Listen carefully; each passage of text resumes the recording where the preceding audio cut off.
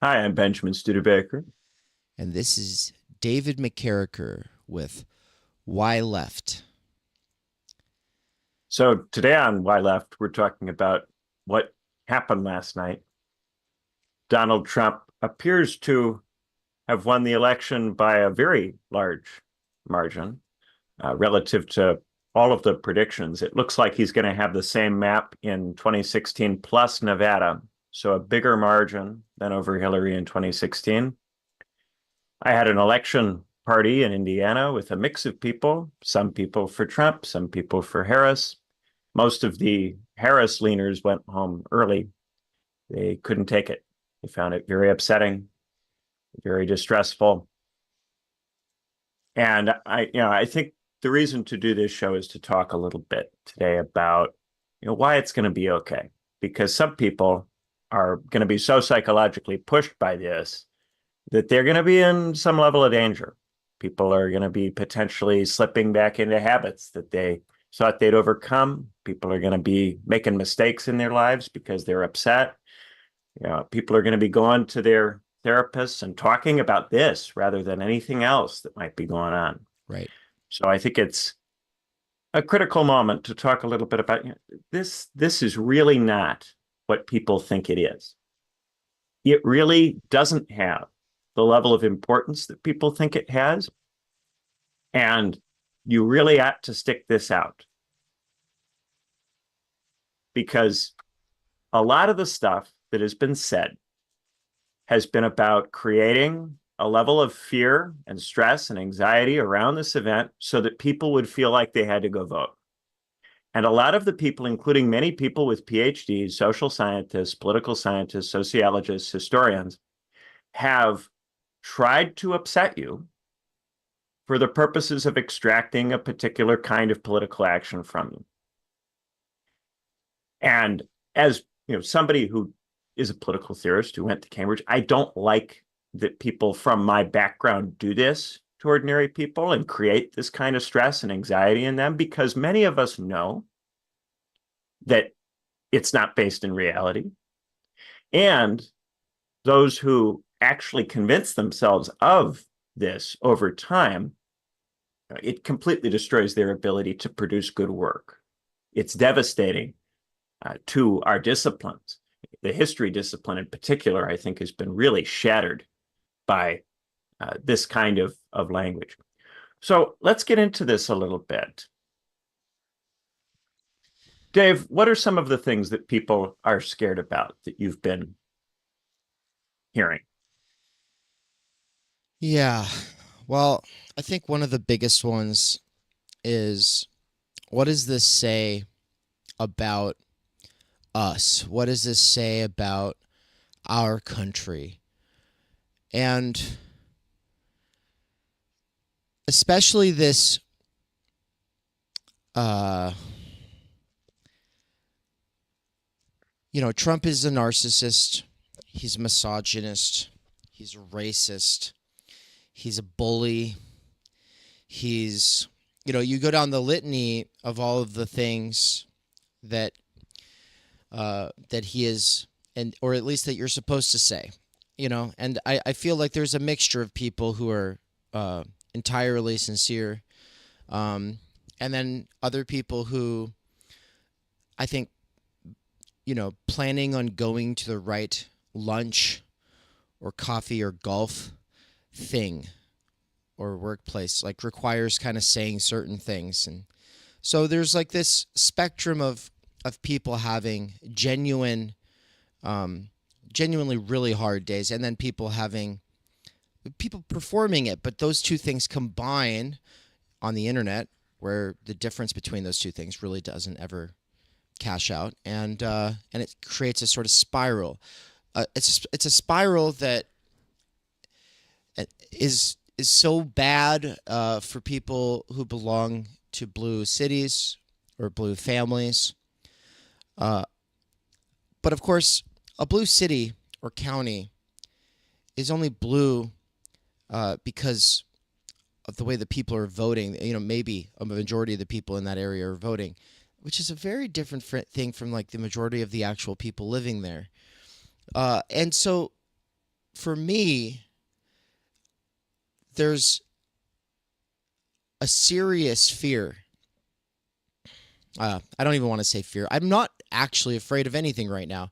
And I do want to get into fear and hope and love and hate and these kinds of affect-based ideas in a while. But I guess my concern is that the Democrats and liberals in my life are going to continue to scapegoat 75% of Americans.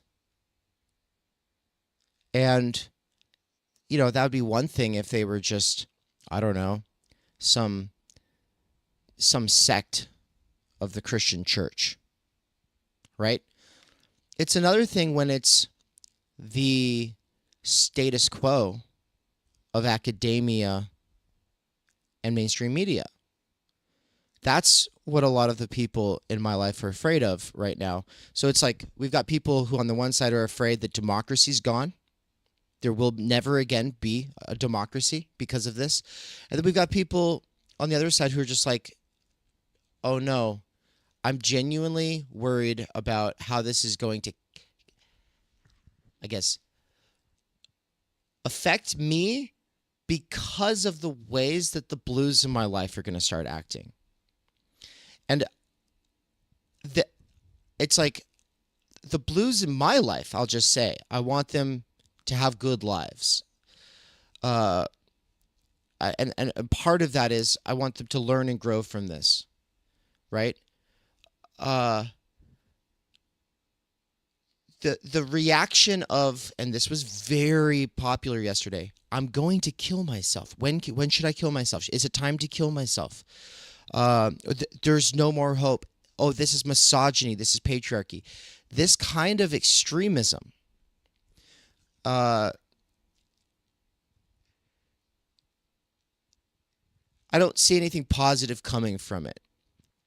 And the people who think that they speak on behalf of the 75% of Americans not included in the blues, the enjoyment they're going to get from watching the Trump derangement syndrome ensue, the enjoyment that leftists and rightists that are, further left or too far right for Democrats, the enjoyment that's going to be had at those Democrats' expense, like the kind of division that it creates might be necessary in a sort of sense, but I guess what concerns me is that no one learns from this, no one grows from this, that there's no real path forward for people working together around issues, for being able to sit at the Thanksgiving table and just be with their families without self-flagellating or pointing fingers and blaming. And I think that your opening was really great. You're responding to catastrophizing, and I think we should probably get a little bit into that. So what are the people in your life most worried about right now, Benjamin? At least especially the liberals. Well, I think that the concern about democracy is quite widespread. What I would say about this is that to actually get rid of democracy in the United States, it's not enough to have an intention, a desire, a belief. The president can want to get rid of democracy. That does not make it possible to do. So in many democracies, you will have resistance to the president coming from the legislative and the judiciary. And so the argument that people will often make is that, well, it seems that he's likely to have won both houses of Congress, and he has a majority on the Supreme Court. But people need to bear in mind, for one, many of the justices that he has appointed have at various points rejected his positions in court cases. In 2020, many of them rejected his claims about the election. It's not the case that the justices that Trump has appointed are necessarily loyal to him or will do whatever he wants. It's also not the case that the Republicans in Congress will necessarily do whatever he wants. People have to remember, during the previous administration, when Trump went after China with the tariffs, there were sizable numbers of Republicans in the Senate and in Congress who threatened to take away the tariff power from Trump if he did not moderate the tariffs, there was Republicans in the Senate and in Congress who opposed him on things like repealing and replacing Obamacare. And often for many of these people, it was not in their political interest to say openly that they opposed him. So there were many people who pretended to support him, but would have opposed him if it were necessary to oppose him to prevent him from doing various things. There's a very large number still in the Senate and in the court system who very much oppose him or who only act as if they support him for political expedience. Now, beyond that, one of the things that really makes the United States a very difficult country to dominate is the state system. So the point has been made with regard to governors. There are many governors that would be in position to offer a significant level of resistance if Trump attempted to establish himself as an authoritarian ruler. There is also a very large number of people in the military, generals, officers, going all the way down, in many cases, to colonels even, who are quite hostile to Trump. There are many people in the intelligence services, the heads of the FBI and CIA who served under Trump, publicly denounced him. There's a very large number of people who actually hold guns and are not going to be prepared to follow a president who tries to overcome the democratic system. And this is really, really quite critical. You cannot establish yourself as an authoritarian ruler if the military high command will not support you in doing that. And further to this point, if the spies, if the CIA, the FBI, the NSA, if the people in those agencies are hostile to the president, what will often happen is that when the president tries to establish countervailing power, it will be infiltrated by these professional spies. And these professional spies will create a mess of the things that the president tries to create. And the president can be live to the threat of this and can be smart and can do everything that he can to prevent the organizations he establishes from being infiltrated. The trouble with professional spies is that they are professional spies. They are exceptionally good at pretending to be things they are not, pretending to believe things they are not, and getting themselves into these positions. And so what you're going to find is that Donald Trump is not going to be able to establish a counter-military or a counter-intelligence agency that will be able to effectively oppose the existing administrative state. Now, that's not to say that there will be no changes whatsoever to the bureaucracy.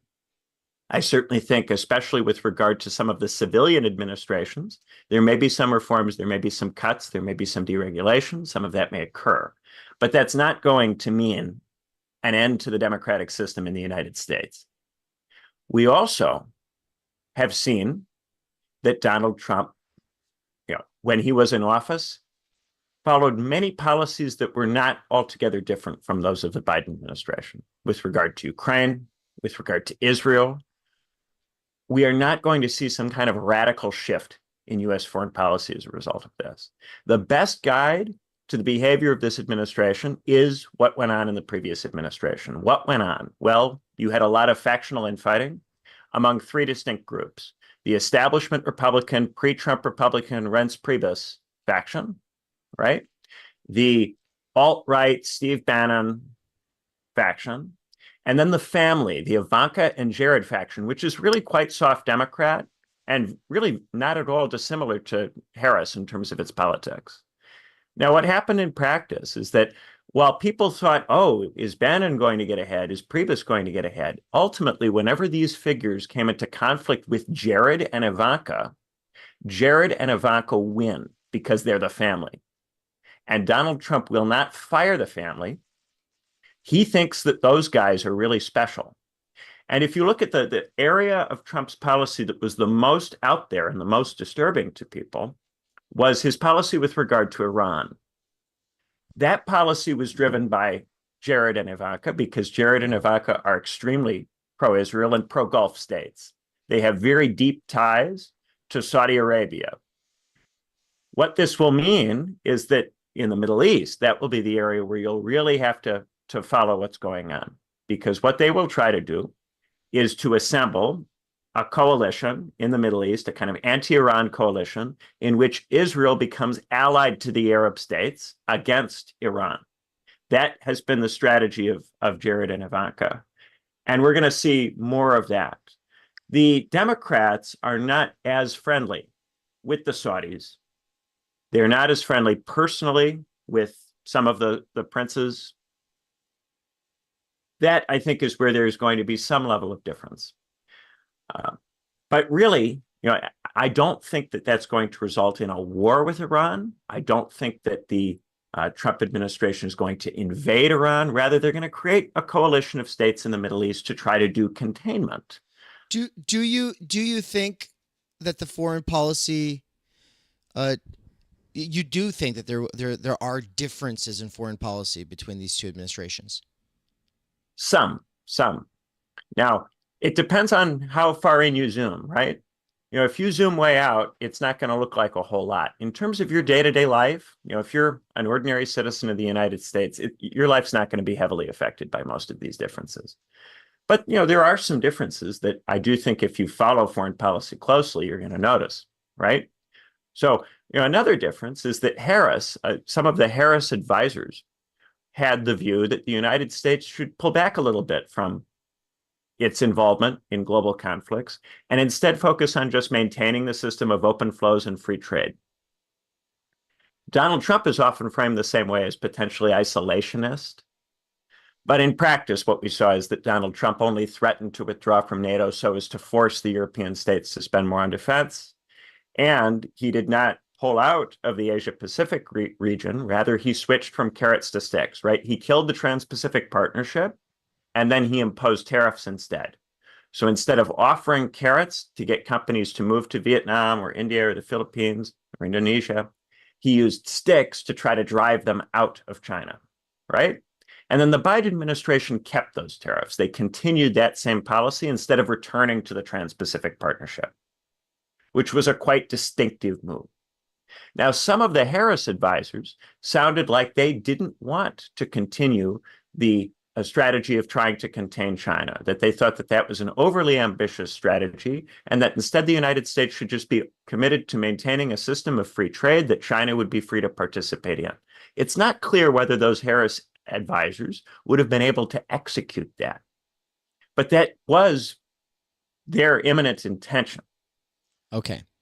Or their expressed intention, right? Yeah.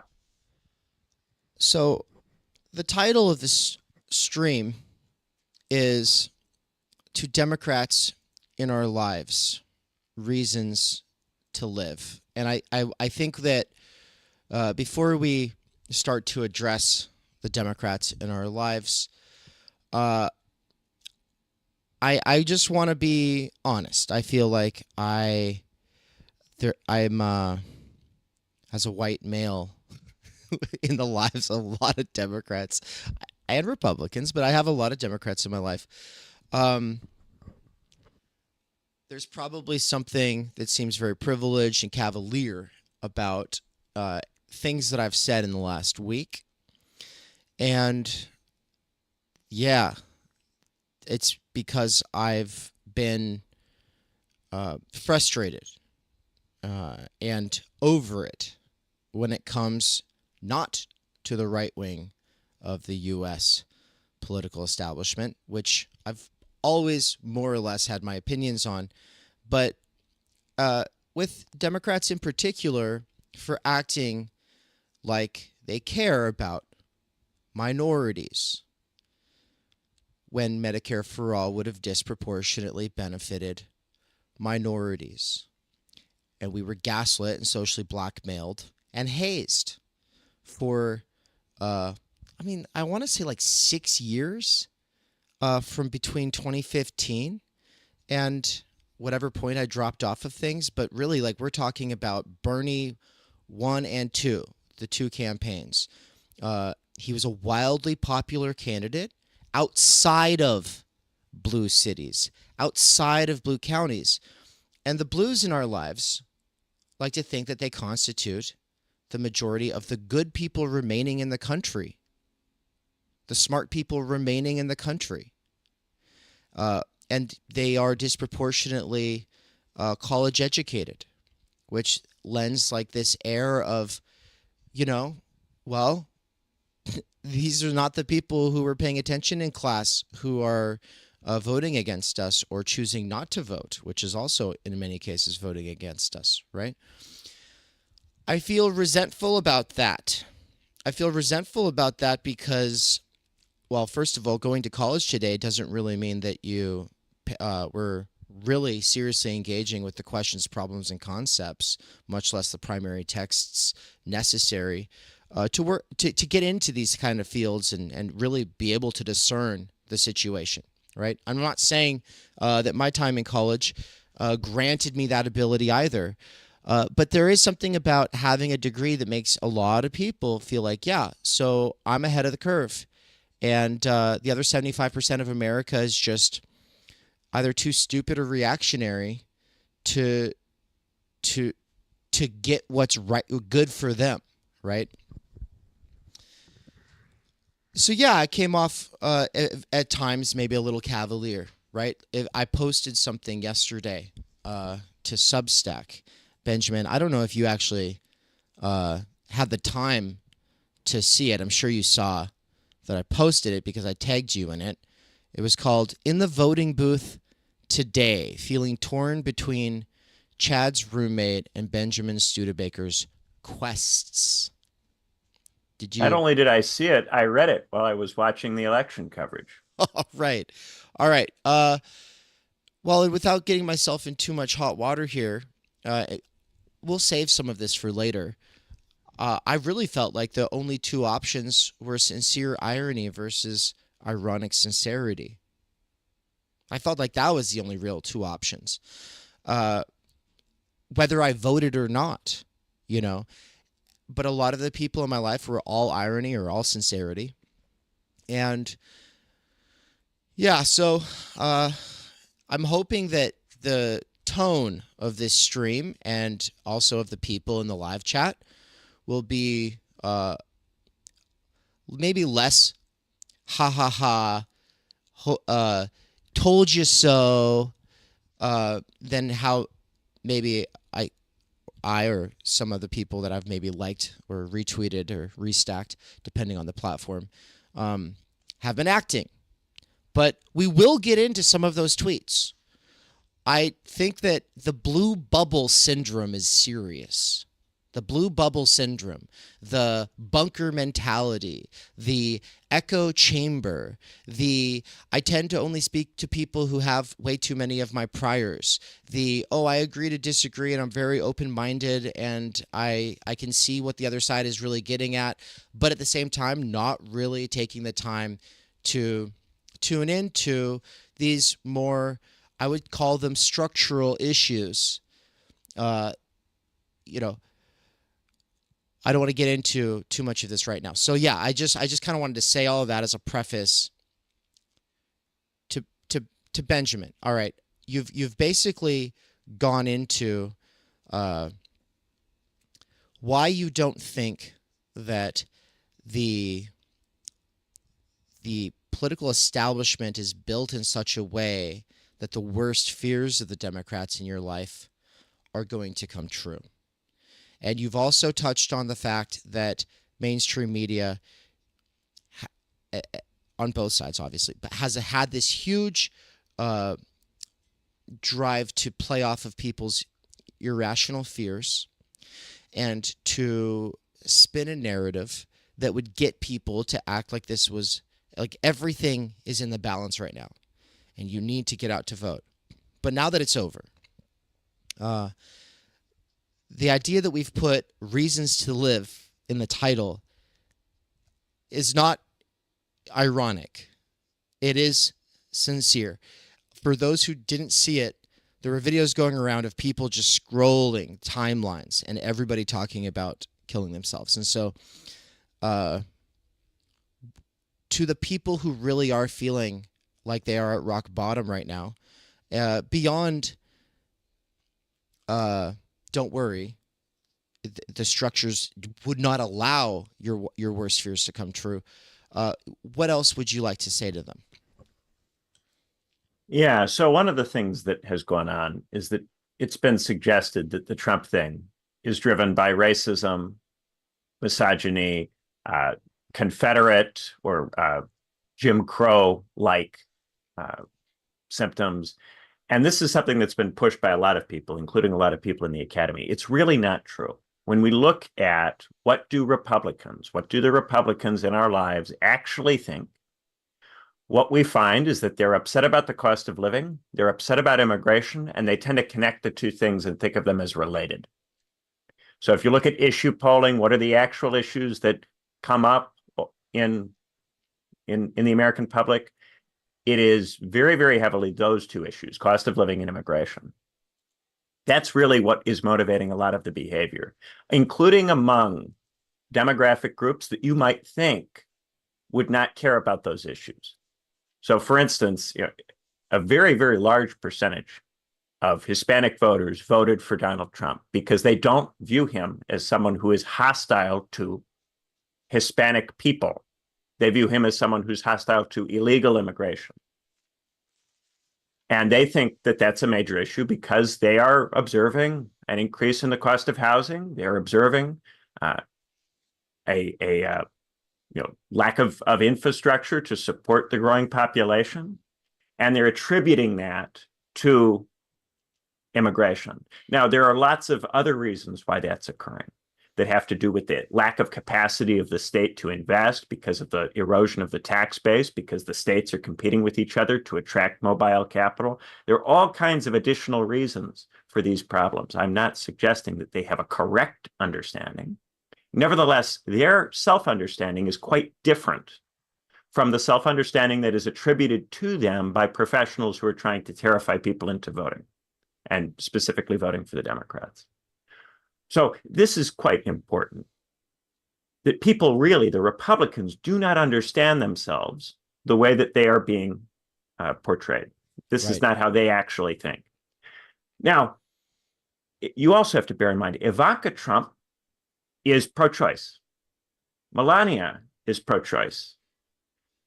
These people matter a great deal to Donald Trump. And this is a point that is made fun of by the media. They say, oh, if you suggest that the family restrains him, oh, you haven't been paying attention. Well, actually, if you read any of the books that were written about the internal politics of the Trump administration, Ivanka and Jared are extraordinarily influential. And they completely defeated Steve Bannon's attempt to control that administration and dictate its direction, which is why Bannon has said that Trump is a moderate within the MAGA movement, that Trump actually restrains and prevents people like him from being able to do what he would like to do. And that's why Bannon was ultimately sidelined and pushed to the fringe. Anybody who thinks they're going to defeat the family is going to be in deep trouble. And the family is basically soft Democrats. This has been the story. Now, there are going to be certain things that you would see Trump do, but they are largely things that any Republican would do, like a tax cut for rich people. That's something that's highly likely to happen. It's something that Mitt Romney proposed. It's something George W. Bush did. Almost every time that you get a new Republican president, you get a tax cut for rich people. That does not mean that you're going to get any kind of immediate entitlement reform. Trump has been very consistent on not touching Social Security and Medicare because he views that as a political liability. He's very practical in terms of his politics. He often changes positions based on public opinion. He doesn't want to do things that are highly unpopular. This is a guy who wants to be well-liked, who likes positive attention. He is not looking to do highly controversial things that will anger most of the population. The things that he did in the first administration that were most extreme were things that most people either ignored or liked. So you're not going to see a Handmaid's Tale situation, as many people who have been really, really out there in La La Land have been suggesting, where the Republicans will go and enslave women or put them in some kind of very, very bad situation. Now, of course, you will not see the codification of Roe. You will not see the return of abortion rights, but you have to bear in mind that is a position that is the mainstream Republican Party position. Any Republican Yeah. would have appointed the same kinds of judges. That's something that Mitt Romney would have done. It's something Liz Cheney would have done. If you'd elected Liz Cheney and Mitt Romney, you would have gotten the same result because they would have picked from the same lists. The same organizations that recommended judges to Trump recommend judges to every Republican. So there's nothing out there or crazy. And insofar as you considered someone like a Mitt Romney or a Liz Cheney to be doing right by the country and opposing Trump, you have to bear in mind that most of the things that Trump did or will do that you won't like are things Mitt Romney would have done had he won in 2012. They're things Liz Cheney would do if she were inaugurated today. They're not outside of the ordinary frame of reference for the Republican Party. And really, they're not things that will make the country unlivable. They're things that we may oppose, we may not like, but they're not going to make the country unlivable. In how many cases do you think, well, let me rephrase, because you're pointing to how, well, yeah, if it was Liz Cheney or if it was a Romney or a Bush or whatever, like they would have done the same thing. Yeah. Well, some cases, people think Democrats would do something very different from Republicans, but in reality, the Republicans aren't going to actually do anything different from Democrats, right? I mean, at the level of rhetoric, that's one thing, and we can get into it. I've got some messages and some tweets and stuff about the rhetoric and everything like that I'll want to get into. But it's kind of like the question about foreign policy that I asked you, right? When it comes down to it, how different are would have been the two administrations on foreign policy, not at the level of rhetoric, but at the level of actual policy? Okay, let's take that same question to Democrats and Republicans, either side of the establishment, whether it's got a Trump face or a Romney face or an Obama face or a Biden or a Harris face. What are the things that would be the same either way, but that specifically Democrats might not realize would have been the same? For instance, and I'll kick it off with somebody in the chat said, "Oh, but just wait for the deportations to begin," right? There's always like this idea that the deportations and the children in cages, that's so substantially different between the two parties. I don't know. I'm curious whether you think that's the case. Obama was nicknamed the deporter in chief when he was in office. Deportations under Obama were larger in many cases than under Trump, if you compare the number of deportations in different windows of time during the presidencies. If you look at the bill that Joe Biden tried to sign, wanted to have passed with regard to immigration, the argument from the Democrats is that that bill already did the things that the Republicans want, and therefore Donald Trump showed he's disingenuous about solving the problem because he opposed the bill and refused to give his support to it. So their argument was that they were already taking on board the policies of Trump and the Republicans, that they were prepared to do those policies, and that Trump and the Republicans refused because they wanted to keep it as an electoral issue. That is an admission that their immigration policy is not substantially different. Okay. So there you have it, everybody. Now, the question of hope and reasons to live. Now, of course, I don't think most of the Democrats in my immediate, actual, real life need reasons to live. I think they have plenty of reasons to live, and also hope.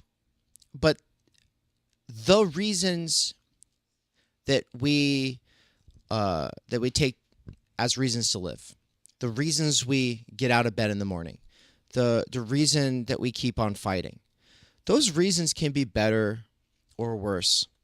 They can be more informed or less informed. They can be based on the kind of false narrative and catastrophizing that you were addressing at the beginning of this, or they can be more, I don't want to say rational, because I don't think this is about rationality, really, at the end of the, I mean, it would be great. Yes, let's be more rational. Let's be more even-handed. Let's dial it in a little to the actual situation. Sure, but what I want to get at is, you've talked about the left as a hope industry, and what I wanted to say is that if you've been buying a false hope, and now you're like, oh no, I'm gonna give up hope. I'll be so depressed. Maybe you should stop buying the hope from the people who were selling it to you, because maybe it was counterfeit. Maybe it was diluted. It was cut, What was it cut with? But it wasn't pure. It wasn't based in anything real. Or if there was a kernel of truth there, it was that kernel of truth was being monopolized and co-opted by something that was leading to nowhere, right? And this is kind of what I want to zoom in on. What would it mean to have genuine hope, as opposed to thinking Kamala is the hope or thinking Biden is the hope? And so I've got a lot of thoughts on this, but I first kind of want to set you up to do it, because I won't forget what I have. And I want to hear your perspective on this, Benjamin. False hope versus genuine hope, right? Could we address this from your perspective? Yes. So from my perspective, life in the country has been getting worse, a little bit worse at a time, year after year, for at least 50 years. I remember an interview with Raymond Goyce, the author of Not Thinking Like a Liberal, kind of a left-leaning theorist from Cambridge. He made the case that the university system has gotten worse every year since 1975. He's observed it to be getting worse every year, a little bit at a time. I think in general, the whole system has been getting worse a little bit at a time every year since at some point in the 70s, at least. If you have been alive in the last 50 years and you've felt any joy, if anything good has happened in your life, it's happened in spite of all of that. It's happened in spite of all these things that have been happening, that have been slowly making it harder for people. If you've felt good at any point in the last 50 years, you can feel good in the next 4.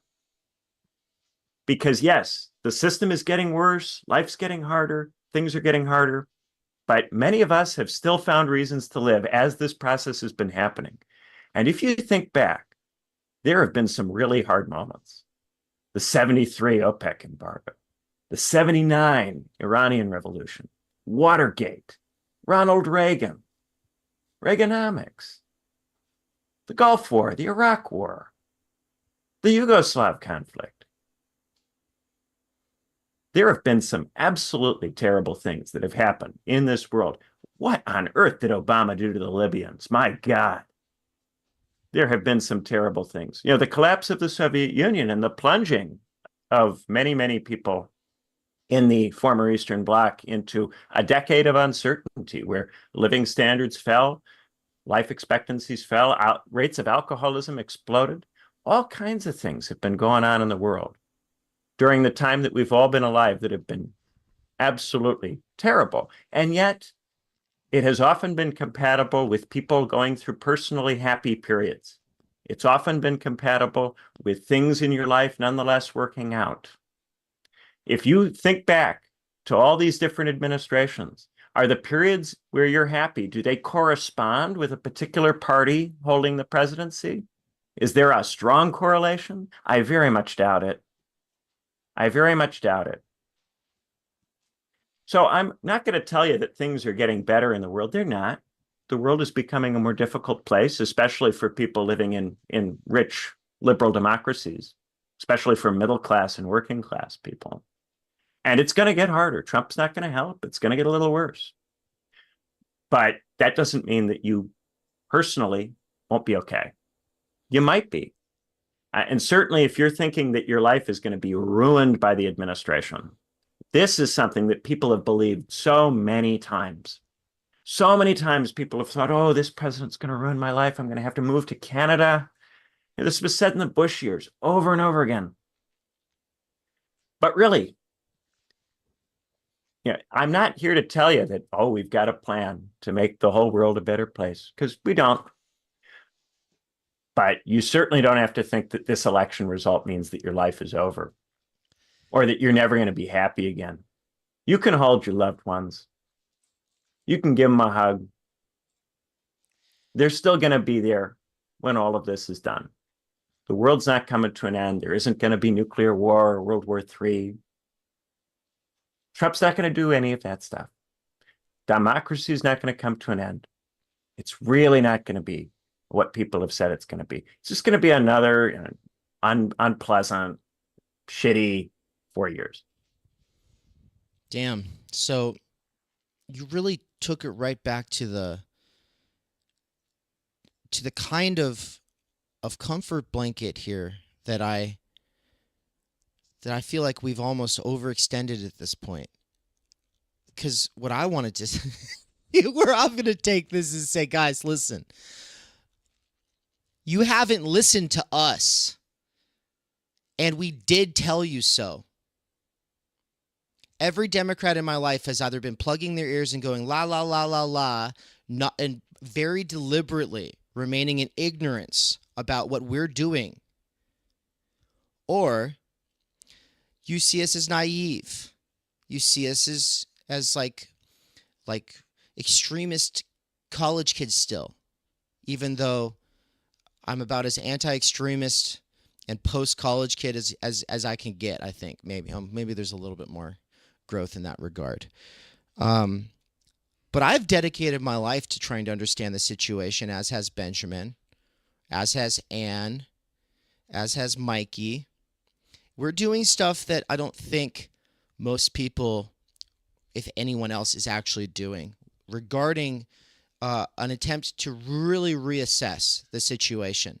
Yet the Democrats and liberals in our lives don't take us out for dinner and say, what's going on? And then take notes. They don't. They don't take us out and say, what's going on? And then take notes. They don't buy us dinner, lunch, or coffee and then say, all right, seriously, what's going on with your research? Where are we right now? Instead, they see us as like these burnt out Bernie bros who are always too far left. And of course, they still have us pegged as these pinko commie college kids, when in reality, I'm not in any real way something that can be associated with that. Now, we talked about that in our last episode. For people who want to hear more about this sort of why left question, the title of the podcast, and where I really come from on this, and how Benjamin and I slightly differ. Well, go check that out, and really that's what this whole podcast is for. But when I say like, oh, you haven't been listening to us, maybe it's time to. I also want to bring this back to a concept, right? It's a new word, a couple words, right?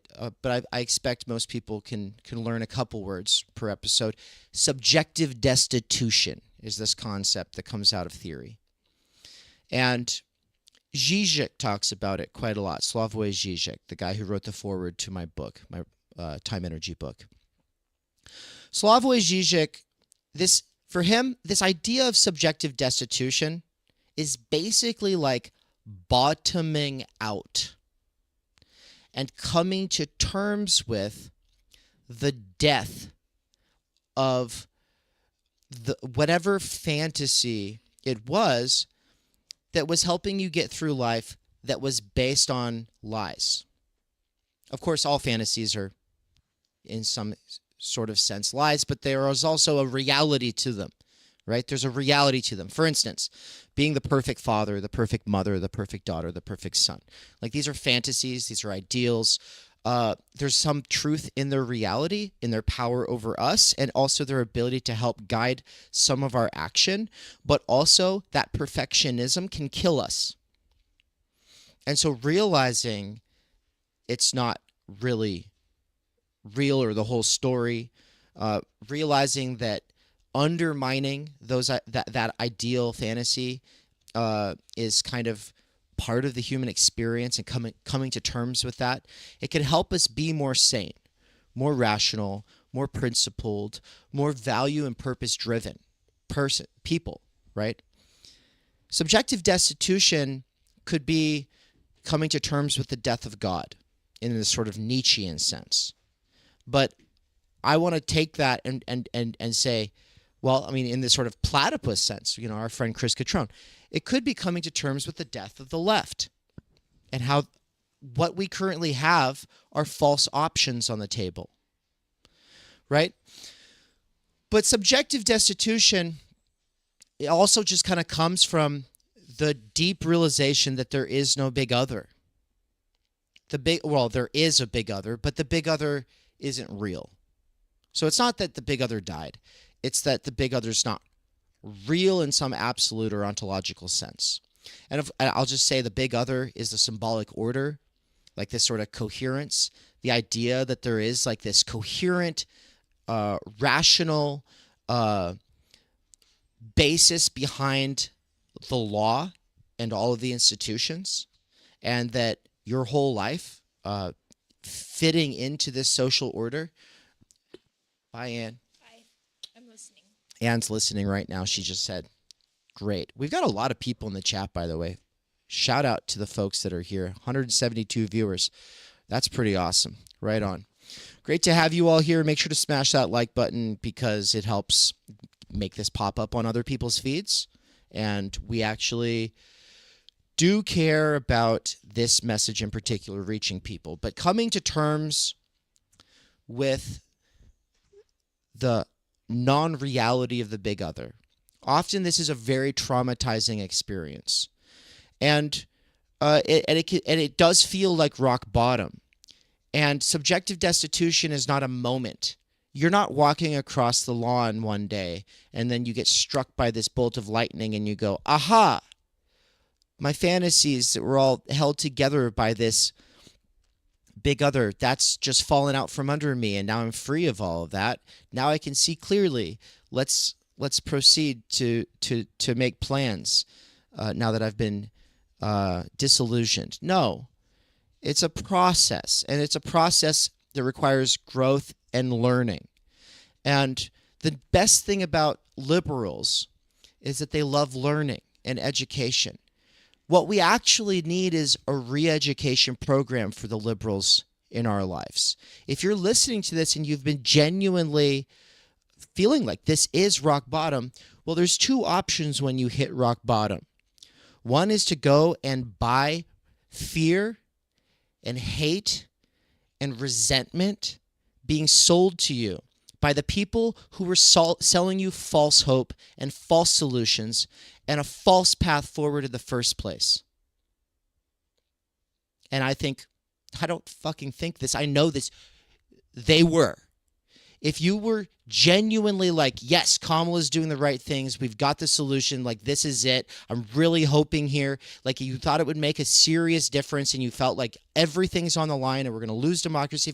Well, you're being sold hysteria, you're being sold a false narrative. These are not people who have your best interests in mind. And, it's time to stop treating us like we're just the dumb kids who are idealists and not the serious ones. So, subjective destitution, Slavoj Žižek. Long story short, bottoming out is good, actually. Sitting with the negativity, the loss, the lack, tarrying with it, that's the beginning of something. And then, this is part one of my monologue. I have parts 2, 3, and 4, but I want to pass it back over to you, Benjamin. Yeah. If you don't solve problems for people, if you don't make things better for people, and you tell people that they have an obligation to vote for you or they're bad, eventually you're going to lose.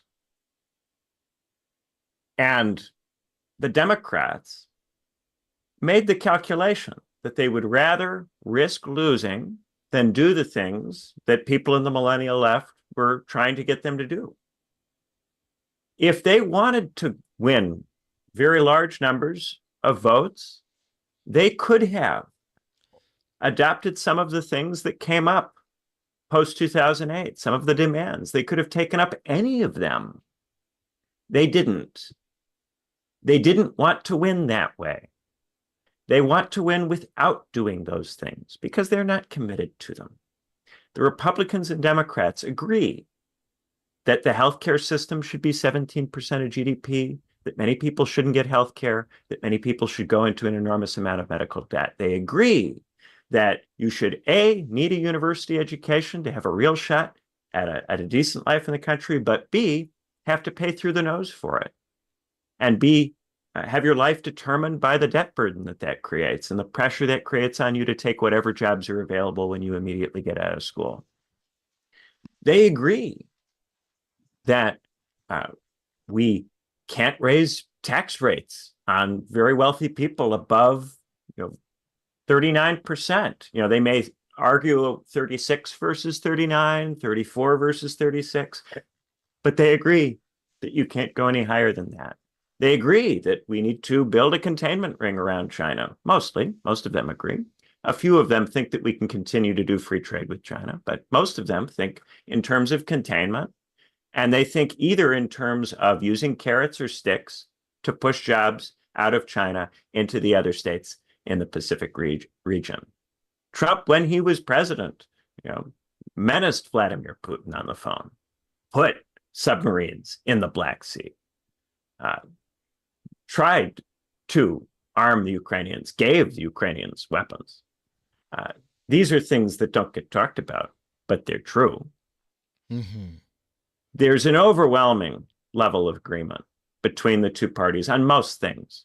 I emphasized in the earlier discussion the things that are different because I do think that these differences, these antagonisms, are where the interesting things occur in the state in terms of the possibilities for change. Mm. But, from the point of view of somebody who would listen to our show, right? Somebody who likes me or likes Dave enough to listen to us talk about the election the morning after, guys, it's not going to make a difference to your life. It's really not. You're not going to like what these guys do. You wouldn't like what Harris would do. It really wouldn't matter very much either way. It really wouldn't. And so, then part of the trouble, part of what drives me crazy about this stuff is it just sucks all the attention. We can't talk about anything interesting. Right. The whole year that this goes on, a whole year and a half, because they keep making it longer. Right. It has this lobotomizing effect on us. We're not able to actually think about what to do, talk about what to do. Everything has to be defined in terms of where it situates you in respect to this. If you say anything too interesting or too complicated, you're viewed as not being on side and not following the discipline that you're supposed to follow to make sure that whoever is the right one wins. You got so many people who are otherwise smart people, theorists in the academy, running scared of being seen to be soft on one side or the other, usually the Republicans. And this is it's just really not helpful. It's really not helpful. I thankfully have gone to Cambridge. I've written some books. People don't treat me badly. Usually people in my life will listen to me talk about politics and they won't be rude to me. They do pay for your dinner and then set you up to tell them what your research is showing you. They pay for a lot more than my dinner, Dave. Wonderful. Congratulations. Yeah, that's smart of them. Very smart of them. Well, yeah. Well, I take this back.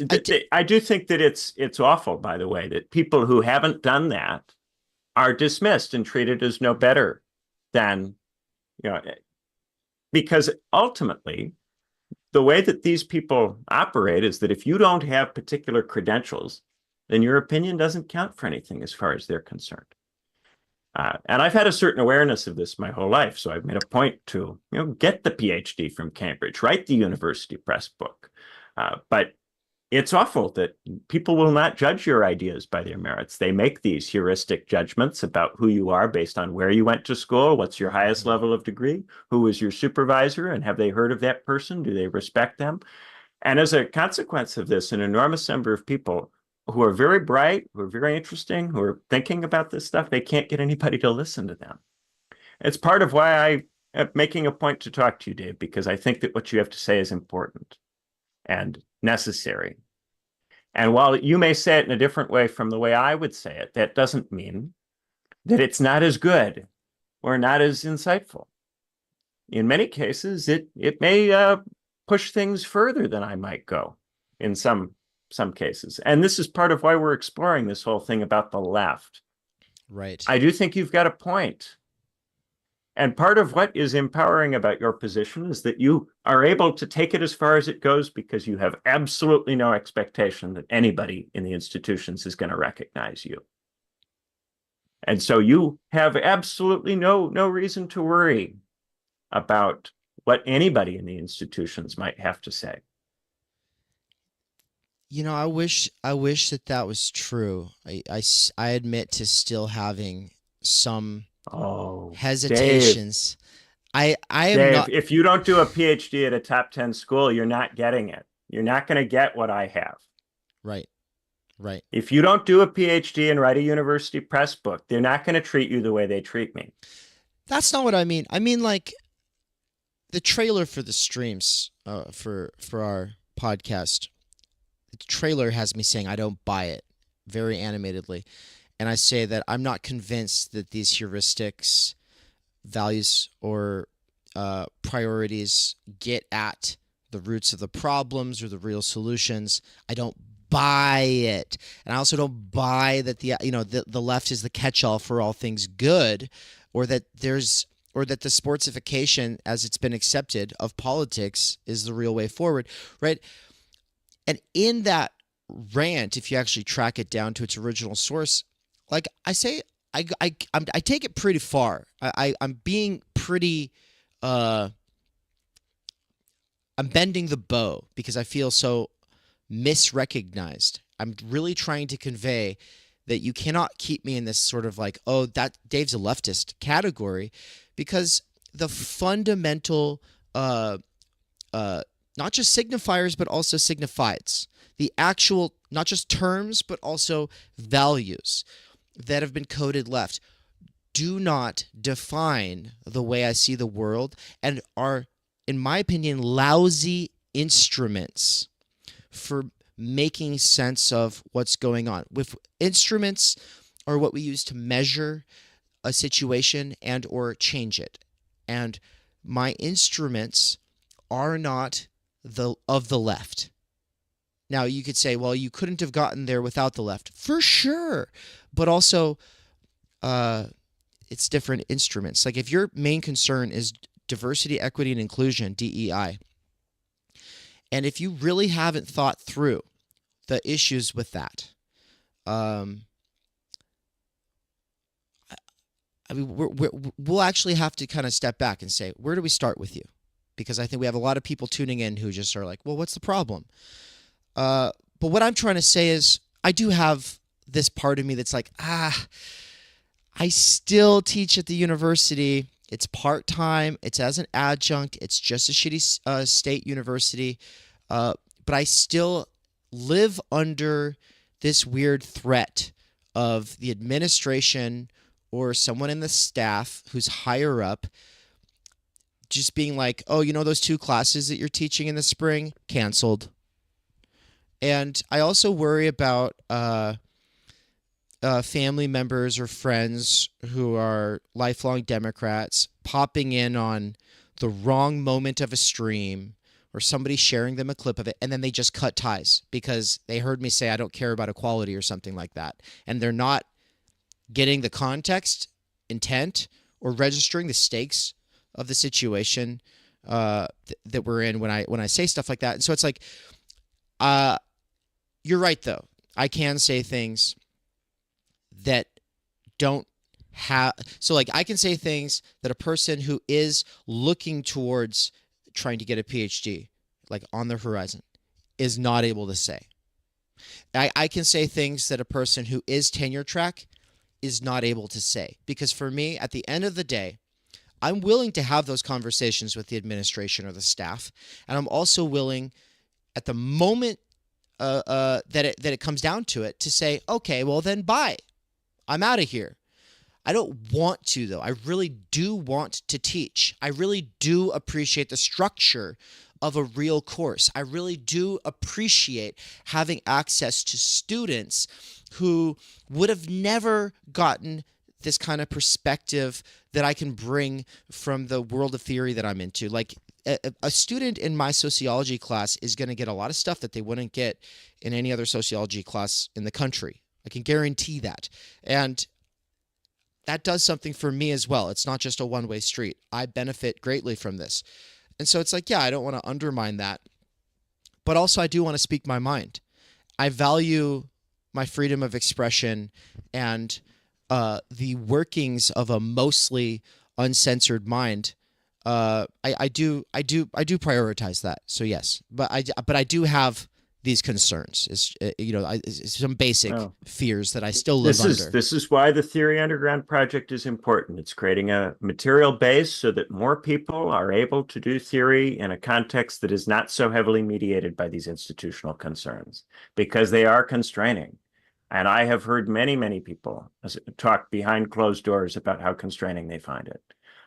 It's the thing that you're doing that I think really sets you apart. You are not just trying to operate on the periphery of this thing. You're trying to take what you can from it and then go and make something else that can produce real opportunities outside of it that benefit from it, but are not dependent on it. There's a real attempt at intellectual independence here, which is extremely critical. And whether you agree or disagree with Dave about various things, that thing that Dave is doing is totally unique and isn't being done by anybody else right now. To take it back to the election, I think that one of the things that illustrated to me that people really don't learn very much from events that take place is that people, when they heard that they were swapping Biden out for Harris, thought that that was going to improve the situation. It was just memory hold that Harris didn't even make it to Iowa in the 2020 primaries. She didn't even get there. And she didn't get there because she had this terrible habit of saying different things in front of different people. She'd make a policy commitment one day, then she'd get negative press, change her mind, say something different a different day. Nobody trusted her, neither the centrists nor the left, because she did this. And so what was their strategy in this election? What did they learn? They learned to not have her take policy positions, because she can't consistently hold a policy position or articulate it in a convincing way and then stick by that articulation. I'm about to run across the room and do something really quickly while I'm listening, but before I do, I wanted to say for the remaining portion of the part of this that will be public and not paywalled, I did want to bring up the definition of insanity according to that silly Americanism. I don't know. You've probably heard it, folks. The definition of insanity is trying the same thing over and over again and expecting different results. Of course, that's not the dictionary definition of insanity, but it's an expression for a reason. All expressions that kind of have a staying power. These little wisdoms, they get at something, right? And if we kind of go with that, the definition of insanity is trying the same thing repeatedly and expecting different results, then this has been insanity. This has been insanity. Rolling out Biden, who was not a popular candidate, and then telling people if they don't vote for him, they're racist, they're sexist, they're whatever. This is not a winning strategy. And now we're all going to get told that if we weren't 100% on board, or if we didn't vote, or if we were hesitant, then we're going to get told that it's our fault by a lot of people. There's a lot of people already saying it. And Vosh in particular, yesterday, I wasn't watching his stream, but I have a good friend who was. And I think I'm actually going to play this clip before I step aside here, Benjamin, and I'll be able to share the screen so you'll be able to see it, because I want to hear your thoughts on this. It's basically the only thing that really explains this is misogyny narrative. So let me go ahead, folks, and change the screen over here so you can all see it. And let's start with, I've got to make sure that you're actually able to hear this, Benjamin. Let me make sure that when I share the screen, you're able to hear it. Layouts and sharing options. Where's the button for share audio? Share sound. There we go. Boom. And so, and for people who are looking at this document that's up on the screen and you're going, ooh, what's this? Post 2024 Trump wins tweets.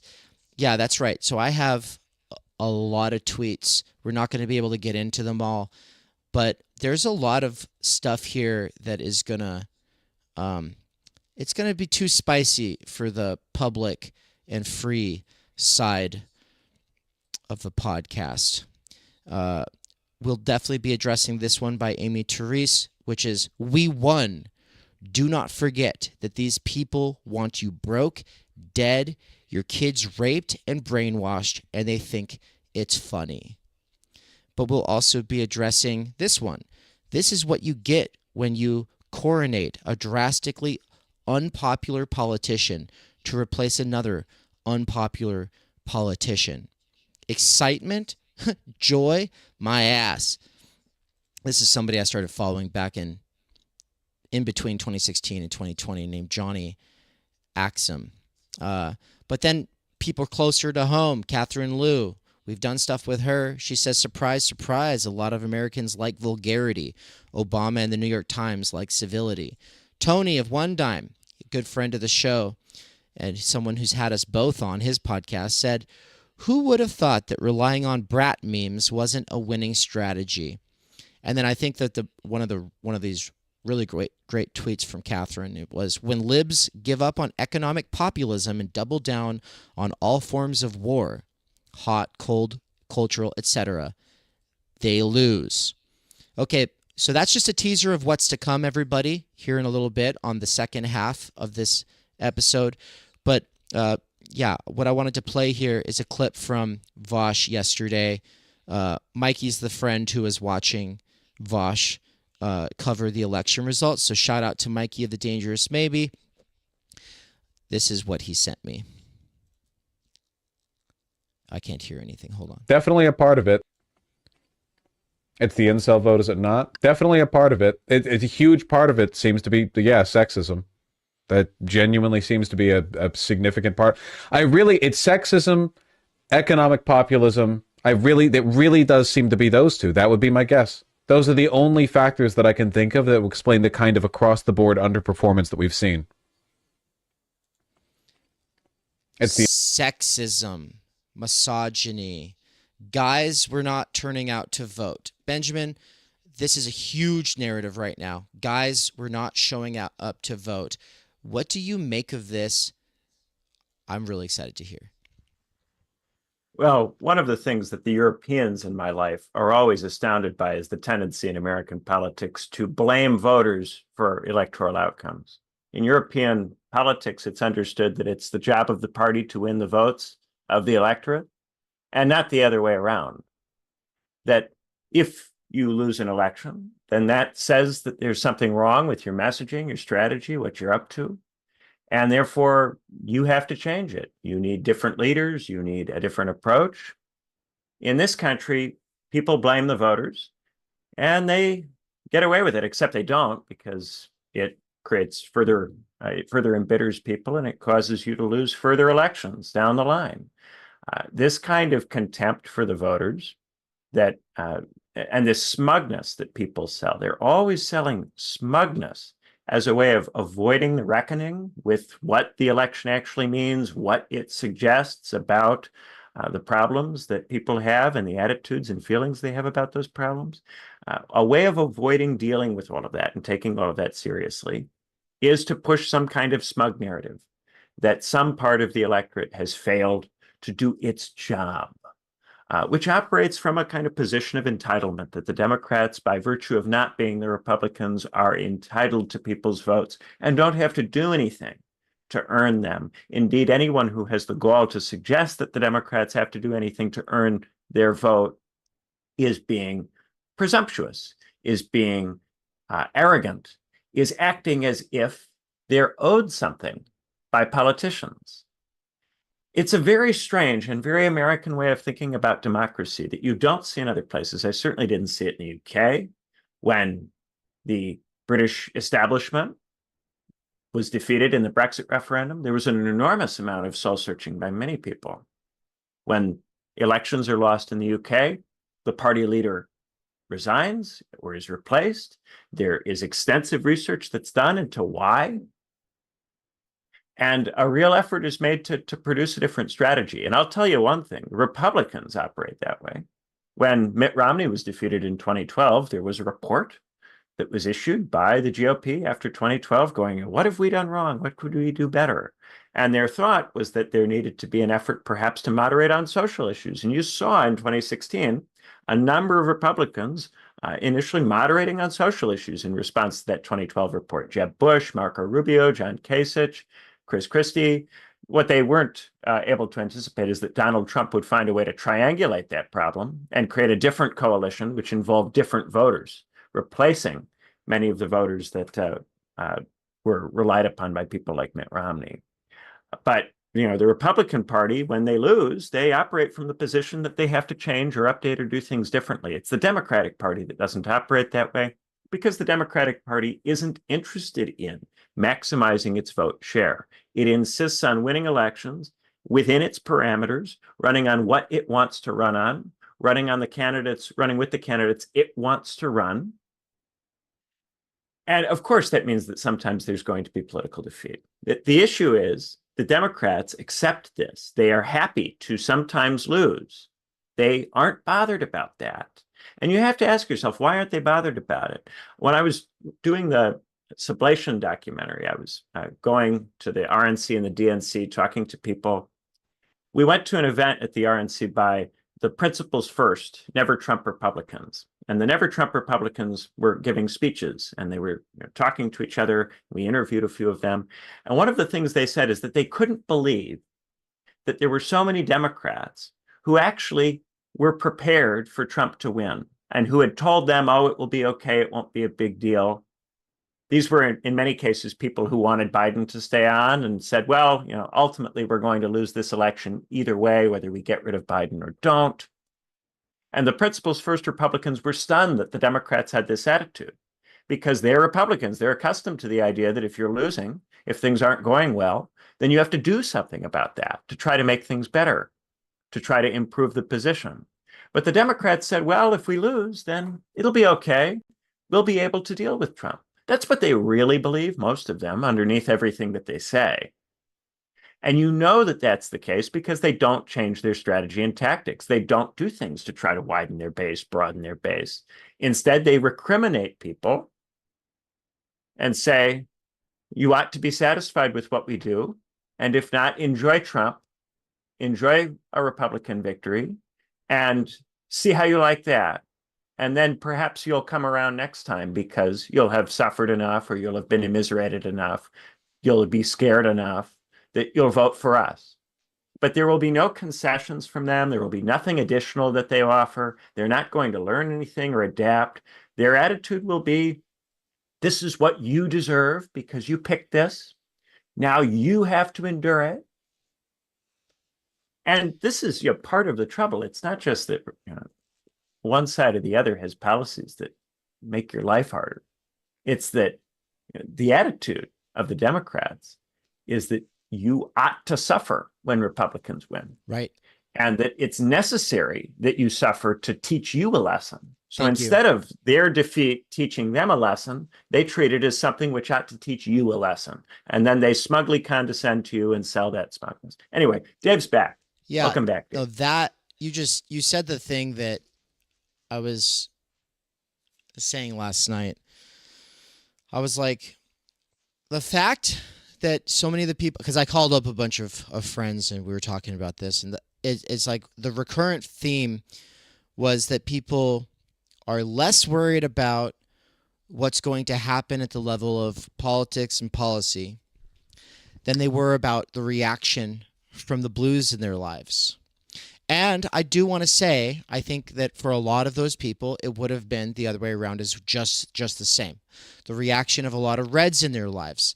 If Harris had won, would there have been another January 6th? Would it have been longer this time? You know, those kinds of fears are not irrational. I get it. But it's a form of manipulation when people are doing things in your life because they're afraid of how you'll react if they don't do those things. And a lot of people were rooting for Harris and performing this because they were afraid of what the Blues would do in their lives. As Michael Downs, the Dangerous maybe said, when it comes down to it, he wants to be able to ignore politics and focus on what he cares about, and he can't ignore politics when Trump is in office because all the Blues in his life are so mad. And because the people closest to him are Blues, this is something that he would have to deal with. Of course, he's got some coworkers who would be upset if it was the other way around, but he doesn't care about them the same as, like the hysteria, the catastrophizing, and the scapegoating white males, especially the cis hetero ones. That scapegoating, not only is that something that has built a lot of resentment in this country, it's also manipulation. And so I wrote a book called Moratorium. I'll never publish it. I'll just spend the rest of my life referring to it when it's convenient. And it came from a place of rock bottom. And this a large part of why I don't want to publish it. It's, Benjamin, when you stopped doing the What's Left podcast in 2020, and you said that there was no productive conversations that could be had, like a lot of people felt this way because everyone was burning out so hard. Everyone was at this sort of impasse. That's when I wrote Moratorium. That's why I'm not going to publish it. I look back on it and I go, this is not my best self. This is not my most rational self. But my favorite concept that came out of that book is gas mail. Ryan, could you fucking stop? Jesus, dude. The cats are going fucking crazy in here. They're going absolutely wild. You guys probably can't hear a thing because I've, but yeah, they're going crazy. They're tearing it up. I guess the cat news reported on the election result. Yeah, they're distraught. Yeah. They can probably feel the energy that I'm emanating here. And they're like, oh shit, something's going on. No, they're just like chasing each other and trying to tear up the blinds. Leave the window alone. I wish I had I might actually have a squirt gun. I think Ann left. Otherwise, I'd call for help. Whatever. Anyway, gas mail. The concept for Moratorium. Gas mail. It's gaslighting and social blackmail. Now, gaslighting is telling a person they're crazy when they're not. Well, there's also like this other way of loosely using the term gaslighting. Maybe we need to modify the term, which is when crazy people are telling you that you're wrong. So is that gaslighting squared? I'm not sure. But if the definition of insanity going with this is trying the same thing over and over again and expecting different results, and then you're telling people, no, this will work. This is the only option. This is the lesser evil. This is actually good, though. This is everything that this should give your life meaning, fighting for these people who don't actually care about you and haven't tried to speak to you in your lifetime. Because, people like me do not feel seen. People like, and I don't mean white men in this case, but also that. But no, I'm specifically saying the Democrats will immediately do it to any group that they think, any group they think in racial terms and in terms of sex, and they will target any group that they think has not turned out adequately. You saw Barack Obama do this to black men, scolding and shaming black men. If a white politician had done something like that, it would have been roundly denounced. But because Barack Obama is black, he was able and permitted by the media and by the establishment to speak in condescending terms to black men, framing it explicitly in that way, in that racialized and sexized way. Mm-hmm. And this is something that they'll do to any demographic group. They'll scold Muslims. They'll say, oh, you're so foolish because of the Muslim ban, because of his policy with regard to the Iranians, et cetera, et cetera, et cetera. They'll do this with any demographic group that they regard as having been disloyal.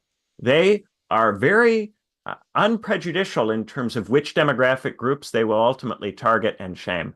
Any group that they think has not turned out, or the margin has not been as high as they think it ought to be, they will scold and reprimand and blame. I mean, and then Biden did try it on the Breakfast Club. He said to Charlemagne, well, then you ain't black, right? If you don't vote for me, well, then you ain't black. Biden said that and still managed to scrape by with the vote. But are people surprised that Trump's black vote doubled? Are they really surprised? See, this is the part where I want to get indignant, right? Are you really fucking surprised that Trump's black vote doubled? All the numbers for all the minorities increased for Trump. And people say, oh, this is just misogyny, but that's what. No, okay, yeah, no, but it's that right there. Instead of actually listening to a very people. large number of people don't want to be talked to as examples of racial or ethnic groups. And it's not just white people, it's people of all creeds, all colors. People do not want to be talked to as examples of groups. People are more than the color of their skin. They're more than where their parents or grandparents or ancestors happen to have been born. Mm-hmm. Most people in this country do not want to be talked to this way. But the Democratic Party insists on talking to people this way because it's not interested in helping them as citizens, in helping them as human beings, in helping them as workers. It always insists upon this divide and conquer approach. And if the divide and conquer approach doesn't work, you will be shamed for it not working on you. That's as far as it will go. And they won't change. They won't update. They will just do this again. There will be a brief period of introspection. It'll be maybe a week, maybe a month, maybe a couple of months. If even. And then they will decide, if even, and then they will decide that it comes down to white lash, that it comes down to incels, that it comes down to these various bad groups, all of which will be treated in racialized or sexized terms. That's what they do because they don't want to win if it requires them to be the party of the workers or to be the party of ordinary people. That's not their objective. They'll take votes from workers and ordinary people, but only if those people are willing to frame it in groupist language. That's the only kind of politics they're interested in doing. They've made that extremely clear over the last 8 years.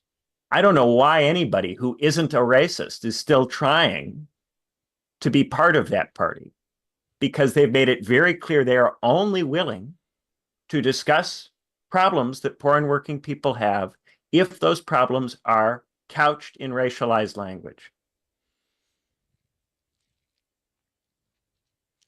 Someone in the chat, shout out to Matt Gilbert, he said, it's basically race realism. It's extraordinary. And it is. It is. And these are people who canceled Dr. Adolph Reed Jr. in 2020. Don't forget. They canceled him for what they called class reductionism, when in reality, the moment had been race reductionism, right? Still is. Still is. And I think for the next little while, because supposedly disproportionate numbers of men were not showing up or whatever, I think that maybe we're going to be seeing some sex reductionism, right? But yeah, as far as that party is concerned, you are just what you put on the census, and that's all you are. That's all there is to you, is what you put on the census. Right. There's a completely dehumanizing aspect to the way that party talks to people, communicates with people. Right. And if it's between that and colorblind racism, as they like to call treating everybody the same, sign me up for colorblind racism. I don't give a fuck. I'm absolutely over being told this. These are lies, and they're harmful, and it's emotional and social manipulation. And bringing it back to gas mail, the gaslighting aspect is telling people that something crazy, which is that, oh, this will work, like rolling out repeatedly extremely unpopular candidates while doing everything you can to scorn and ridicule people who are supporting the popular candidates, like Bernie, for instance, saying that's not going to work. And then they're like, no, it will work. Well, that's the sort of, it feels gaslighty. Well, but the blackmail, the social blackmail aspect of this is go along with us or we're going to blame you. This is scapegoating behavior. According to Todd McGowan, this is the essence of right-wing behavior. And that's how we have seen a huge realignment in the Democratic Party over the last 50 years, from being ostensibly a party who cares about the workers and the unions and all of this and tries to talk to everybody about basic bread and butter kinds of issues, the kind of party that could have someone like an Ann Richards, an amazing orator who could actually speak to people's basic concerns, right? To, no, we're going to roll out a prosecutor who is being like yas queened all through Me Too and act like that's going to be the unifying move. Deranged, guys. Absolutely donkey bread, banana soup, cartoon la la land. I have to say this. Yeah. The social blackmail part, the being told we're going to scapegoat you if you don't bend the knee, that part of it is a sick, twisted thing. I think it needs to be called out. I think it needs to be shamed. And I think we cannot let the people who do it forget that they were doing it. We cannot let them off the hook. That's the thing that's happened, I think, there's this cultural amnesia. The people in our lives are like, oh, yeah, well, Bernie would have been great, but, Warren was great too, and at the end of the day, Kamala is great for these other reasons.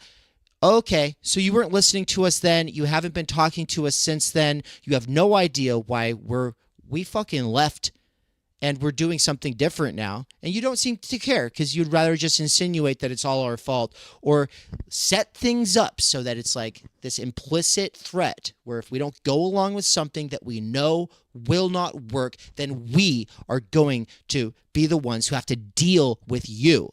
No, bullshit. Bullshit. We're not going to have to take it. You're going to have to fucking adjust if you actually want to ever do anything ever again. Anything positive. Anything in terms of positive social change. Well, stop gas mailing us.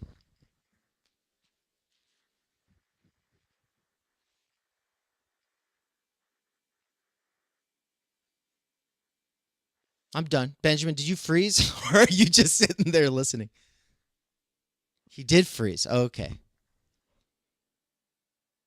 That was kind of like, I was like, oh, he's really listening right now. No, he actually froze up, guys. Gilbert says, I'm loving this energy. Jean Lamont Film says, the Democrat scapegoating of black men is disgusting. The Marshall Esotericist says, based.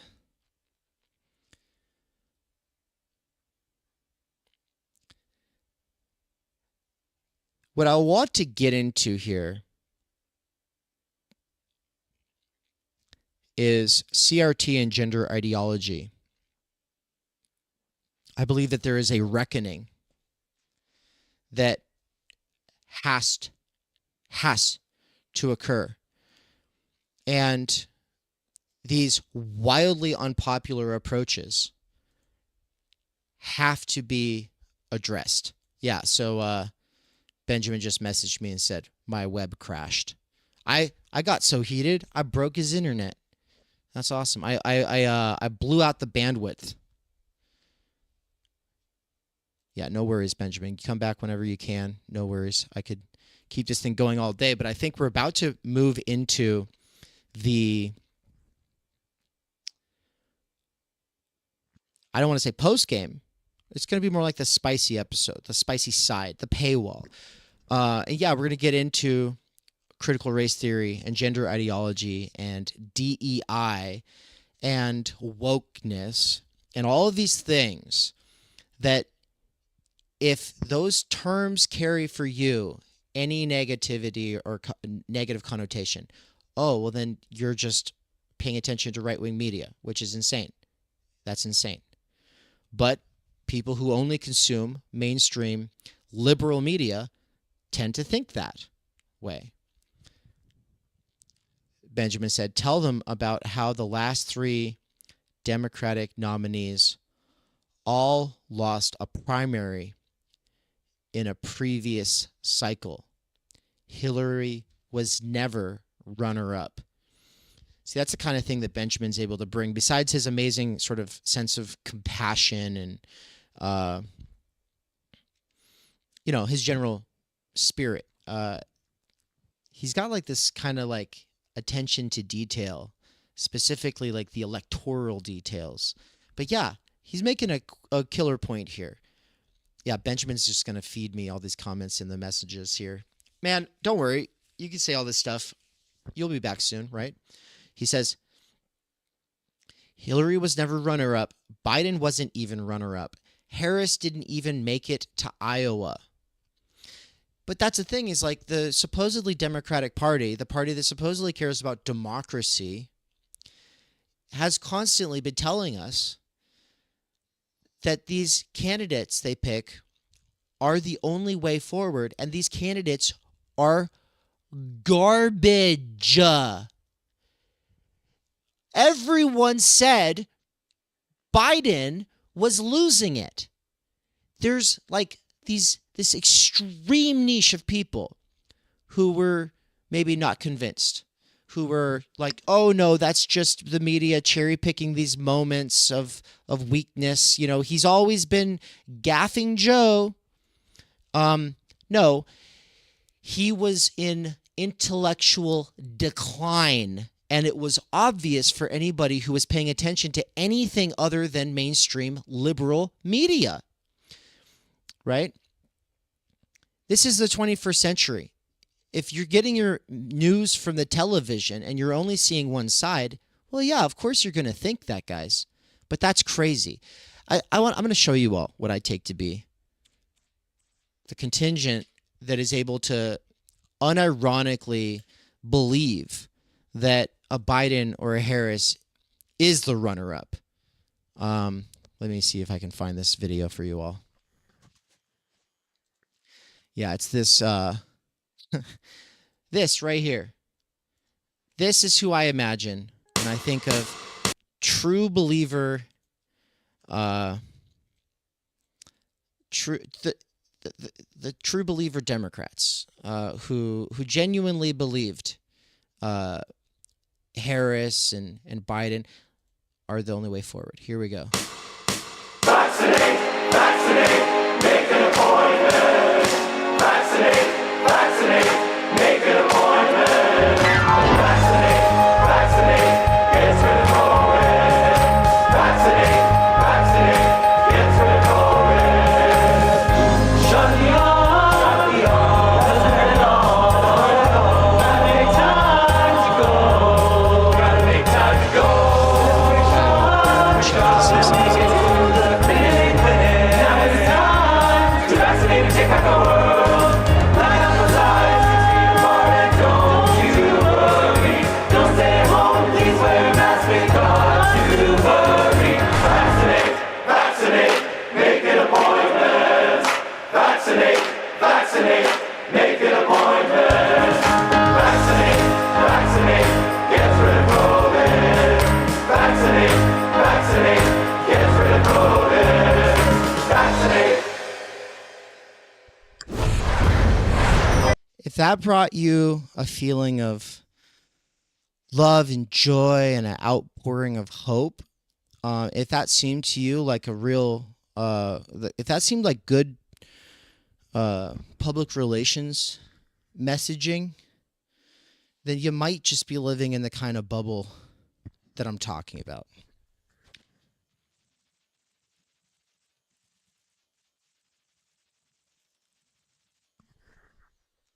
Or how about this one? So like the thing is we got to respond to Anne's question. What about the LGBTQ community. What about gay people? What about trans people?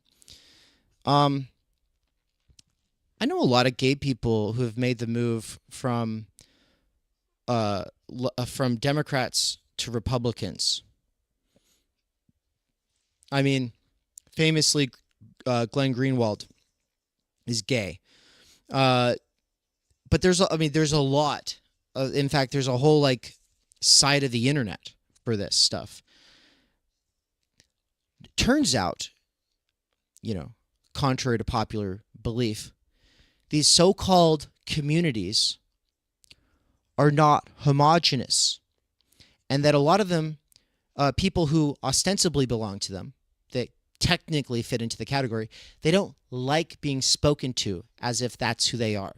This whole idea that Benjamin was just getting at about how they see you as what you write down in the census. That's who you really are. Yeah, well, it turns out a lot of gay people don't like that. Turns out a lot of trans people don't like that. Turns out a lot of people who are, they're not exactly traditional. They're kind of queer in whatever way.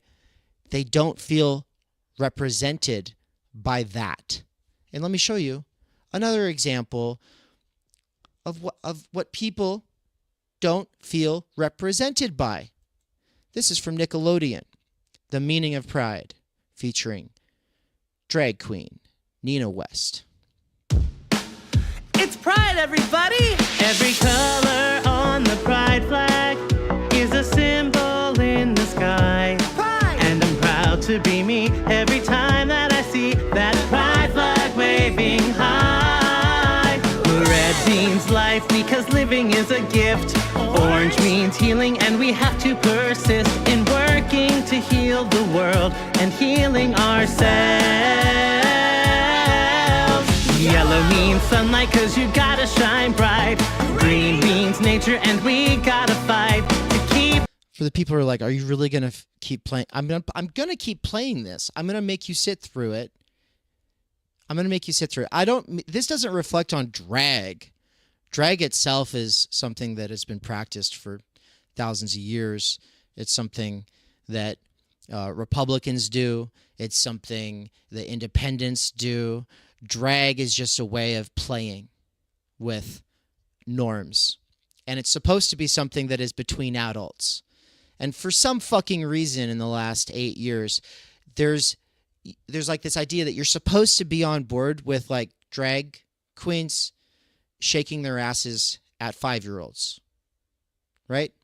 And if you watch the videos where that kind of thing is happening, the room is packed with like cheering adults. And those adults, I think, are the kinds of people dancing in the last video. And when they see this come on Nickelodeon, they think, yes, progress is being made.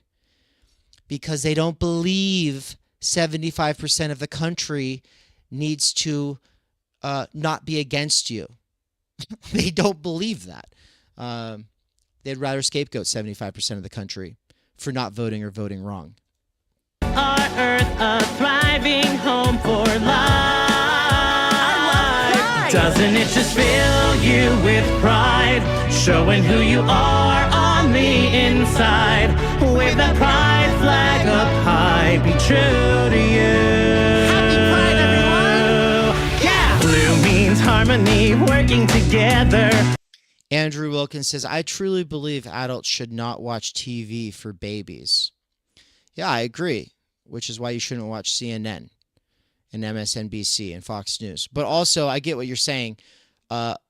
Like, why the hell would adults watch Nickelodeon? Oh, yeah, great question. More importantly, why is this on Nickelodeon?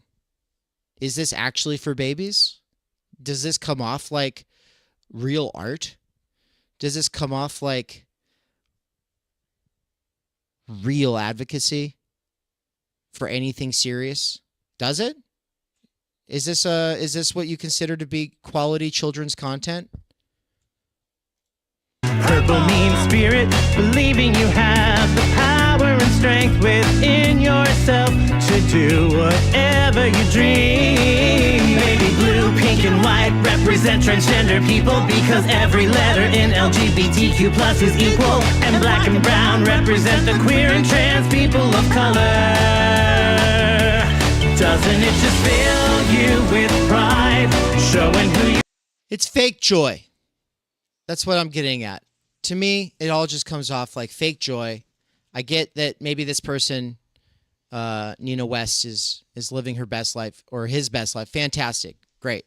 But I don't know what this person's pronouns are. I have no idea, guys. But if this is a drag queen, then I'm guessing that's a guy. So point being, 75% of Americans didn't go for it. 75% of Americans didn't go for it. To Bark Lord saying, I'm not hearing anything of substance here. Oh, okay. It's called Go Back and Play Forward. This is a long episode. We are officially, how long into it? An hour and 40 minutes. We're an hour and 40 minutes into this. So, go back. Now we're just killing time until Benjamin returns. His internet crapped out on him.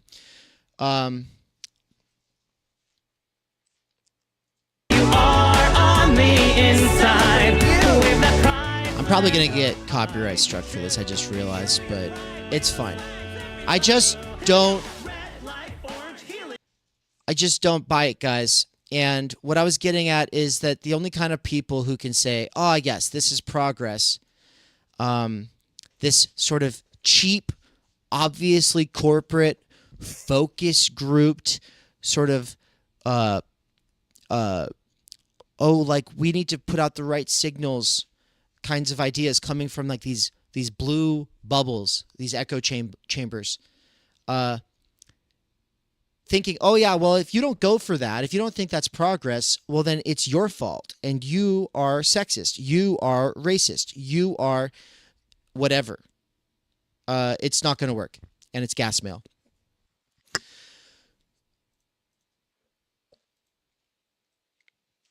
But Benjamin, I think Benjamin's probably at least listening. And so what I want to turn to is a really great quote from somebody last night. They said, or this was a DM to me. I was bowled over, and this is about really like someone's response to everything that's been going on in the last week. I was bowled over by Benjamin's keynote and plan to watch again to read his Substack. Honestly, the pairing of your father-in-law and Benjamin had me glued to my screen. I'm so aligned to your father-in-law's views, but equally open-minded, and everything that Benjamin said resonated, and I could listen to him for hours. I cannot fathom the support for Trump's rhetoric, but I think he's a distraction. I'm more concerned about Thiel and Vance and their House philosopher Yarvin, hence being so interested in understanding land and the neo-reactionary movement, NRX. And so this is going to be something that I think that we'll have to kind of close on once Benjamin's back, if he ever comes back. But before that, look, people who are saying still to this day, I cannot fathom the support for Trump's rhetoric, no longer have a right to the term open-minded or empathetic or critical. It's actually, those things require work, not just listening, like when someone else talks and you kind of nod your head, but actually like thinking through, like if I shared enough of this person's priors, I could also get to that conclusion. And the priors that have to be in place in order to support Trump's rhetoric, if you listen to the episode we did with my dad, who's a Trump supporter, it's not about his rhetoric. It's about all of these other things.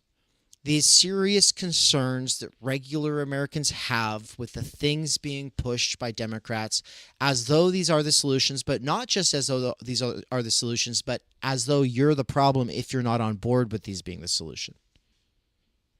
So that's first. But then we can also talk about another concept, and that is jouissance. So we talked about a few concepts in this episode. We talked about subjective destitution. We talked about gas mail.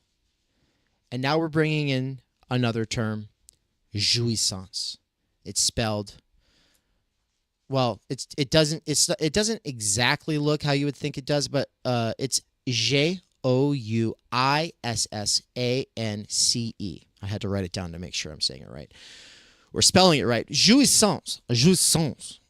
This is a French term for enjoyment or some kind of limit case pleasure, but this is still not useful. I think that that's an oversimplification. It really helps to kind of set this concept up within a framework of other concepts.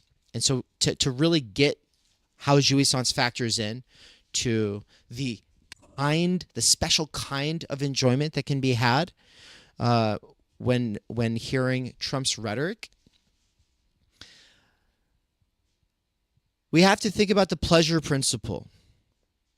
The pleasure principle for Freud, but also, in some sense, a lot of scientists and philosophers over the last couple hundred years. The pleasure principle is this thing that the human is seeking. The human subject desires homeostasis, right? And it seeks release or relief from suffering, right? For someone like Schopenhauer, pleasure is just almost always like this freedom from pain, right? So the pleasure principle is this thing that orients us. It's this thing that drives us in this sort of picture, right? I've got a lot of question marks all over psychoanalysis and Freud, all kinds of things that I'm very skeptical about. But what I really like is this idea of jouissance, which is the kind of pleasure you get from undermining your pleasure, from undermining peace, from undermining a sort of equilibrium, from undermining the pleasure principle. So we get addicted to some kind of jouissance, right?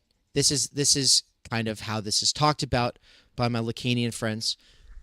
I'll be a little heretical, potentially, and put my own spin on it and add the human creature is a domesticated creature. It's domesticated by language, by the symbolic order, by law, by prohibition. And part of the socialization process is learning we can't just do whatever we want, right? It's learning to not go after every impulse. And in a lot of cases, we have to internalize a cop. We internalize a cop. You know, in psychoanalysis, they call that the name of the father. But, you know, it doesn't matter. We internalize a cop. And then working with that internalized cop, we don't jaywalk. Or we only jaywalk when it's convenient, right? When we don't think we'll get in trouble for it. And it goes beyond jaywalking. Humans have all kinds of impulses to do crazy things, right? And those impulses come from our drive. Now, people have this sort of simplistic idea of the human as a being that has an animal that has some kind of instincts, right? And for the psychoanalysts, that's not it. We're the creatures without instincts. We're prematurely born. We don't have the ability to just take off from instinct. Instead, we have to be socialized into language, into law, into prohibition, right? Well, before Freud was thinking about this, Nietzsche was thinking about this, and he was thinking about how it's like we're walking around trying to live our normal lives, but there's a gang of dogs going stir crazy down in the cellar, howling for release, right? There's these howling hounds down below the surface. And it's because all of these impulses, all these ideas, oh, I want to do that, oh, I want to do that. Well, you know you can't because you've been socialized. You're a domesticated animal. And so like that becomes, for Freud, like this sort of roiling unconscious, you know? Like the id is this chained up creature, gnawing at the cage, right? Well, for psychoanalysts who do the linguistic turn through Lacan, this is not so much the focus. It's not necessarily like this this like underground, animality. It's not all this stuff that's been repressed down there, right? This focus gets put onto language and on the relations between language. Okay, I said, what I'm about to say will not make some of them happy, but I take a more Nietzschean approach than a Lacanian one here. And I think the point is that we need outlets, and that we can say, oh, yes, I want to be my ideal self, and I want to be a good father, and I want to be a loving whatever, right? A good this, a good that. I have like this ideal, I have this fantasy. And of course, pursuit of that fantasy, of that ideal, requires constant negations or repressions of different impulses that would undermine this image we're trying to achieve, this person that we're trying to become, right? Well, that's got to go somewhere. So sublimation's like where it's got to go, right? Well, but I want to bring it back to jouissance, to say that we tell ourselves no all the time. But at the level of our unconscious, we start to get off on things that we think that that's not really me, right? So like we don't really usually over-identify with that part of us that has a gambling addiction, or that does road rage, or that, you go down the line with any kind of addiction, whether it be shopping or pornography or alcoholism, what have you. But there's a jouissance that comes from undermining that ideal picture of who we want to become. And that jouissance, that pleasure in displeasure, in undermining that thing, it's very addicting. And we don't recognize ourselves in it, right? And so this idea that I cannot fathom the support for Trump's rhetoric, it's like, well, to me, it's almost like saying you've not really thought about jouissance, right? You've not really thought about the fact that we all get some kind of pleasure in displeasure, but we get our fixes from different places. So for one person, it's going to be road rage. For the next person, it's going to be angrily following a Trump supporter online, hate watching something that spends a lot of time focusing on what Trump is saying. But there's also like a sort of jouissance that comes from undermining your democratic ideals. There's a kind of jouissance that comes from virtue hoarding over working class people, virtue hoarding your education over working class people. There's a kind of jouissance that comes from that. Dangerous maybe in the chat says, who's Lacan? What's up, Mikey? Good to see you. Well, Lacan is the most important psychoanalyst of the 20th century. He is basically like the reincarnation of Sigmund Freud in a context where he had to learn structural anthropology, structural semiotics, phenomenology, existentialism, cybernetics, etc. So that's who Lacan is. And, if you're in the theory world, if you're part of the theory scene, then you can't really avoid Lacan. In fact, you have to work through Lacan if you want to have serious conversations with the people who are doing serious work, cutting-edge work, like Todd McGowan or Adrian Johnston, right? Or Alenka Zupancic, friend of the channel. Yeah, a lot of people watching this are going to be like, okay, how do we get from elections to talking about big theory ideas? Well, because ideas like concepts like gas mail, concepts like the post-class fractured mass or time-energy stultification or the PMC. Like, these are concepts absolutely essential for understanding our situation today. And jouissance is another one of those. And yeah, my point is there's also this sort of edge where there's a kind of jouissance that comes from seeing other people get what they have coming to them, right? They get what they have coming to them. And of course, like, nobody identifies, or very few of us identify with like this more sick, sadistic, vengeful side of ourselves, right? But there's something special about Christians. Christians, most of them will say, we're all sinners. We're all sinners, right? And then, of course, there's like this, there are pros and cons that come with that idea. But one of the pros is, oh, who am I to judge? And the point is that one person's jouissance is the next person's ordinary suffering. And different people get their fix in different ways. We're these highly domesticated creatures, and we have super sophisticated ways of getting our fixes. But some of those are more reliable than others, and some of those can be gerrymandered into a duopolistic political system. And today, left versus right, progressive versus regressive, hope versus fear, forward versus backwards, equality versus inequality, change versus status quo. All of these binaries are meant to encompass the human spirit and all of its possibilities. Of course, what they cut out of the picture are people who realize that we can't have a future without a past, that the future is always in reference to the past, and that interpreting the past is part of how we actually pave a more realistic way forward.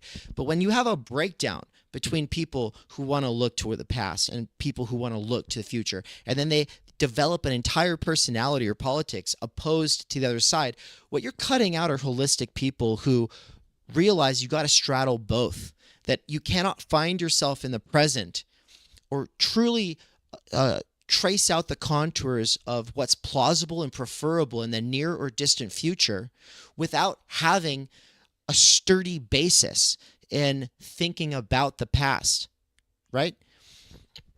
Left versus right, progress versus regress, past versus future.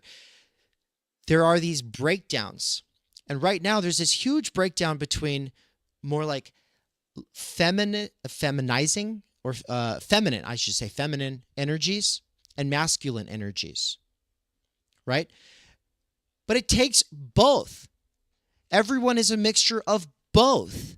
Everyone except for an extreme niche of the population is a mixture of both. Like, for instance, I'll bring it back to the people who were singing the song Vaccine.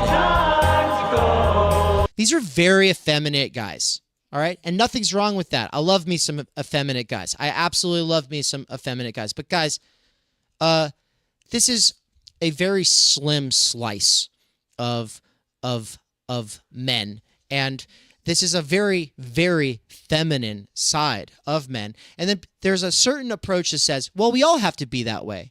Instead of being like, hey, we can tolerate and or accept people who are that way, they're instead saying everyone has to be this way. And if you're not this way, there's a problem with you. Okay? This breakdown of future versus past, this breakdown of feminine versus masculine, this is what I've called for years and years psychological gerrymandering. But psychological is confusing. Nance recently called it ideological gerrymandering. This is also confusing. What we're getting at is befindlichkeit gerrymandering. Okay? Befindlichkeit, which gets translated by Macri and Robinson in Being in Time as state of mind. State of mind. But that's a terrible translation. Befindlichkeit gets at the fact, it's a German word, for the fact that we are always already attuned. That we are the kinds of beings for whom moods are foundational. Moods are equally primordial or equally original or as at the beginning for all of our experience, as is our sense for what's possible, impossible, necessary, or contingent. Our sense for modal reality, right? Equiprimordial. Befindlichkeit, our constant predisposition to having moods, the fact that we are always already attuned, is equiprimordial to modal understanding, possible and impossible, contingent and necessary, as well as discourse, aka language, aka the symbolic order. These are all, it's not like one comes before the others for us. We find ourselves in a world already having interpreted the possibilities, but our interpretation of the possibilities is something that we have on the basis of being the kinds of creatures who think in temporal and modal terms. We find ourselves in a general mood, having a sort of general mood predisposition towards fear or love or hate, right? There are certain fundamental mood dispositions that a person might be predisposed towards, and you find yourself already having built a personality around it by the time you realize yourself free to make yourself be who you are. You're already living out other people's realities, other people's scripts. Our proclivity to be always already in a mood, to always already have an interpretation for what's possible, is something that they know about us. Public relations gurus from Walter Lippmann. Is it Walt or Walter Lippmann? I think it's Walter Lippmann. Is it Lippmann? Yeah, it's Lippmann, to Edward Bernays, to Gödels, the top propagandist for the Nazi Party. This is a spectrum that I just painted from progressive, sort of, I mean, nowadays they would be Democrats probably, right? But status quo Americans, you know, Lippmann and Bernays, to a Nazi. The point is what they're doing, some people, to be derogatory, would call it propaganda. It's public relations. And part of public relations is trying to understand... Bro, stop. Okay, my cat keeps pushing buttons over on this speaker. I don't know if anybody heard that, but Ryan's been going crazy this whole time. Yeah, Ryan's my cat. What I'm getting at is Befindlichkeit gerrymandering. If you don't know what gerrymandering is, look, this is like where politics starts to intersect with theory. That's kind of what I'm tarrying in right now. You should know what gerrymandering is if you pay attention to politics. It's the way that districts are carved up to ensure wins for certain candidates or of certain parties. It's the way that things are carved up. Parties will say, we're not going to focus our energies in X, Y, and Z neighborhoods. We're going to instead draw the lines for our candidates around those neighborhoods in a way that will serve us and the way that we want to prioritize our time and energy. Okay? What I'm getting at with Befindlichkeit gerrymandering, and also bringing in the ways that people can predictively be expected to get a sort of kind of jouissance or thrill or sick pleasure from a process, even a process like losing, comes down to public relations and big data and the fact that we are actually pretty predictable as a population. Not at the level of individuals. Individuals are very hard to predict, but large numbers, when we're talking about huge populations, it's a bit more predictable. There's certain strengths and weaknesses in the human herd, what Lippmann called the bewildered herd, that can be reliably cashed in on or played off of. So, I'm going to be teaching a whole course on Befindlichkeit gerrymandering, right? This constant predisposition towards always having a sort of kind of mood, right? Or having being like a person who's generally open-minded, or a person who's generally focused on security, right? A person who's tending to focus on the short term, or a person who's tending to focus on the long term. A person who's tending to focus on good things from the past versus a person who's tending to focus on bad things from the past. The person who has a proclivity towards negative interpretations about the past as opposed to positive interpretations about the past. And then the way that that you can just reverse that and talk about the future. All right, but my cat's driving me crazy. He keeps stepping on this speaker, and he really, really, really wants to go outside. He's going actually stir crazy. He's actually broken like 6 of the blinds on our blinds here, and he's actively meowing, but because I pay for expensive software that cancels out the background noises, you all can't hear it, but he's going actually bananas. So what I'm going to do is I'm going to roll the PSA here at Theory Underground. It's about how to get involved. We've got a whole new subscription model and framework coming soon. This course that I'll be teaching on Befindlichkeit, gerrymandering, is going to be part of a series that is necessary for understanding the post-class fractured mass, which will also include short courses on the medium, from Marshall McLuhan to Baudrillard, as well as, we'll get into actually some of the basic stuff that you have to understand from phenomenology, existentialism, and structuralism.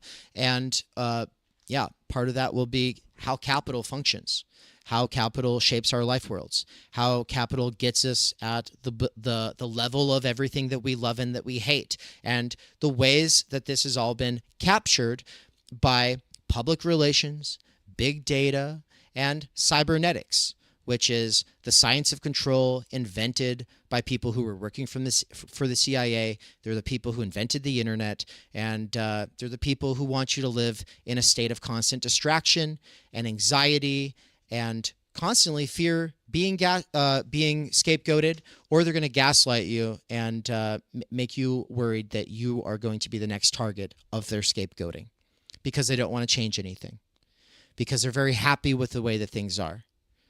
And obviously none of us are happy with the way that things are.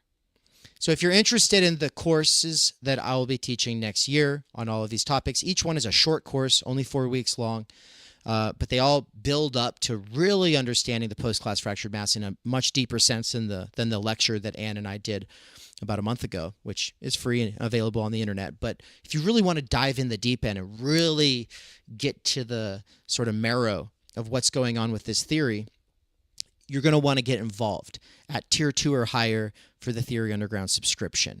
And that's what this PSA I'm about to roll is about. It's also just about what Theory Underground actually is. If you don't know what Theory Underground actually is, well, it's time to start wondering, because it's time to get involved. 2025 is going to be the best year ever for theory and for people who are excited to try to understand the situation. I'll be right back after this. We cannot do direct revolution, but the only way to lay the foundation for it is to do what you are doing to move the underground. It's a theoretically correct title. Welcome to Theory Underground, a place for workers with earbuds who are tired of letting others read and think on their behalf, slipstreaming our way into an understanding of the situation that short-circuits the deadlocks of our moment. Research at Theory Underground focuses on what is most important for understanding our current situation: theory of the subject, capital, time-energy theory, critical media theory, CMT, and the most essential critiques necessary for understanding why the theory, ideology, and common sense of influencers left to right misses the mark. Theory Underground is coming to a city near you. What that has meant in the last year is traveling across the United States, into Canada, and then all over Europe to promote our books, courses, and ideas related to time energy and underground theory. You've been reading Underground Theory. I'm a publisher and an editor. I run and review books. Literally, it's my living. This is the best edited collection I've ever read. Okay, picture this scene. America, early 2021. An Amazon warehouse worker arises from the emerging underground theory internet scene to create spaces for untimely topics and concerns that are too often neglected or kept in isolation today. Joined by a revolving cast of underground theorists, academics, and critics, he establishes what will become Theory Underground, a teaching, research, and publishing platform by and for working-class intellectuals, autodidacts, and academics who want to do more than they're able to do within the confines of academia. That warehouse worker's name is David McKerracher, and his book Time Energy is his first major contribution to the world of theory. It was recently reprinted with a foreword by none other than Slavoj Žižek, who also contributed to Theory Underground's latest book. My Bible, it's an excellent book. A collection of essays called Underground Theory. What you just heard is an excerpt from the Strange Exiles podcast, episode 23, where Bram from Strange Exiles interviewed me and Mikey. For those who don't know, Mikey is the author of the Dangerous Maybe blog. We are publishing one of his books here shortly at Theory Underground. He's also a lecturer at Theory Underground, and he's someone I've been friends and a collaborator with for over 10 years. But most importantly for you all, he's a fantastic lecturer, and it's a crime that he has to do wage labor right now. One of the long-term goals of Theory Underground has been now for a couple of years to hashtag free Mikey. That is something that I've been really pushing, but first I had to get freed from wage labor, which was achieved this year. That's right. Thanks to my monthly seminar subscribers, I was able to quit Amazon and do Theory Underground full time. Now I'm announcing the next big phase of the plan, which is the Mikey Down Seminar. What monthly subscribers to the Mikey Seminar are paying for is a survey of philosophy, including deep dives into Zizek, Land, Lacan, Baudrillard, Bataille, Lyotard, and ultimately the whole history of philosophy. We're trying to build like this ongoing seminar, right? And that's what I really like about this thing, where, you know, if I'm teaching a main text, that's something I got to focus on. I got to really, but the seminar thing, we can do this stuff all the time where we dive deeper into concepts, we dive deeper into certain, you know, sections of books or whatever, and we can really do this nuanced stuff. I think that there's probably no better way for us to accelerate our learning in these areas than by slipstreaming Mikey. And that has been my belief for years and years and years now. It's official. You're able to help out. You're able to get involved. You're able to benefit directly from liberating him from wage labor. Get on it right now. Do it. Just go. Stop what you're doing. Go click the button, subscribe. This is what you do. Subscribe to him. If you're already signed up for the ongoing Theory Underground seminars, then that's the ones that I do with my wife, Anne. Though that's getting an upgrade, which means that I will be doing one session per month that is just me, and then I will also be doing the ones with Anne, which are a crash course in sociology, anthropology, the social sciences, and ultimately Marx, Heidegger, Levinas, Bourdieu, imminently critiquing pop psychology, sociology, self-help, and ultimately the doxa of our time. But if you would like to be a subscriber to both Mikey's seminar and the seminar that the Snellgrove McKerrachers are doing, then the best way is to become a Tier 4 subscriber, or you can be a Tier 2 subscriber to each of us. The reason this matters is because Tier 2 is like pretty much the best bang for your buck. It gives you huge discounts on all of the courses that we do. But if you can't afford it, Tier 4 is amazing because it gives you Tier 3 access at both Mikey's seminar and ours. And finally, not everybody has time to be part of these ongoing research seminars, and they just want to fund the paid content for the YouTube and podcast. And so thank you so much to our patrons over at Patreon. They're the ones funding all the free stuff. So big thank you to Bert, Marilyn, Carl, Sahil, Zozandra, Nikolai, Darian, Tyler, and Mandeep, and all the other wonderful patron people, Patreon people. And thank you to all the other wonderful Patreon people. Thank you so much to all of you patrons, and also to the special subscribers and the paying subscribers. Oh my god, it's just so awkward. Thank you, Patreon. Patrons. Thank you. Okay. And to all the other wonderful patrons, thank you so much, all you patrons. And also a special thanks to the subscribers on the YouTube side, as well as the paying subscribers over at Substack. Why can't we do this? Fuck.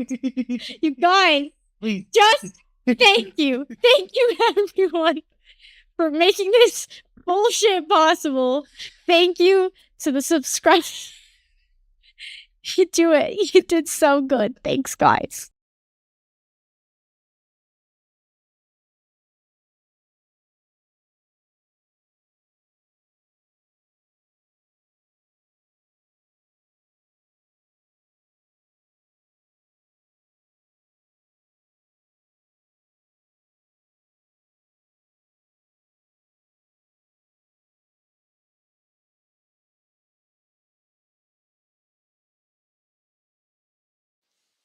All right, I'm back. Welcome back, everybody. I'm about to bring on some special guests here. We are not done. Benjamin's Comcast internet went completely out. He is trying to figure out what to do about that. And it's kind of crazy because I was kind of going off on a rant. And the goal of our dynamic, my dynamic here with Benjamin, is that he brings me back to earth after I go off the handle. But if you go back and watch it about 15 minutes ago, I go off and then Benjamin froze. Benjamin froze. And he didn't come back. And then I killed time. And as I killed time, I got into theory. I was talking about all kinds of stuff. It was a lot of fun. It's all stuff that I wanted to get to eventually. But the powers that be wanted me to start talking about some of the important concepts here at Theory Underground. And so that's why I got into jouissance. That's why I got into, well, the surface level of the post-class fractured mass, PCFM, kind of touched on the medium and the PMC, time energy structurals, the structural stultification of time energy, right? All of these different things, and Befindlichkeit gerrymandering, which is one of the biggest pieces of that puzzle that few of you until now have known about. Jean Lamont Films says, I think the rant was relevant. Thank you. Yeah, no, it is called, this channel is called Theory Underground. That's not the rant that I meant. The rant I meant was sort of like this gas mail rant. I really flew off about that. Stop trying to think you can actually force social change by scapegoating people in your life with social blackmail. I don't buy that that is a useful strategy. But now, with all of that said, yes, I did after that rant, after Benjamin froze, kind of go into this whole like theory segue, right? Well, we're about to get into a whole new episode, folks. People listening to this half, we'll see you on the other side. I'm about to bring on some compatriots here of Theory Underground, some fellow travelers, some people who are going to share with us some of their thoughts about the election results, reasons to not lose hope, maybe even reasons to be more hopeful than ever, but also lessons to learn, right? Lessons to learn and reasons to live. That's what this is all about, and it's what we're going to bring it back to in the next episode, which I'll start recording right after this short reminder. Let's go. Uh-oh. It's not working. Son of a bitch. Wait, really? Is it really not working? Okay, hold on, folks. Hold on. What the hell is going on here? Let me pull it up. I've got to do it manually. Where's my producer when I need him? Oh, I am my producer. Womp, womp, womp. Nancy, you got that button? Womp, womp, womp.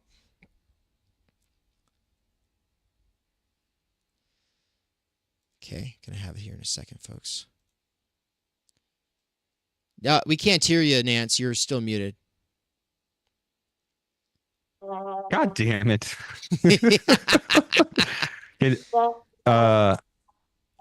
Okay. There we You go. got it? There we go. Yes. All right.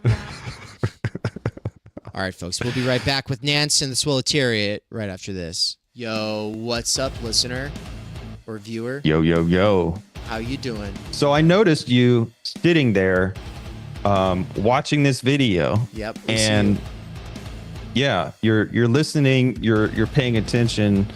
You're definitely not hearing everything we're saying though. Yep. Nope, definitely not. You're not taking notes. Yeah, take notes, dude. What are you doing? Hey, you know what? If you want to if you want to be passive and just enjoy this content while multitasking, that's what we do as well. Everyone does that most of the time. We very rarely switch into this more active mode, and that's fine. That's fine because you're kind of absorbing this content as you go through your life, and that's great. But if you're going to do that, then we just have a little request of you. What's our little request, Nance? We want you to do the algorithm things. We want you to hit the button, the thumbs up, or the thumbs down. Hit the subscribe button. You could even hit the bell so you get notified when there's an epic marathon stream. Yep. Or one of the dope ass interviews. We just finished a dope ass interview.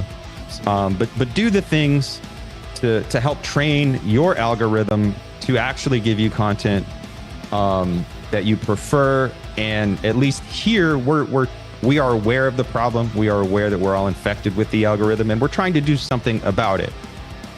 So while you can like maintain a cynical distance of like not being an enthusiastic vocal supporter, right? Doing those actions actually, first of all, it helps the channel. It helps Theory Underground.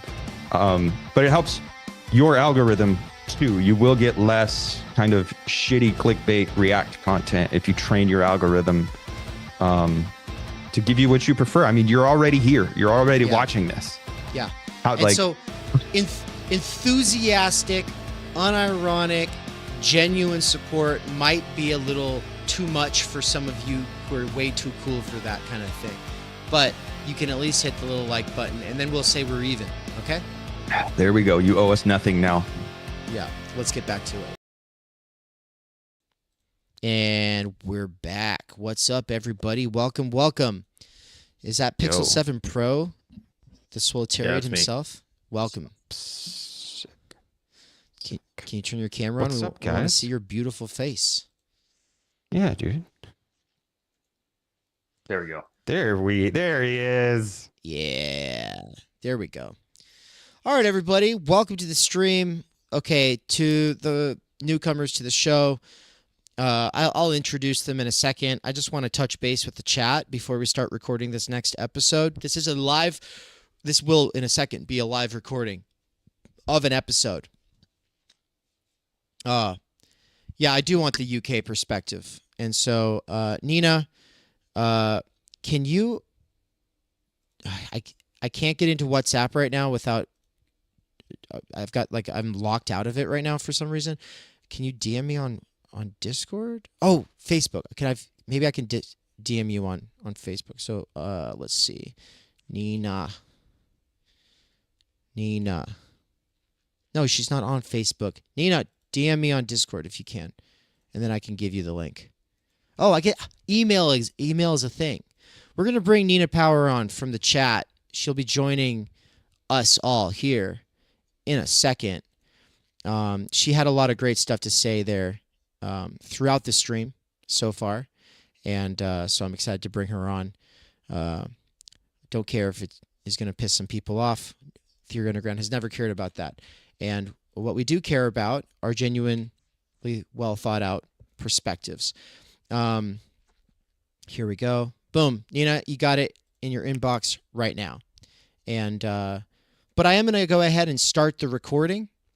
I kind of want to actually just let the two of you before we start the recording. I just want to hear from you each how much you were or were not in the chat of the live stream. How much of that stream, or the stream that we're on right now, how much of it did you catch from the previous episode? Don't start doing the whole like sharing all your thoughts yet, because like that's content for the next episode. But I don't even know if Swole you were paying attention today. So yeah. Yeah, good question. Hold on, let me just check. So it looked like I got an hour's worth of maybe half an hour's worth of your chat with Ben. That's about it. Okay, sweet. You got like the light side, the nice side, the very like kids glove side.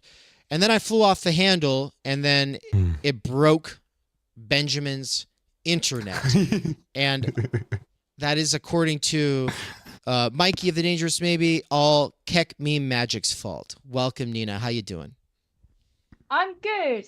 Awesome. Very intrigued by things. Yeah. Oh, sweet. And now Mikey's joining. I'm going to go ahead and start the recording in just a second here. I know it's weird for the people who are watching this from the live stream now and in the future going, what are you talking about? It is recording. Yeah, well, it is to YouTube, but we're going to have this as a special feature episode on Spotify and Substack and everything like that. And so if you just want to reveal yourself at any given point there, Mikey, all you have to do is turn your camera on. But I'm going to click record and start this thing off. So 3, 2, 1. Welcome, everybody, to a special episode of Why Left without Benjamin Studebaker.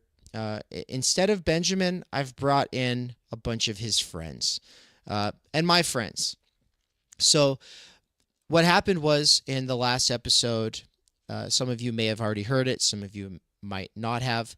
We were talking about the U.S. election results for 2024. And the whole theme of it was something to live for, right? The whole theme of it was don't kill yourself. Actually, there's a good reason to even find hope in losing hope if the hope that you had was a false hope. And so I'm welcoming on here some folks who maybe wouldn't have been on because we had a sort of timeline and specific agenda, but then Benjamin froze when I was going off on my little rant. It turns out Comcast in his neighborhood is down. Everything's broken. Well, Benjamin, if you happen to hear this, I can bring you on via a phone call. I do have the technical means to bring you on via phone.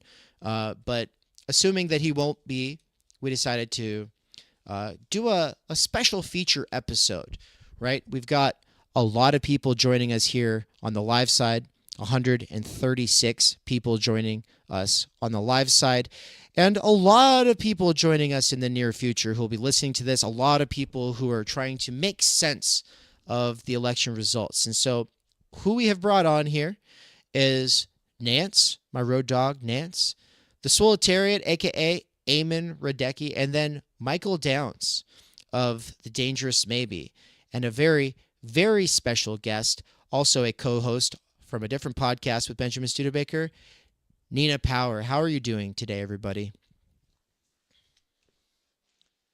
Everyone unmute. I'm doing great, man. My guy won. I'm doing fantastic. What do you mean? Oh, my God. It's a great day for America. Everybody wins. Great day for Keck Meme Magic.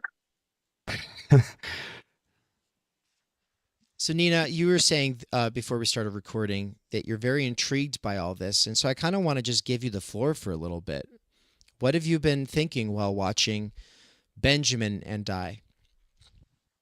Well, I mean, first of all, I suppose I wish that you and Benjamin and people who are thinking had more power in this world, and, you know, that this kind of reasonable and dialectical and thoughtful analysis dominated the institutions. Hopefully it will again.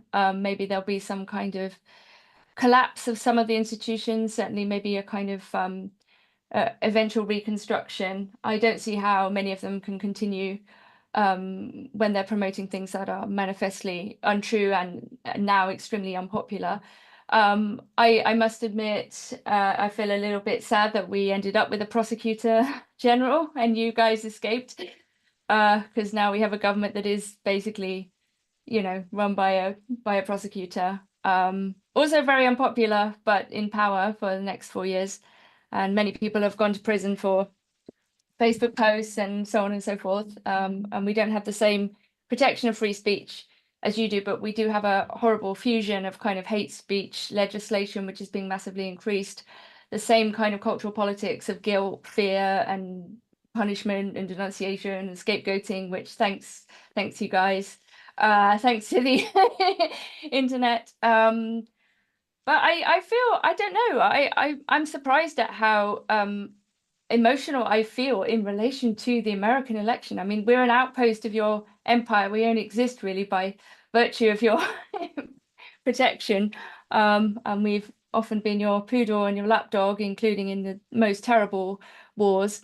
But I feel hopeful. I mean, I felt hopeful for a while in terms of we're getting on with things in London, where we're trying to be anti-fragile. I mean, I don't like these kind of managerial terms, but to start doing things which are uncancelable and exciting and fun and in person. And I know that Theory Underground, some of you came over to London. We had a watch party in the gallery last night, which was, stayed up as late as I could, which is not very late because I'm old. But yeah, I mean, I was surprised. I honestly kind of thought that Kamala would just about win, or that it'd go on forever, that there'd be kind of endless battles over, ballots and counts and stuff. So I'm kind of struck and yeah, I hope that this will inaugurate a new realism in every area of life, foreign policy, culture, social life. I'm intrigued by Gen X's role in this, because apparently Gen X, of which I'm a late member, born in 78, were voted very heavily for Trump. And I think that's quite interesting, because we are a generation that has sort of supremely failed in our historical mission to do anything whatsoever apart from sort of kill ourselves. So I'm glad that some of us stayed alive long enough to, play some political role, even if we didn't generate any great political figures somehow. I think, yeah, Vance is really the person to think more about. I obviously, on a deeper level, I think what we're talking about is also we need to look at BlackRock, and we need to look at these kind of land grabs and the people who are really running things and making money and depriving people. We've had in the latest Labour budget very kind of globalist type attacks on farmers and people who are running small businesses. And, there is a sort of grimness here, I have to say, at the moment, but maybe there'll be some kind of restoration, because people really do care about where they live and their families, and wanting to be proud of where they live and their community, and these are not really going to go anywhere. You can't run a politics that's based primarily on negative affect. I mean, you don't need to be a Spinozist to understand this, but the fake joy, I mean, this is like obscene. This is kind of an inversion when you're basically telling people that they're stupid and they should vote for you, that they're deplorable and that they're rubbish, and really, or that they should vote out of guilt for historical matters, or because of their identity or their so-called privilege. I mean, this is a very, very bad strategy, and I think the mood for politics can't be negative primarily. It has to be positive and it has to be optimistic, and I think the right, as it currently stands, or the Republican Party, understand that much more than the left, and the left will do anything not to look at itself, or the current left. I don't even think it's the left. I think it's a part of capital. It's the sort of the educated part of capital that sort of is suffering from its own resentments and taking it out on as scapegoating, as you said, random groups of people, and indeed inventing new classes of victims. So yeah, I hope that there will be a new sanity, a new reality, and we can carry on thinking, we can carry on doing important work rather than just defending positions that have been well established. Like, I'm sick of talking about saying that men and women are different and we need to protect children and, you know, things like that. Like everybody knows these things, right? The lie doesn't hold. Like, I think we have to get better at opposing lies wherever we see them, and standing up for people who are being bullied. You know, people are getting denounced and attacked and losing work and being socially ostracized. And that's part of getting rid of the fear, the politics of fear. Yeah, this was something that I was saying with Nance a few days ago, that liberals were supposed to be the party of love, choose love, not hate, choose hope, not fear. But ever since this resistance thing really kicked in, right, which was a response to Trump's win, which is a terrible framing. It was it was their decision to axe Bernie, to do everything in their power to undermine the only popular candidate in the field, to do everything in their power to scapegoat the people who were supporting him, and to never try to reach out, to never try to offer us anything that led to the Trump win. And ever since then, they've been trying to blame people, and they've been trying to cash in on the politics of fear. And there's been no sort of like come to Jesus moment here, right? But I guess we're trying to do a sort of sympathetic introductory, pipeline from being a believer in electoral politics, potentially liberal politics, potentially the Democratic Party, or from the kind of progressive leftist position that is close enough to that, where most of your efforts have been trying to push Kamala supporters left or whatever. A pipeline for those people into our sort of, I'd call it some kind of black pill position, right? One that underwent subjective destitution a long time ago when it comes to all of this. Or maybe, I would say Theory Underground is a process of undergoing subjective destitution. Everything that we're doing here is set up for people to say, wait a minute, that's not working. Why is that not working? What's going wrong? I thought that left just means the good, the true, the beautiful, the just. I'm realizing that's not always the case. Oh, I've been participating in something that is setting itself up for failure, and even creating most of the things that it's trying to fight. If not creating, then at least feeding those fires. And so I guess, yeah, on that note of sympathetic sort of pipelining, to all the new people who just joined in, who did not go back to the beginning and listen all the way through up until now, this idea that we want to give you reasons to live, right? There's some sincere irony in this, right? Most of the people in our lives aren't thinking about offing themselves, but that was sort of popular last night. For several hours, people were talking about wanting to off themselves because of these election outcomes.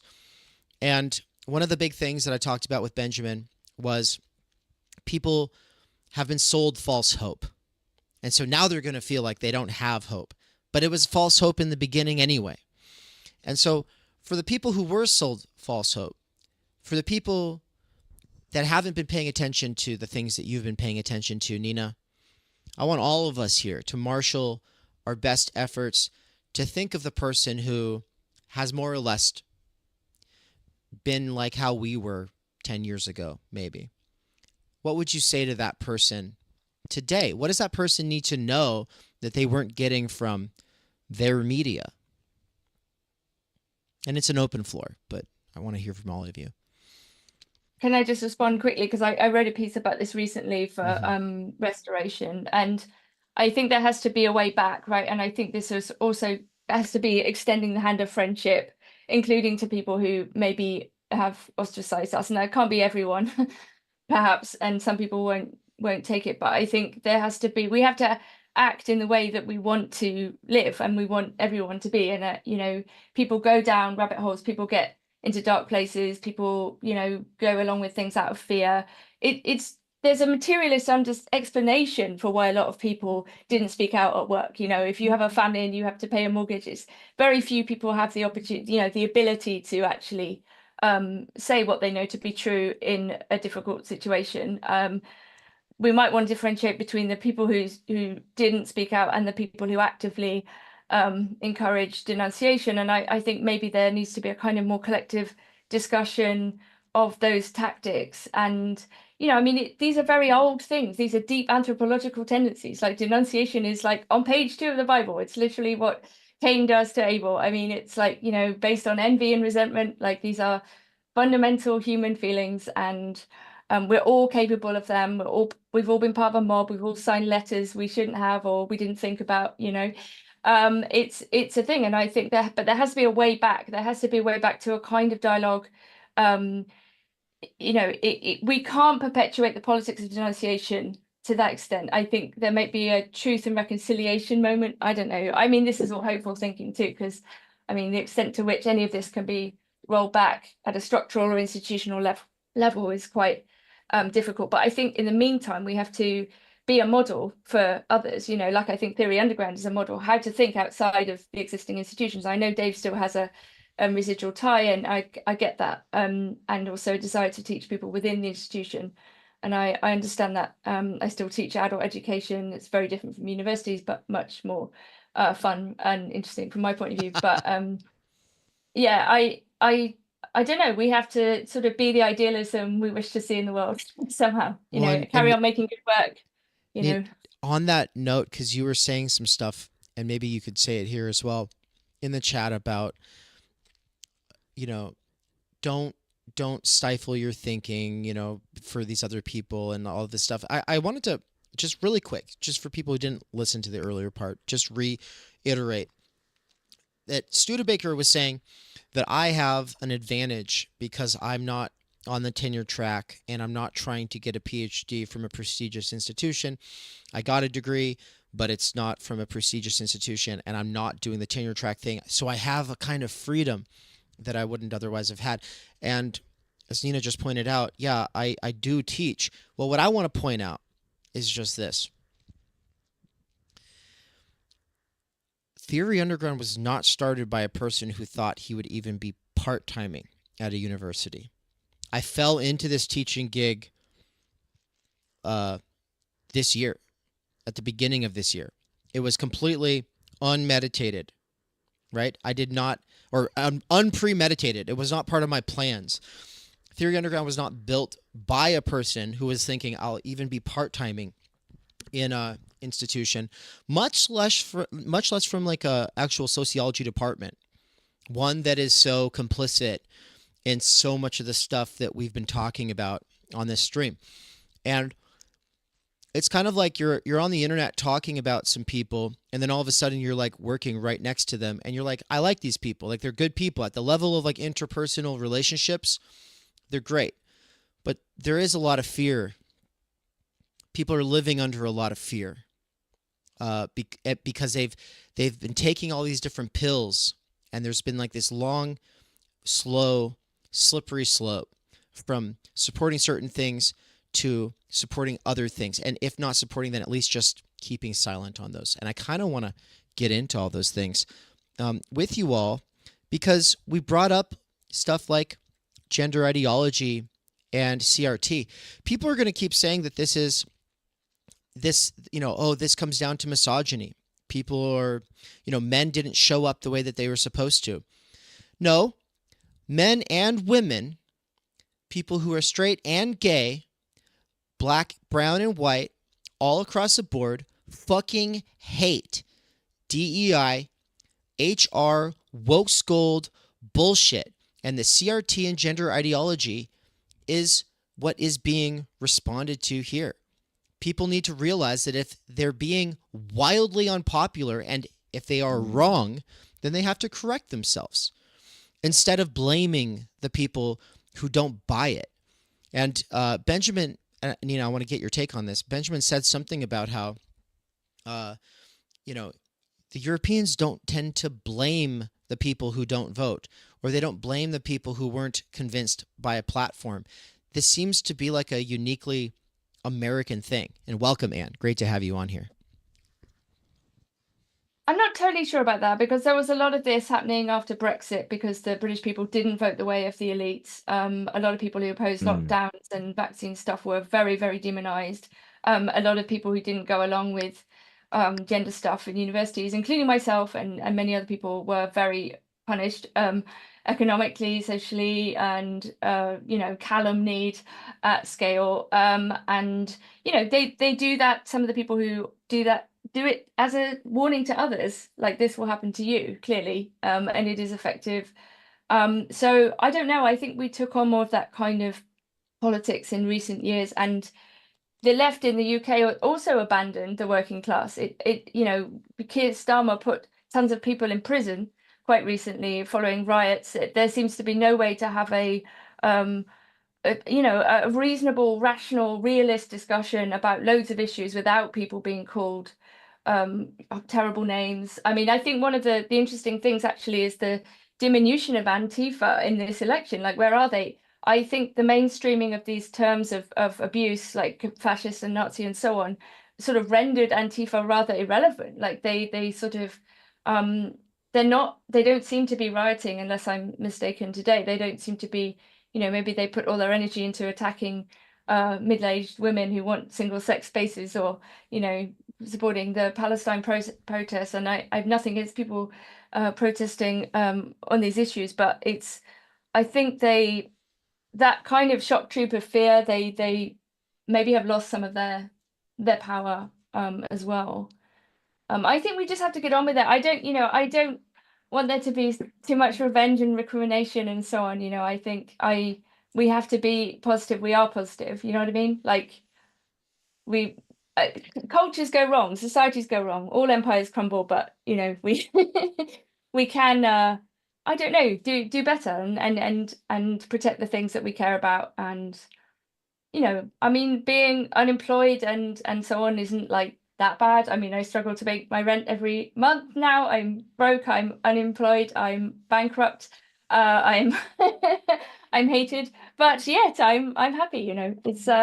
It's not the worst thing, being hated. And I think this structural point about the big other not really existing, like this social status thing, is not important. It's not that people don't have a reality, but there's only really the opinion of everyone and the thought of everyone. There isn't like this egregore of everyone over there who sort of thinks something of you, in a way. And even I say that as someone who's been mobbed, right? Of course, the mob has a life of its own, but it's also composed of individuals, many of whom forget that they've participated in the mob, as the writer Stephen Eliot points out. And yeah, I don't know. We by operating as an example, by making good work, by thinking, by actually addressing, as Benjamin and all of you do, these serious questions, and not just engaging in insult and othering and friend enemy distinctions. We're all human, and that's the basis. I mean, I think we might return to some kind of colorblind meritocracy. I think some of the major institutions might go down or be severely diminished. I personally, and this is probably a kind of conservative position in some way, I don't think higher education really works for 50%. I think I'm very big on lifelong learning, but I think the university need to be a place of where people can entertain really socially unacceptable ideas, apart from anything else, and they can't be places of complaint and status gaming and cancelling. I mean, that's what tenure used to be for, right? Exactly. I want to get into new institutions and the sort of ripe conditions of possibility for that conversation. But first, I want to give our other guests a moment to introduce themselves to the new viewers and the old. We'll go Nance, and then Anne, and then potentially Mikey. I don't know. He seems to be in the background. Potentially Swole. But let's just do some sort of introductions. Assume an audience that doesn't know who you are, because this is your first time appearing on Why Left. Hello, Why Left audience. My name is Nance, and I'm here to talk. I don't fucking know. Fuck you. Introduce myself. Get the fuck Here, out of here, dude. let me introduce Nance. Nance is a road dog. That's all you need to know. But what did you think about? There we go. Did you have anything from the stream so far, or that you wanted to say? Yeah. So after my somewhat busy morning, I tuned into the stream because it was like, hey, we're going live, and so I was like, fuck yeah, I want to catch it. So I caught the beginning, and then I went about my business, and I caught kind of the turn. So I caught when Benjamin dropped out, when your Führer kind of interfered with his Wi-Fi signal and caused a breakdown in the internet. And in the beginning of the stream, I was struck by Benjamin saying we need to take this seriously. Like we can, and I was probably going to joke and meme. I don't give a shit. I am not invested in politics or what gets called politics. It's too hard for me. My brain doesn't work that way. I don't have the endurance to carry concern for that. So I voted yesterday. I voted for Harambe. I'm not happy that Trump won. I'm not happy that Kamala, or I would not have been happy had she won, nor Stein, nor Oliver, I just reject what is up on offer. I also understand that to do my, little leftist thing, that's a privilege. Like I am insulated enough from certain things, and my personal life is set up to where I can maintain a disinterest. Now, maybe that's bullshit. Maybe that matters. I also don't care about that. And I try not to be abrasive and brash and edgy, but I probably would have just joked about it and made some stupid statements and some memes. But Benjamin, being the compassionate friend, made me aware that it does matter, because I do remember being an impassioned young leftist. I do remember the first time I voted in 2000. I don't know. This is the third time I've voted in my entire life. And I did it because people asked me to, and I voted down ballot, but the presidential contest, blah, blah, blah, whatever. But I remember feeling brokenhearted and this and that. And that's important if we're trying to project broad inclusive structures. That includes normal people who haven't taken a black pill. And it's important. I think it's important to listen to them, to take them seriously. This is why I love Why Left with Carrie and Dave, Snellgrove being the first 2 episodes. For me personally, it's serving as, I don't want to say a ray of hope or optimism, but it's at least a doorway in the little room of nihilism and pessimism and the black pill that I have constructed.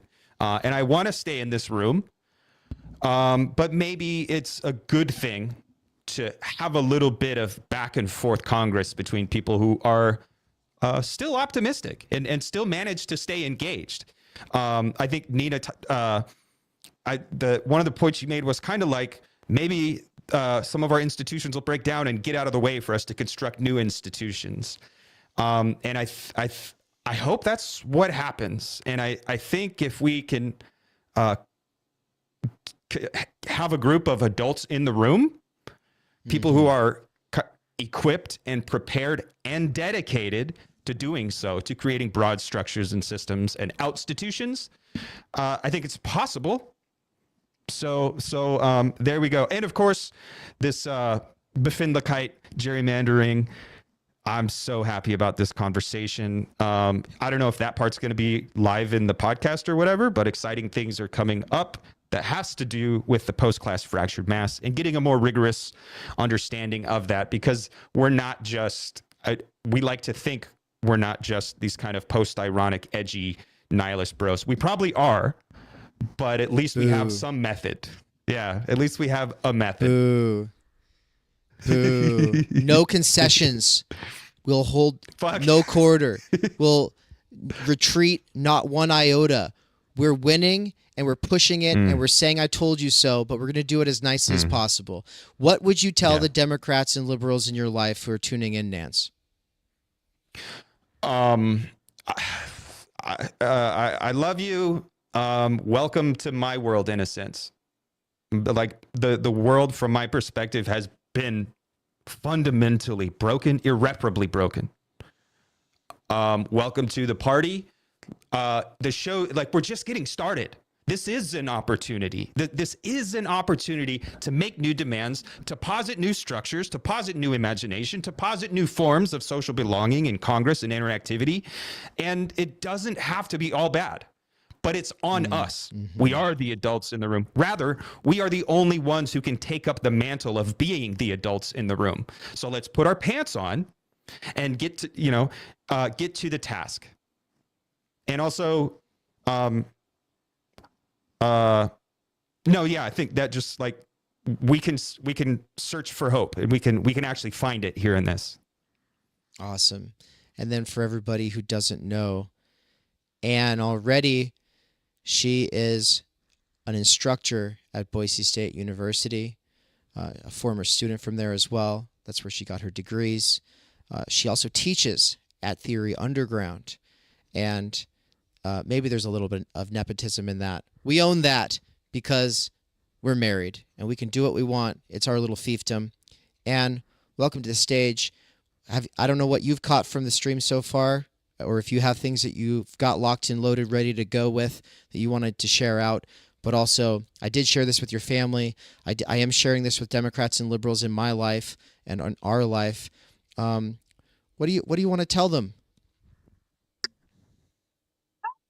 I was just thinking about my own reaction to Trump winning back in 2016. I was a little high schooler. I was very much more liberal than I am today. I was like the type of person who was leading walkouts against school shootings and gun violence in the US. All my teachers thought, oh, Anne's going to become some great activist or some lawyer. Like I'd kind of become that student. I was involved in speech and debate. And when Donald Trump won for the first time, the night when I saw the polls leaning in his favor, I was distraught. Like I was genuinely crying. I was like, wow, the country hates women. The country hates Black people. The country hates immigrants. Like I kind of bought into these talking points, and I was not doing okay. I really thought that this meant like my life as a woman doesn't matter. Things are going to be so dangerous. We're going to get into some nuclear war with North Korea. Like my family wasn't necessarily helping. They were also kind of reveling in this narrative and this rhetoric based on, the mainstream news that we were watching. And I came to school, it's so dramatic. I came to school the next day wearing all Black because I was mourning the death of America. And I stopped standing for the Pledge of Allegiance that day. And I've not stood for the Pledge of Allegiance since. And like, I haven't really had opportunities to say the Pledge of Allegiance since high school, because like in American high schools, we stand up and we say the Pledge of Allegiance every day. At least in my school we did. And I didn't. Like the rest of couple years of high school after that, never did it again. Didn't stand for the national anthem. Like I was like, nope, America is so broken because of this. And I liked Bernie at the time. I didn't really I think I would have preferred him to Hillary Clinton, but I was like, hey, a woman. Like I kind of went to all of the different campaigns. I saw Bernie, I saw Hillary, I saw Biden, or not Biden. I saw Trump. I went to a Trump rally. It was like embarrassing, and like he said 10 minutes worth of stuff and then left. But I'm just thinking about my reaction now and this morning, and I woke up just kind of feeling fine. Like, okay, another 4 years of not that much. But the last few weeks I've really been like just thinking about what outcome would I like to see in this election. And there was a little bit of, oh, well, if Trump won, then the Democrats could really see that like people are not on their side and they need to do something different if they actually want some support, some like broad working class support. I thought, oh, well, maybe if Kamala wins, like Chris Catrone wrote a pretty convincing article just a few days ago. He's like, I would like Kamala to win so that white, straight, cis men can be let off the kind of hook a little bit. But I was just on the phone with my dad last night. I was actually on the way to work at the local election office, kind of in the counting ballot process, which was pretty cool. But I was on the phone with my father last night, who, yeah, the internet now knows, and he and my mom especially, or my dad more so, but we're just like, okay, let's get ready. And just, the narrative that, oh, Trump's going to become a dictator. It's just what they do. And just all this fear mongering. And it was, that moment. And then seeing that Trump was leading, that I really felt like inside, like, I would like Kamala to win so that my parents aren't devastated. There is still this part of me that's like, ha ha ha, Democrats, your woke brat girl summer strategies like didn't work. Like, oh, newsflash, people don't actually support like these kind of vague platitudes of hope and joy without actual economic changes. So there is this part of me that's like, I told you, I kind of thought Trump was going to win because I didn't think that the Democrats had the same level of support that Trump did. But it was really like my heart really does go out to like especially my family, because I know that they are coming from a good place. I know that they care so much about the world and other people. And I know that to them, this is like horrible. This is the worst thing that could have happened. And yes, to other people in my life as well. But like, I just think about like my parents, and I know that my parents are feeling so distraught today. The first thing that got texted in my family group this morning from my mom was fuck. Like, my mom used to not curse, and the first thing we got from her this morning was fuck. So I don't even really know what to say to them right now. I think it just needs a little bit of time for it to like settle in, because someone who's like so in the clouds, like, oh my God, a dictator, Hitler just won the election. Like, okay, they need some space to like process that, I think, before we can have a like actual conversation where they hear me.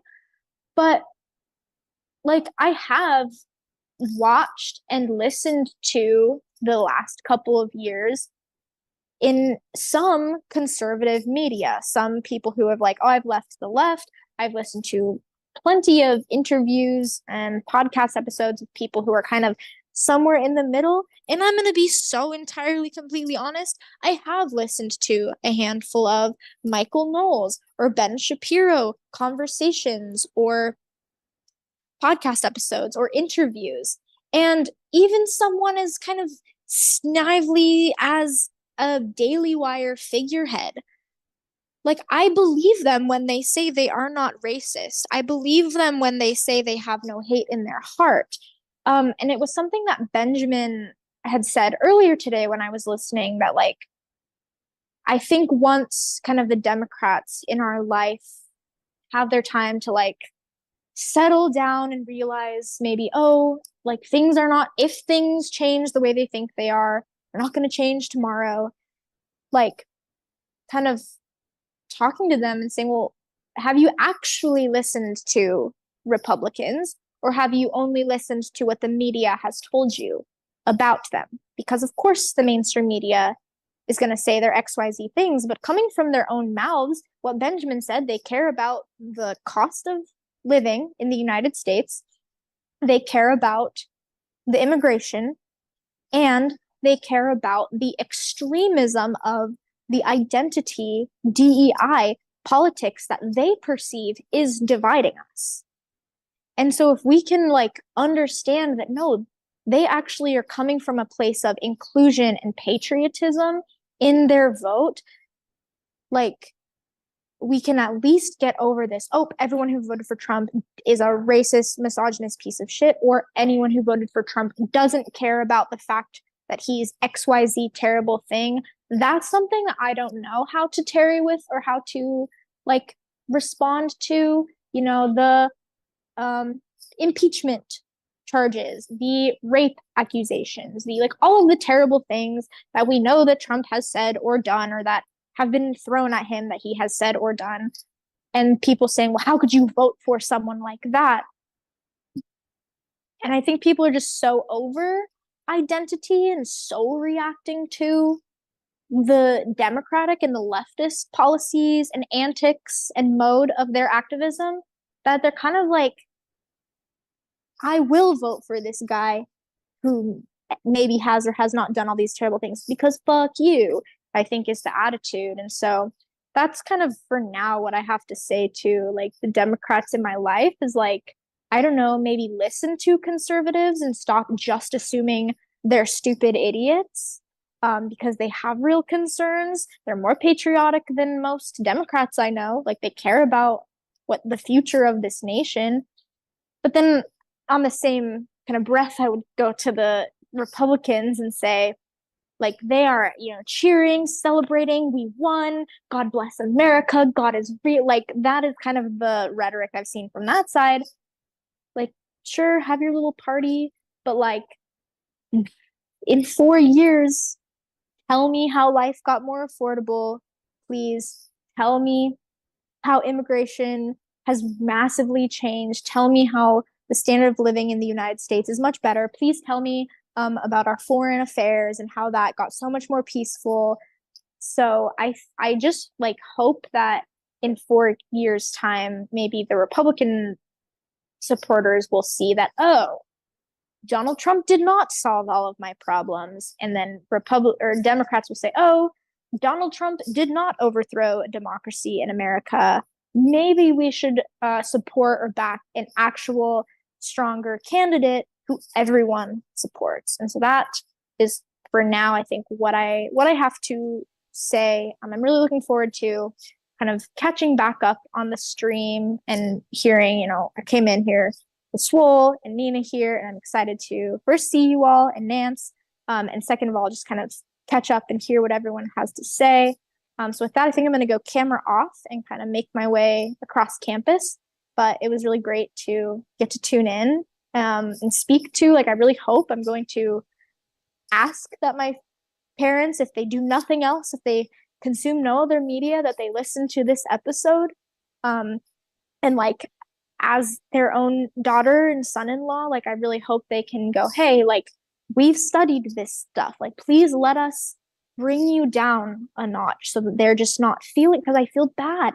I feel really bad for them. I feel really bad for the people who think that this is the end, that trans people are no longer going to be able to exist, that like all immigrants are going to be deported, that gay people are no longer going to get married. I mean, I was seeing talking points that were saying like the Republicans are going to make it so that women can't own credit cards without their husbands. Sorry, what?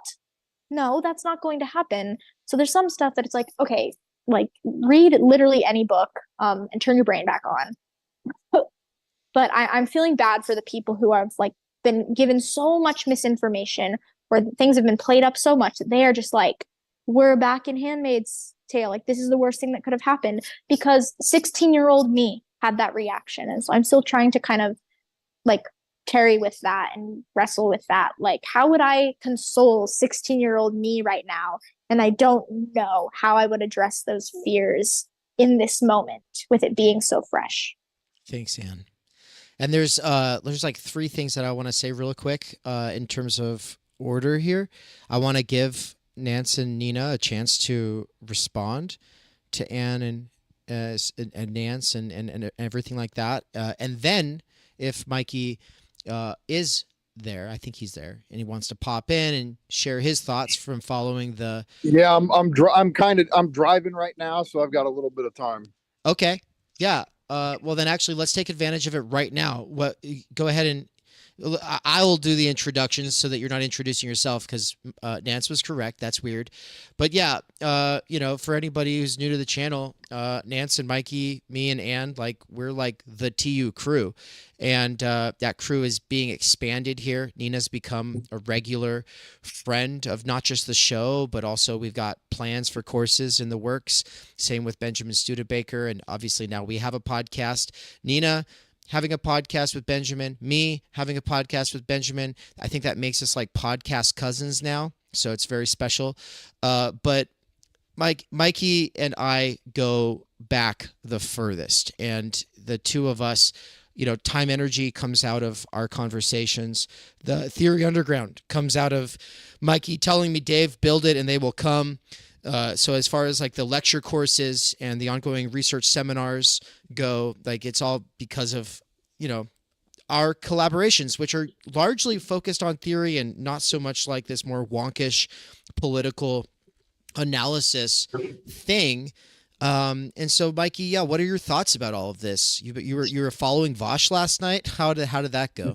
Yeah, I don't know. Somehow I started tuning into him and watching his little political coverage, and by the end of it, he's basically just saying, yeah, this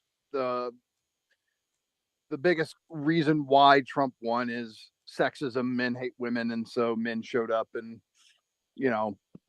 okay. But yeah, I mean, I was telling you, I was watching that, and I figured you'd have some response to Vosh on that. But I mean, look, as far as today goes, I'm at work and I work in a warehouse, and over the last couple of years, I've cultivated relationships with most of my coworkers where they feel like they can tell me what they feel politically, right? And so, I walk in and I kind of know how everybody's going to be. Like, so the Cuban couple, they're huge Trump supporters, Cuban immigrants, but totally on Team Trump. So I knew they'd be happy. The two Mexican brothers who I work with, they're for Trump. I knew one of the black guys would be really bummed, and then the other black guy would be happy. So I knew, you got the white guys who vote for Trump, and then a couple the white guys are super. They're more like Ann's parents, and they feel like their daughter's reproductive rights are really in trouble, and so they're concerned with that. Basically, for me, I'm just trying to listen to them and let them say what they have to say. I mean, at this point, I guess, like, I'm a theorist, so I'm the one who's supposed to have something to say, but I don't really have much to say about it at all. And so I just kind of listen to how they're feeling, and I understand where they're all coming from. I mean, like the Cubans, right? Somebody could go, well, how the hell are the Cuban immigrants going to support Trump? And this is the stuff that the Democrats are missing. Like, you talk to the Cubans, they're going to go, dude, like, anybody who's like just, oh, America sucks, America's the worst thing. Try coming from where we come from. Like, they don't like America bashing, because to them, this place is great, right? But I also understand the people who are like, no, America's all kinds of structural inequalities. So I get where everybody's coming from, but it's taken me a long time, because for a significant portion of my life, I wouldn't have been open to hearing half this shit from anybody, because I had my little box I was in. But no, like, I guess that's what I've learned to do, is be able to hear people out more. And the vast majority, everybody that I work with are good, decent people, right? Every single one of them. And so this whole, like, oh, if you vote blue, you're a bad person. If you vote red, you're a bad person. Like, I've had to mature out of that shit. And the vast majority of people I know are decent, good, hardworking people who want to talk like that, right? And they are that. And this whole thing of like, no, you can't vote that way or you're Hitler, or you can't vote that way or you're Stalin. I'm so done with the Hitler Stalin shit, right? Nobody's Hitler or Stalin that I know or that I work with. So it's more of kind of a frustration with how the fucking culture war engineers have divided everybody. But I will say this, right? So even the ones who are, card carrying Democrats, right? They hate the woke shit. And it's the one thing that everybody that I work with have in common. They hate the woke shit. And it doesn't matter if they're Republican or whether they're Democrat. So I guess what I said all this to kind of just set up a question. Do you, all of you, I want to ask all of you, is this it? Is this where the Democrats figure out they have to move away from what they've been doing? Or are they going to triple down, quadruple down on it, and they're just going to continue to self-destruct because they cannot restructure their approach to things? I'm a mute on that. I'm going to say a couple quick things and then come back to say some more once I've given everyone else a chance to say some stuff. But I got to step away. I'll be listening from my phone. I got to tend to the cats really quick because I'm babysitting. Well, I'm a father of these furry little guys. And but before I step away to mind to them, and I'll be right there listening, guys, as I go, I just want to say, there are people who are waking up right now. There are people who are waking up every day. There are people who are bottoming out, burning out, who are losing hope, and then realizing it was fake hope, and then they're reassessing, and they're trying to figure things out. There will be realignments within the actually existing parties and institutions. What those realignments will look like is going to be something we can all sit around in the cafes and diners of our old age and chat about.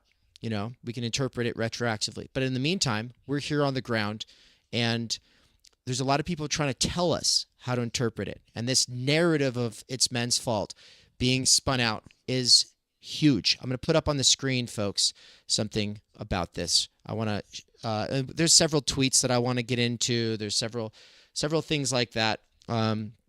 But this is something that Adam Mad shared in the chat. Shout out to Adam. Slate.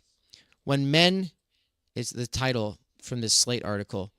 Men got exactly what they wanted by Jill Filipovic. Okay. Well, and I just want to say a person who has that position is obviously not waking up to the futility of this position and this approach. The people in the chat who are saying, wait, what are you talking? Why did you say gender ideology? What's wrong with gender ideology right now? You're clearly not paying attention to anything outside of a certain media bubble. But 75% of the country is against you so strongly that they went for the person you were calling Hitler. 75% of Americans. That's a lot. So maybe sit with that one and think about it. And we did, you know, I just got to say, and they're not all white. No. You see rises in the black voters for Trump. You see rises in the Latino voters for Trump. It's not just a white thing. So if that's going to be the narrative, sorry, that's not what is happening here. So you got to take that into account. 100%. All right. Well, I'm going to give you the floor here, Nina and Nance, and yeah, let's get into it. And then after that, we'll take a look at a few tweets before we close this thing out. It'll get fun. I just wanted to say to Anne that actually this moment of maybe disagreeing or disappointing your parents is quite, I don't know, it was a really big deal for me. I never wanted to upset my mum, who's always very anxious. And when I left my permanent academic job, which she was very proud of me for getting, and I'm not from an academic background, and you know, she was very, I don't know, she thought it was a big deal. And when I had to admit that my drinking had become unmanageable, this was like a terrible moment. I didn't want to do it. You know, I wanted to keep my mum in the dark, and I wanted her to think everything was okay. But my life was unsustainable in all these ways, and it was a real moment. And I think maybe there is sometimes for people, this part of this subjective destitution is disappointing one's parents or disagreeing with them profoundly. In a way that may well upset them, and I get it. I really do. Upsetting one's parents is like it really horrible. If you're close to them, if you love them, which I hope everybody has that opportunity. I know it's not the case for everybody, but it is really hard, and I think sometimes necessary. And I would say my relationship with my parents is better because of being honest and being truthful. And I think sometimes, love is telling the truth, right? And I think people confuse a kind of compassion. Everybody wants to be good. Everybody wants to be kind. Nobody wants to be Hitler. Nobody wants to be attacked as evil and bad and mean. And, but I think sometimes telling the truth is what's needed, and that it is actually a greater performance of love and expression of love. Like when people are harming themselves, you want to stop them from doing this thing that is harming them, and intervening may well be not what they want. And we've been encouraged to think that all desires are good and all feelings are meaningful. And sometimes they're not. Sometimes they're actively destructive to people we love. And I think part of what's going on here is this struggle. Like I think the people who feel empathetic towards these apparently marginalized groups really do feel it. And I know what Anna's talking about. I was a leftist in that sense. I thought this was about compassion. I thought the right didn't have any compassion. I thought that this was about, protecting more and more groups, that there were people who they were upset, they wanted rights, that everything was a kind of expansion of the civil rights project somehow. And I think more realistically, it's very obvious that there are clashes of rights all over the place, and that there has been an opportunistic use of not only emotion, like the idea of the pathocracy, the idea that emotions, it's very easy to mobilize people on the basis of emotion and wanting to be a good person. And loving somebody doesn't mean that you don't disagree with them or that you don't step in when they're harming themselves actively. And some of these ideas are harmful. I like many people stood up and said, can we talk about the gender stuff? Because, I don't think children should be making these kind of decisions. And there's clearly a clash of rights with women wanting, single sex spaces, and actually there is a reality to sexual difference. And please, can we talk about it before we change the language and we change the law and we make everything about self-ID or desire. Desire is very, very, very problematic. There is no sense in which desire is purely good, and some people's desires are clearly not. And politics, I think, is the art of the possible, and it's always about giving people not what they want. Actually, it's like giving the majority of people what they can put up with or least dislike. But it's always going to be disappointing. You can't have one group demanding that they get everything and everyone else has to sort of suck it up. And yeah, I don't know. It's very hard to break this desire to be good, and good according to the current ideological regime. It's like, I want to be accepted. I want to be loved. I want to be I don't know how to put it, but I think we have to understand that our emotion has been hijacked and weaponized. Also, the sadnesses of people who are really suffering have been weaponized and hijacked too. And when people are being told to kind of abandon their family because they disagree with them politically, this is very, very serious. Something we should be incredibly suspicious of. Apart from anything else, like there is no new family to be found online, amongst other things. And I feel some kind of hesitation to even go here with you, because I feel like this is the thing that people always bring you on to talk about. I have this interest in bringing you on to talk about much more important things in terms of like theory and your intellectual, work, as opposed to the drama and sort of group hazing or scapegoating, mob justice, whatever we want to call it, has been done to you. But for people who have absolutely no idea what you're talking about or where you're coming from, when you're talking about, we should, like a woman saying like, hey, there need to be actual, sex exclusive spaces, or you can't just change your sex, or maybe we shouldn't change all the language overnight, or hey, there's actually a point to children being irreparably harmed by the way that ego psychology is being medicalized and then preyed upon by the big pharma and the surgical and not pharmaceutical, psychiatric industries. How that stuff has been hijacked. People go, oh, okay, yeah, whatever. they don't understand the sort of stakes if they're not in academia or within certain kinds of fields where there are serious consequences for saying what you just said. And so could you kind of speak to the consequences and stakes of our current moment? Yeah, I mean, I don't mind talking about it. I mean, I just assume that people are sort of bored of this.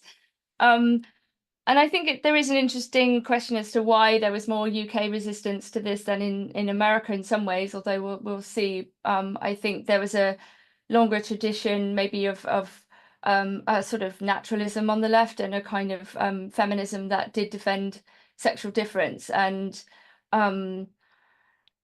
less individualism in that sense. I think women in the UK were able to get more organized and to, and I think one of the things that really is worth noting is that the reaction to people asking questions and trying to be incredibly kind and reasonable and rational and putting things in the most delicate way was so extreme that it did point to something not right about the discussion. Because, on the one hand, you had people saying, can we talk about it? And on the other, you had people saying, you need to lose your job and die.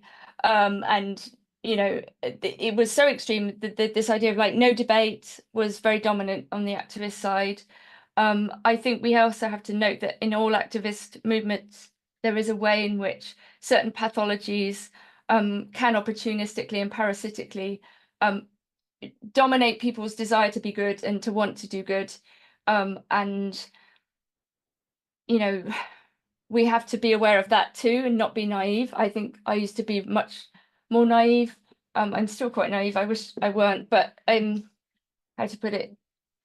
Some people will use activist movements and the desire to be good in order to deal with their own psychological problems or issues, and also to get ahead economically. But to go back, sorry, to the concept, I think there was this admirable critique of gender roles, which is to say social expectation based on sex, that was happening, and I just certainly benefited from it in the 90s. And this was the idea that difference was good, and that actually expressing yourself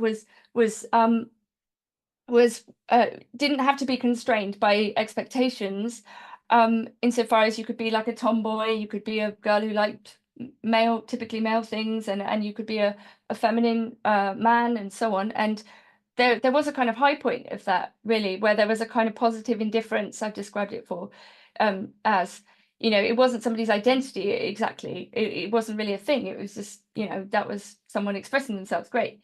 And I think since then there was a kind of commodification and lockdown with the rise of porn as well, and this idea of a kind of categorization of beings, that if you had this desire, you must be this kind of person. And this is really regressive. It's not progressive, to say to young girls, oh, you like things that are typically associated with boys, therefore you must be a boy. This is regressive from our point of view, from a second wave 90s point of view. This is completely regressive. This is based on stereotypes.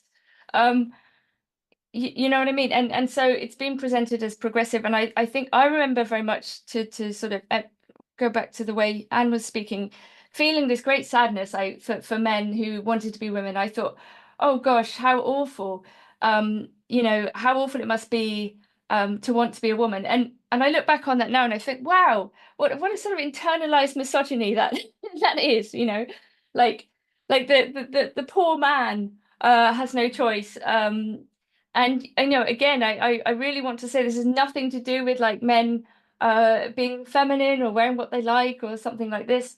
That's all fine. And I think when people we had a tacit social agreement, and I think this is one of the things, if you tacitly have a social agreement whereby you call your friend what they like and you deal with them as a human being, and it's not codified, this is actually a better way of handling and recognizing and loving social difference. I think the attempt to change the law and to push for self-ID was so audacious, and to try to do it without consultation and without. Can you explain what you mean by the self-ID thing? for people. A lot of people Right, don't yeah, know. sorry. So there was a proposed change in the UK, but it's a policy that's been pushed elsewhere, and indeed it is enshrined in law in other countries. I think Germany just passed the law. The idea that basically if you just say that you're the opposite sex, then you are. And this clearly has all kinds of potential consequences, some of which might not be ideal. And it's I don't know how to put it. This is never about telling people. I'll Go just on. quickly say, like, this was a change that happened between 2012 and 2016. It largely happened between 2015 and 2016 at the rise of a popular working class movement on his way out of the office. The Obama administration was signing into law and also just threatening letters to institutions, things like trans woman is a woman, as opposed to, hey, we need to be tolerant of trans women and or trans people, and trans people can have their own bathrooms or their own category. There was like this, no, there will not be difference within the category. It's going to be no. And if a person says they are this, then you just have to believe them. End of story. Whether that means sexual predators just saying, oh yeah, I self-ID as a trans woman, and then being able to go into a women's prison. Right? This is a thing. It has happened. Slavoj Žižek got a lot of heat last year for writing about it. And people were like acting like it's this niche, rare thing. But I wrote an article. Originally, I was going to publish it with Compact until what happened there. And the piece simply says, like, well, do the margins matter or not? Do the niches matter or not? Do the extreme cases matter or not? Because if extreme cases and minorities matter the most, if that's what we're supposed to be centering, well, then detransitioners are extreme cases. They should be centered. Children who are saying, no, I was misdiagnosed, and then they're being chased off of the internet and sent death threats as they detransition, that they need to be centered. So my article is simply about, I'll post this to Substack in the next week, but the point is like, it's a contradiction at the margins. If marginality and minority status is what matters the most, then people cannot say, oh, well, that's such an extremely rare case. It doesn't actually pertain here. Yeah, well, it does. And so the problems that come from self-ID are, yeah, even if they're marginal, I would think that these are kinds of margins that call into question the prioritizing of other margins. Yeah. Yeah, I mean, it can't just be minoritarian in the sense of small numbers, because, there are small numbers of billionaires and sociopaths, some of whom are the same people. But we don't think of them as marginalized because there aren't very many of them, right? So it can't just be like a numbers thing. And yeah, I just honestly feel quite sad about the way in which some of this has gone down. I was looking at a tweet by Brianna Wu earlier, who is somebody who's now pitching themselves, I can't even say it, himself as a reasonable trans voice, right? As somebody who's saying, oh, the trans activists went too far, we shouldn't have been pushing this stuff in schools. And you think, I don't know how to put it. It's like we had 2,000 years of an agreement about things, and you can't just overturn it in the name of progress. It's without expecting there to be some upset. And then you can't just say, well, anyone who has any problem with this, we're just going to eradicate somehow. Like, even if we were wrong, if you see what I mean, even if we had misunderstood something, and I spent years reading everything I could, thinking about this, and feeling also all kinds of cognitive dissonance and thinking like, am I a bad person? Am I horrible for wanting to have a discussion? And I tried to speak to people on the left about it, and they wouldn't talk to me. And, it drove me kind of mad. And things cannot proceed in this way without discussion, without people taking seriously questions even. Like what happens if we change the law, or what happens if we change the social life?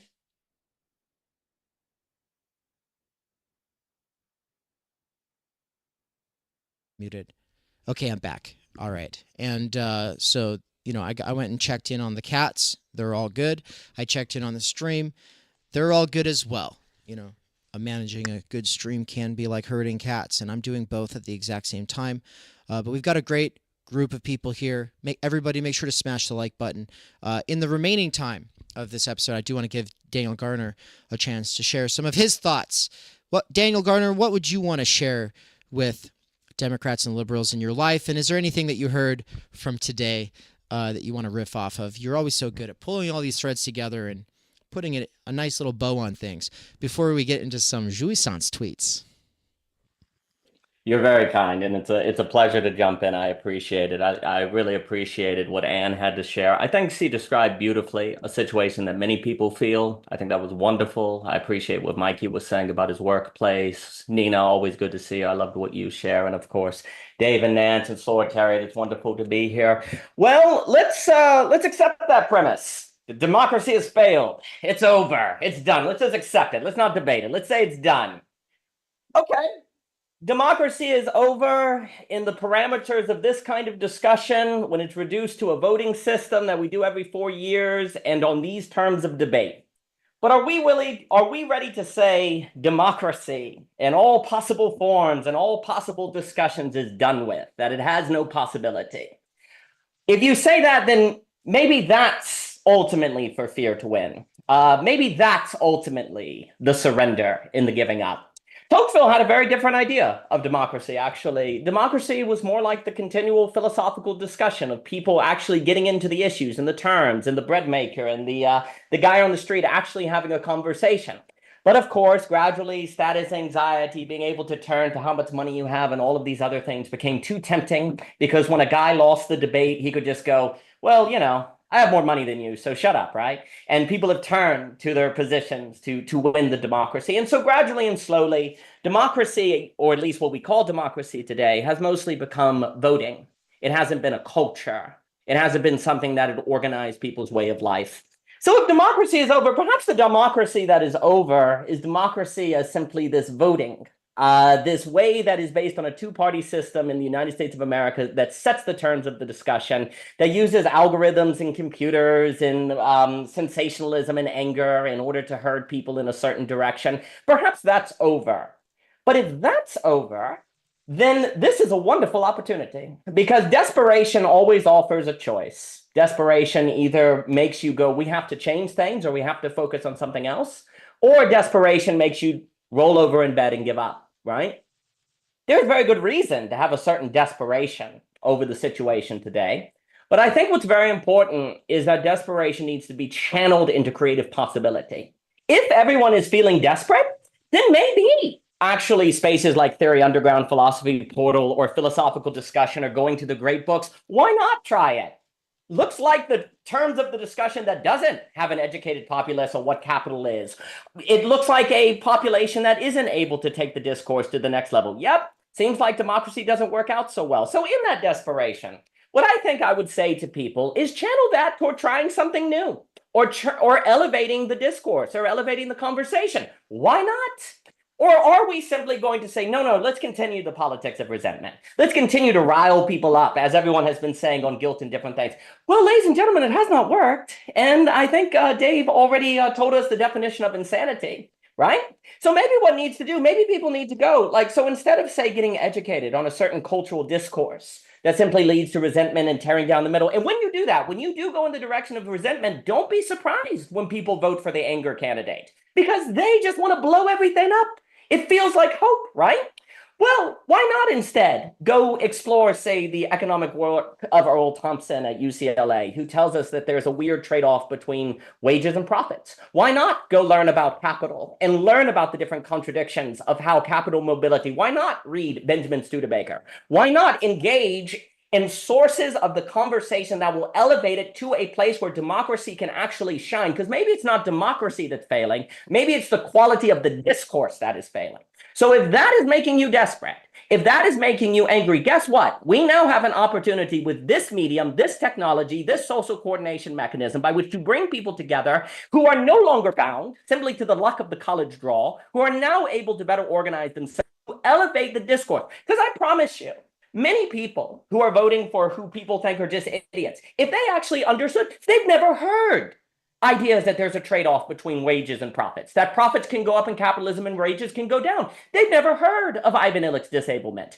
They've never heard of the ideas of Marshall McLuhan and how that's changing. They've never heard ideas of the two-party system being a giant distraction. They've never heard of Nick Land. Are you so sure that if they heard of those things, if you were educated in that and could talk to them about that, that they wouldn't actually participate in democracy in a manner that suggests creative and hopeful possibility? Are you so sure? I'm not. And in desperation, why not try those things we're not certain about? Why not try to elevate the technology? Arguably in history, we now, and I cannot emphasize this enough, this technology that we have that is combining together YouTube, Zoom, social media, recorded conversation, allows a possibility of social coordination that was never before possible in history. We learned in Hegel that the hour of Minerva flies at dusk. Well, if you feel like it's dusk today, if you feel pretty desperate, there's an owl flying, and it's happening here. So why not engage with it? Because if you engage with it, I think Benjamin Studebaker and other people emphasize this all the time. At the end of the day, no matter who wins, no matter who's in office, nothing changes unless the mode of consciousness of the average person increases beyond just information, but ways of experience and taking in. That's a matter of medium. That's a matter of relationships. That's a matter of encounter. That's a matter of network effects. All of that is right here now. It is at our fingertips. It's simply a question of, are we actually going to realize it, or are we going to give up because we've lost faith and hope in the democratic process? Sure, lose all the faith you can in the current zeitgeist of democracy. That's a good thing, because in losing faith in that, you'll stop wasting your time, energy that you may have, whatever little bit you got. You'll stop wasting it on that and direct it toward elevating the discourse to a place where new possibilities are there. So look at this, in this desperation, as an opportunity to find where that owl is flying and to follow it and to be like it and to elevate the discourse in your life. Why not? In that desperation, one is always faced with a choice. One chooses to give up, or one chooses to rise to the occasion. And if you think today that fear won or hopelessness won, no, it doesn't win until you give up. So you decide if fear won. And you decide now.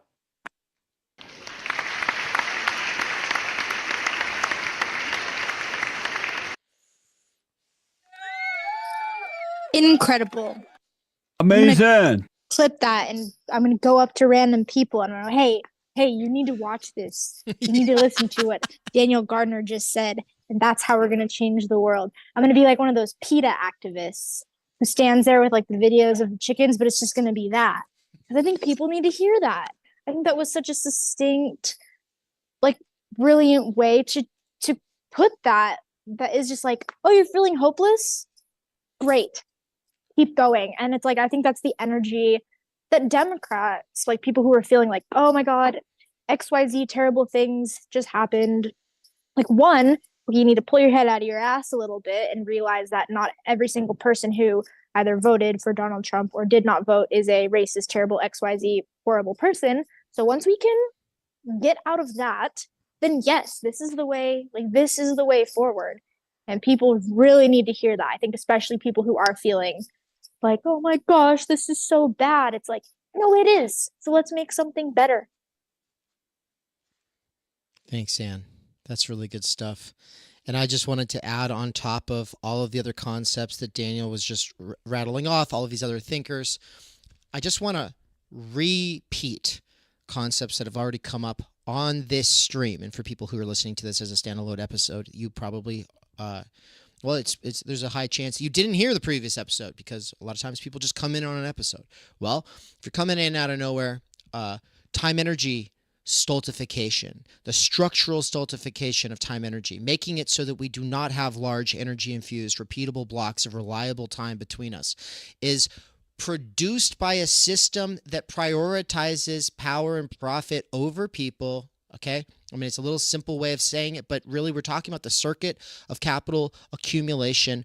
It requires the valorization of surplus value, and surplus value is something squeezed out of the labor power that is exploited in the work process, whether that system be centrally controlled in a more socialistic manner, or if that be a more laissez-faire capitalist approach. In either case, if it's a work-centric society, the schooling system is not about you discovering and cultivating your potential and your talent and your relationships. No, it's about preparing you to accept your place in the workforce, whether that be one where you think you deserve the six-figure income or salary, I should say, or if you think, oh no, I deserve this shit job because, I was bad at school. I'm just not very smart.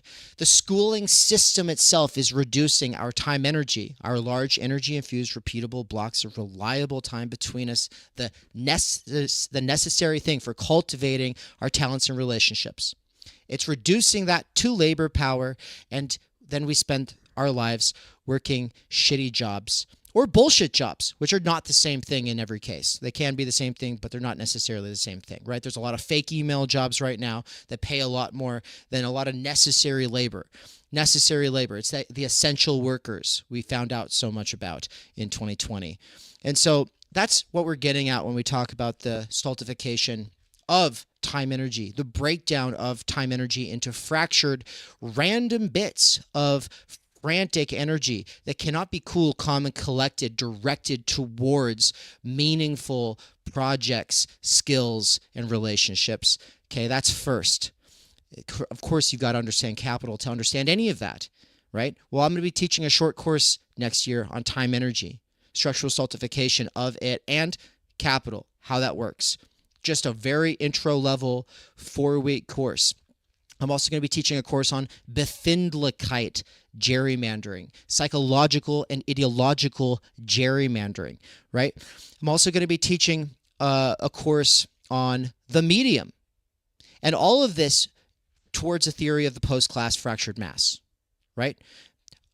Benjamin Studebaker is going to be teaching courses on Introduction to Political Philosophy, ancient, early modern, modern, and contemporary, as well as leading a seminar at TU. Michael Downs is going to be teaching Intro to Baudrillard. He's also going to be teaching Sublime Object of Ideology. He also has his ongoing seminar.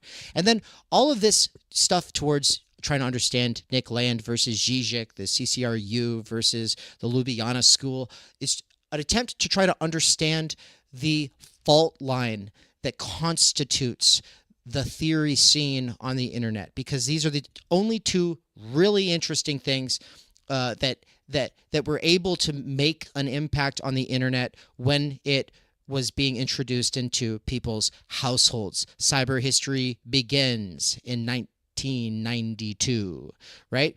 And this is people getting on their computers from their houses. This is the CCRU and Ljubljana School breaking into this more anarchistic side of the internet, the wild, wild west of the internet, and establishing a fault line between Lacan and Deleuze. Both of these are process theories of change. Both of these have a radical new take on the situation that your average American normie can't comprehend without a little bit of, I guess it would take some courses. So there's some introductory courses you'd have to go through, and we provide those at Theory Underground. But understanding this fault line theory, the fault line of the theory scene, is not just so that we can choose whether we're going to be Deleuzians or Lacanians or Zizekians or Landy. No, it's so that we can understand the theories of cybernetics and the medium and subjectivity that people who want to try to understand the situation are currently operating with, and so that we can also bring in theorists who've been neglected, rendered obscure by the popularity of these other theorists. This is a chance for the human response, for the, maybe from Nina's standpoint, a sort of nature and virtue approach.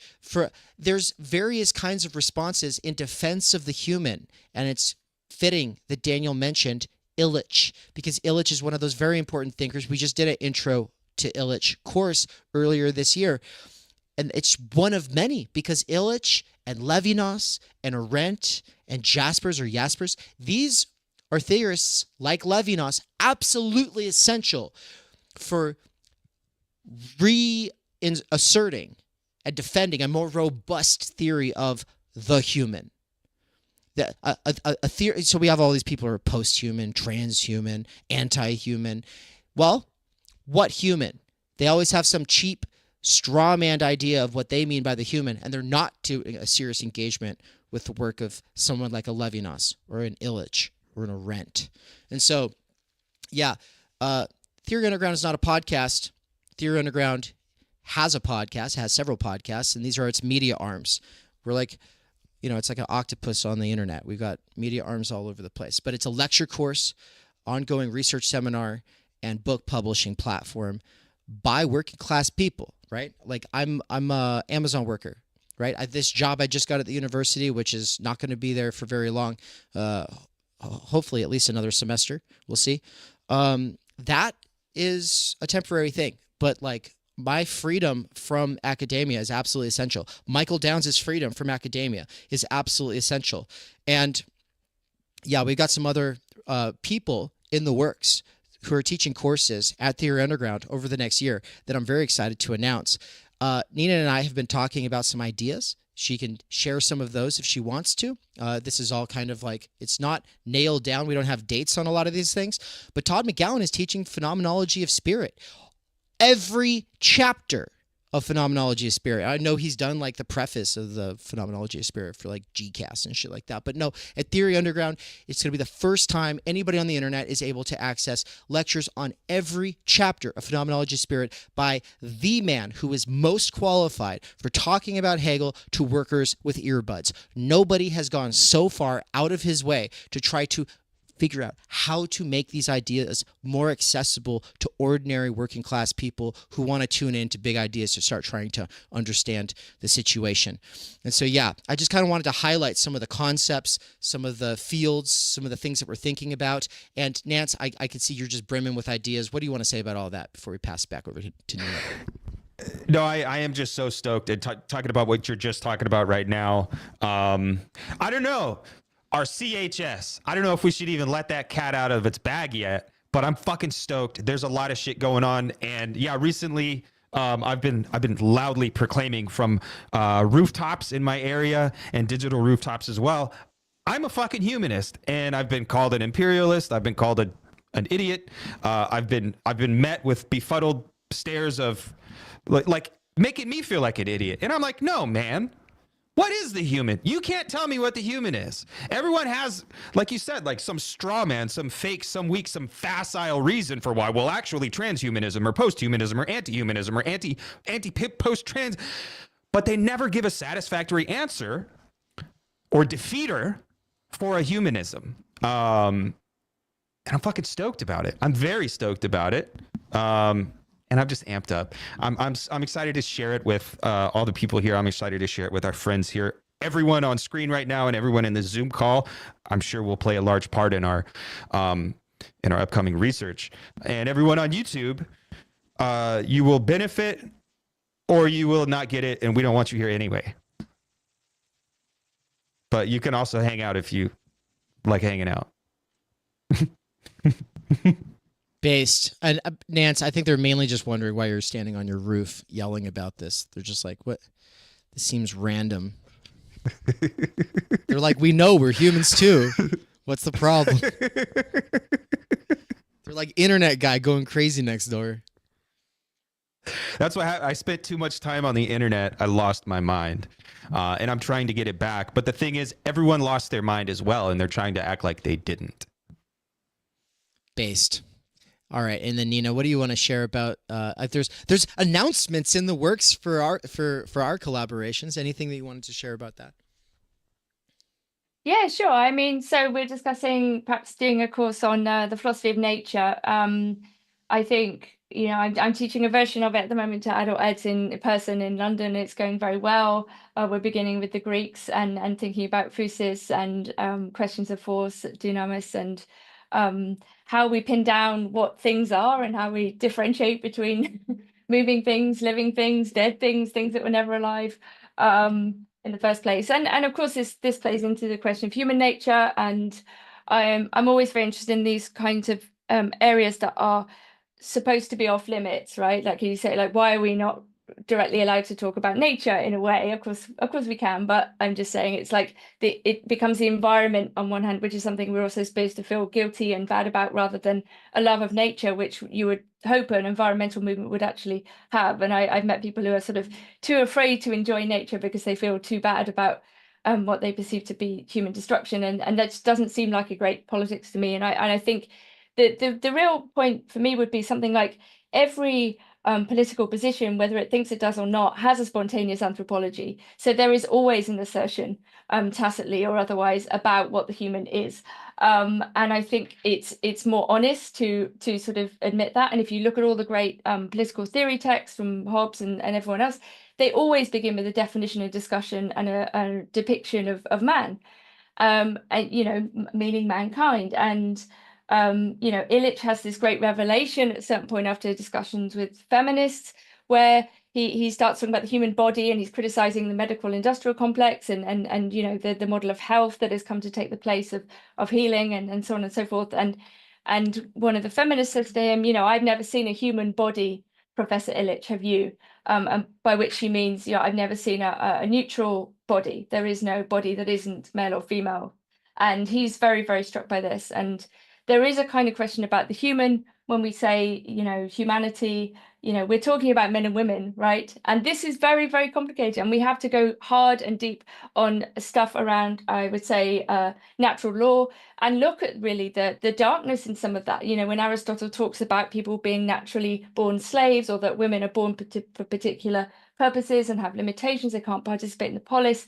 I think we need to understand that history in its depth and sort of alienation from our current point of view, in order to understand where we got to where we did. And so this would be looking at nature as a definition, our part in nature. If we look at someone like Spinoza, it's very clear that we are part of nature, we're modes of nature. God is immanent, God is substance, God is one. He talks about Deus sive natura, God or nature. And many people have found kind of solace and beauty in this idea that we're expressions of an immanent God. And also it's kind of heretical from the standpoint of the the church, and also in his own lifetime he was excommunicated from his Jewish community. And many things, when we look at someone like Francis Bacon and the kind of idea of the quantification of nature, this is really a dominant idea, that we can use nature, that we're not just custodians or protectors or working or part of nature, but that it's something that we can measure and use in particular ways. So I'm very interested in tracing the different ways in which nature has been understood, and how this might help us to come to terms with, as everyone said, like what does it mean to live in a virtual age where people are basically thinking about a really mind-body split, or the idea that we are something other than our bodies, or that we are post-nature, that we are, that what we should be aiming for is some kind of, escaping our mortal frame and our material form, and how can we sort of understand and love that, I suppose, love our own nature, and not resist it, not feel oppressed by it, not feel alienated from it, not seek to escape it, but to come to terms with it and understand it, and then to think again about how we relate to non-human nature in the natural world. And because without it we're all going to die, let's be clear.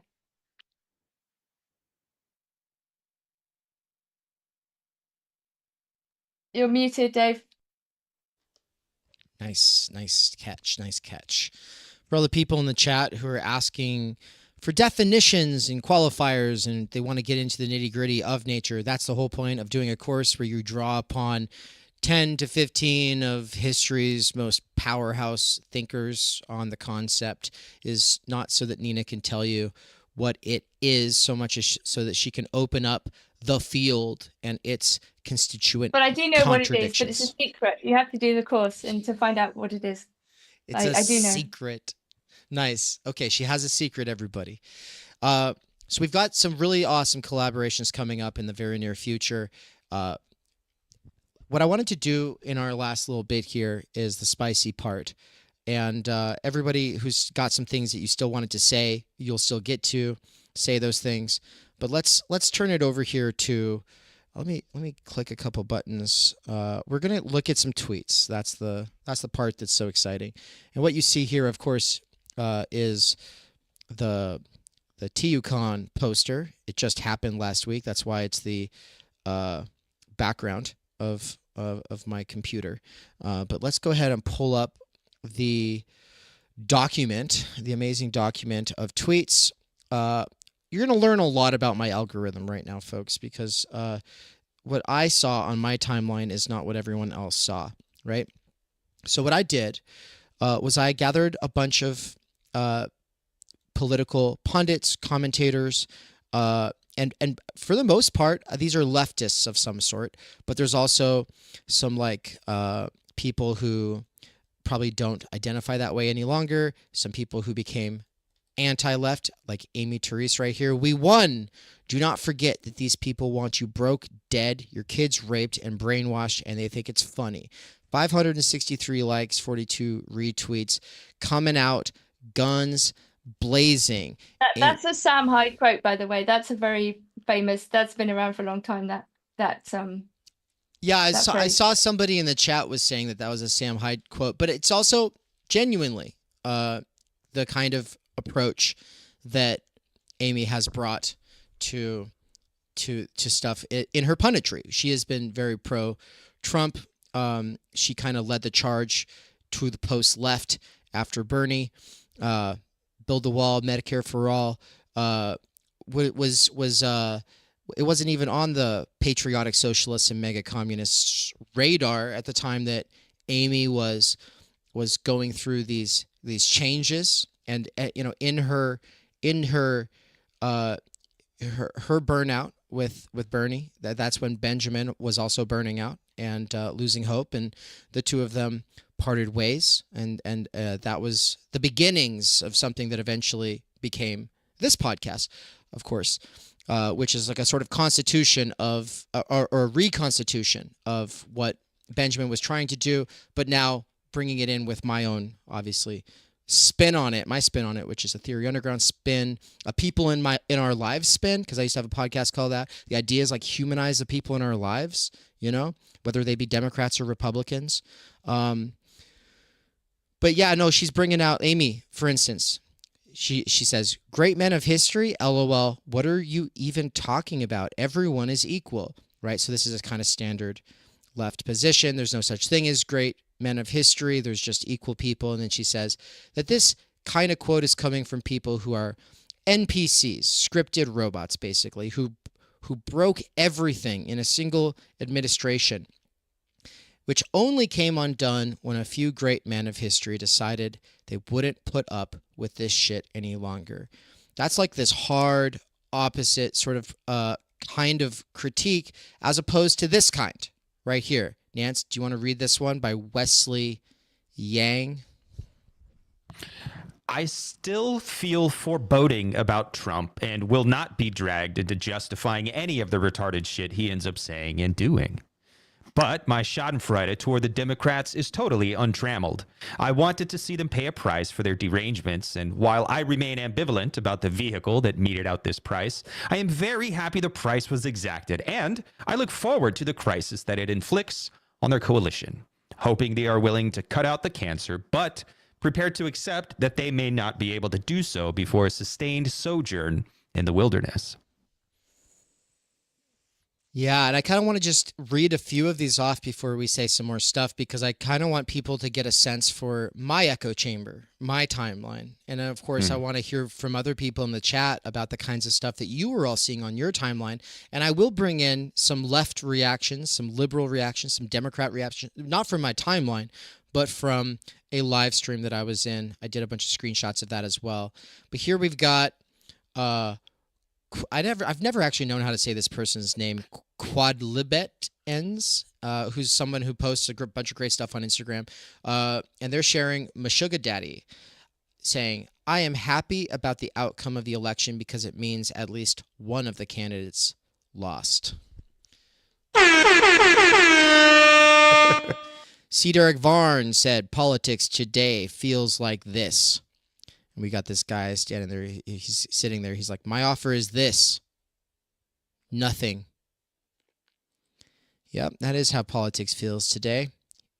C. Derek Varn also said, so that strategic calculus appealing to suburban college-educated people through a unity tour with the Cheneys probably wasn't a good idea. Probably wasn't as good idea as Harris. Maybe I'm reading this wrong. So yeah, probably wasn't a good idea as Harris is doing less well than Biden in blue states. And to that end, I actually want to share an astounding moment from mainstream media last night. Check this out. So you asked, are there any places that the vice president is overperforming Joe Biden in 2020? So we could show you that as well. We just bring that out here. Harris overperforming in 2020. Holy smokes. There you go. So let this go away and see if there's anything on the east side there. Literally nothing? Literally nothing. Literally not one county? So you asked, are there any places that the vice... Yeah, reactions to that, guys.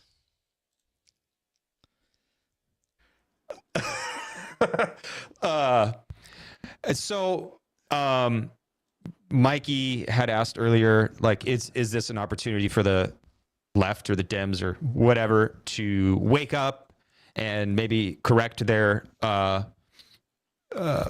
behavior, change their behavior and start acting right? Or will they double down, triple down, quadruple down? I don't know. Dig I their think, own grave and just dig their own grave, which is what that is. It blows my mind. These people can't be honest. These people can't be saying these things earnestly. And the thing that pisses me off about it is they are taking advantage of, okay, remember Cambridge Analytica? And remember when it was popular to talk about like the conspiracy theories who are being taken advantage of? And the anti-vaxxers and how they're like victims of malicious ideologues who are trying to just promote their, like, yeah, that's true. But then we have people who like, did you believe that? I'm surprised that anyone is surprised. I can't believe that there is anyone who is surprised. I don't understand unless that's all you see, then I do understand it. But isn't that willful ignorance though? Okay, look, yes and no, because yes, sometimes people are doing the protective thing and they're putting their head in the sand, but also there are people who genuinely just don't have access to a world outside what they've been given because they are too stultified, because they're working too much and they're desperate and they're in this survival mindset and they can't look up from the grindstone for long enough to get a view of the situation and to understand that they have been situated against their knowledge, against their consent, in this kind of Jake Tapper, oh, woe is me, I'm so surprised. So yeah, there's some of it, there's complicity, but there's also ultimately these people are being taken advantage of. They are victims, if you'll allow me the term, and that's a shame. That's a problem. That's why we need to kind of reach outside of ourselves and try to reconnect and work on social coordination and work on like reconnecting, because they want us to just blame ourselves and each other. Yeah, man. But of course, I'm getting the enjoyment from being like, how could you be so dumb or blind or whatever? And maybe we have to indulge a little bit in that pressure valve, maybe. And so we had this person in the chat say male charisma is very important to winning elections. And I know that's kind of related to what Mikey was hearing from Vosh. And part of it's like there is an element of truth there. But I want to also point out, outside of the blue bubble, the hyper niche, hyper concentrated blue bubbles, nobody ever was deluded to think that Kamala was a popular candidate. And that's not about her being a woman. It's just like Hillary. It's not about her being a woman. Ann Richards would have won. Ann Richards would have won. She would have. I don't think that there's any dispute here. She was the Texas governor, governor of Texas, she's a woman, obviously. She was a Democrat. She would have won. If this was her time to shine, if she was still around kicking, then that would have, yeah, she would have won. But you know what? People want to try to turn this into, oh, it's just, no, guess what? She has a kind of womanly charisma. And It's not just male charisma. Any charisma, guys! Any charisma would do the trick. But she don't got the riz, as the kids say. So, yeah. Johnny Axum was saying, is anyone else getting 2016 flashbacks? That's interesting. I wonder if for anybody it really did feel that way. Rachel Haywire, who we had on recently, she said, there's no way I was going to be able to sleep like this. Who was I kidding? I'm crying with relief. Elon was fighting evil. Trump also won in 2020. They tried to kill him. Nothing he did as a person was worse than what happened to our country under Biden. Right? That is probably not the kind of thing most of you all are seeing on your timelines, I'm guessing, especially for the people who are clicking into this as Democrats, trying to understand where the other side is coming from. No, they didn't just try to kill him once, they tried to kill him twice, guys. And leading up to trying to kill him, because he is uncouth, and because mainstream media kept clipping him out of context, he was twisted to be the worst person in the actual world, worse than Hitler. And yes, assassinating him was literally encouraged. It was literally encouraged for years. And then Destiny, Stephen Barnell really was the epitome of that sentiment when he was on Piers Morgan. And he said he had no sympathy for the firefighter who was shot by the shooter at the rally when Trump got shot in the ear. That firefighter who was shot was a father, was an American citizen, was a firefighter. Come on, guys. It doesn't get any more wholesome than that. And you don't need to know what his politics were to feel bad. No politics are necessary to feel bad. But Destiny went so far as to say that being there at that rally, he deserved what he got because Trump is so contentious. Oh yeah, the other side is the side of fear and hate, not us, but any kind of fear and hate is warranted because of that, right? That's what we were being told. It's just not true. Daniel, go. Well, just something that comes to mind on this idea of this demonization of conservatives, of the right, and Trump. One thing that I think is very important to note is that it is very, very difficult to motivate yourself to do the work to understand people you think are evil. So if you think Trump and conservatives are evil, then it is very difficult to say, read the books that they're reading or to listen to the arguments that they're making. It's very interesting. It does seem over the last 15 years, and I'm not going to say I'm 100% on this, but my impression is that it's continually Democrats that are shocked. Like, we had no idea. Like this election, the outcome, there's a kind of bubble that blows up, right? So one of the things that I think we have to ask is, how is that? How is it that there continues to be a kind of blue bubble that formulates, that the results are just like, what do you mean? Oh my gosh, how can people vote for Trump, right? There seems to be this bubble. Well, there's many reasons. And it is always the case that political parties demonize the other side. So I'm not saying Democrats do this while Republicans don't, right? But there is a slight difference that I think is very, very important. Very often throughout my entire life, and you still hear it to this very day, when Democrats talk about Republicans, it's much more fascist, racist, evil, and so on and so forth. But when Republicans or conservatives talk about liberals, what do they tend to say? Very often they say they have good intentions, but. That little difference is huge. Because if you say, well, I think, yeah, and of course it's been optimized, it's gotten worse and worse under Trump, where liberals are now, evil or whatever. Socialists and communists. All of that. But there's even many conservatives, when they talk about communism, it's there's good intention, but it doesn't work. The reason why I draw attention to that is because it is much easier to learn and read the books and listen to the arguments of people you think have good intentions but are misguided than it is to listen to the arguments and read the books of the people you think are evil, right?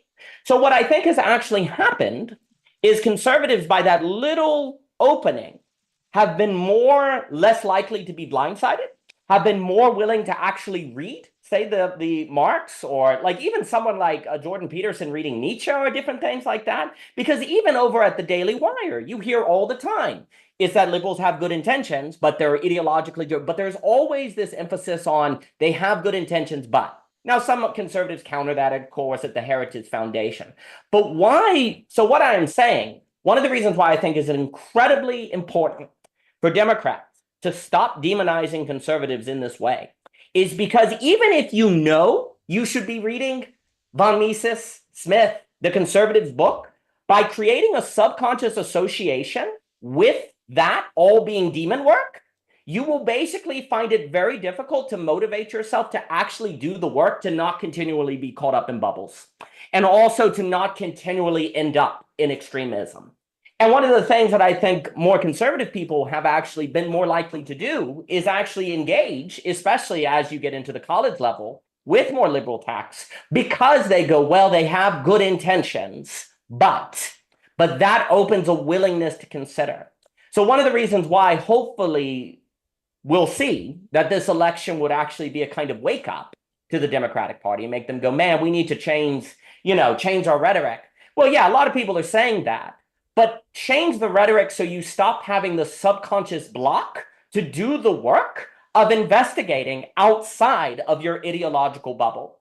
And that, until that occurs, then you're just going to continue to be caught by bubble, because the key to a bubble is that nobody intends to be in a bubble and nobody intends to be surprised. So how does it occur and how can you watch out for it, right?